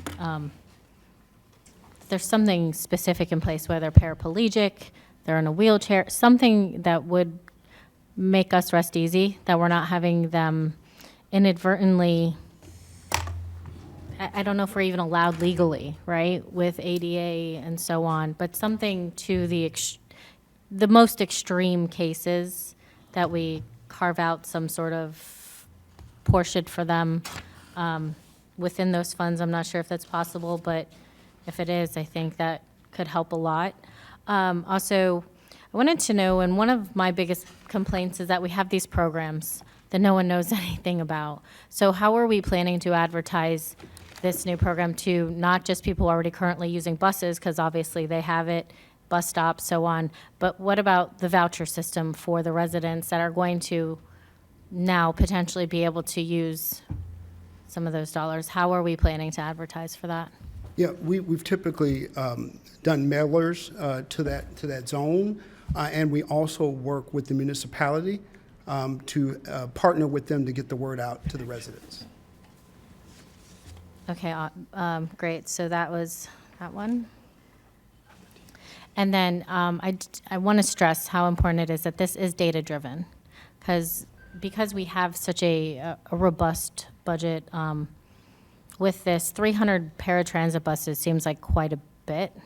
So what is the phased process? Are we looking at eliminating some of those 300 buses?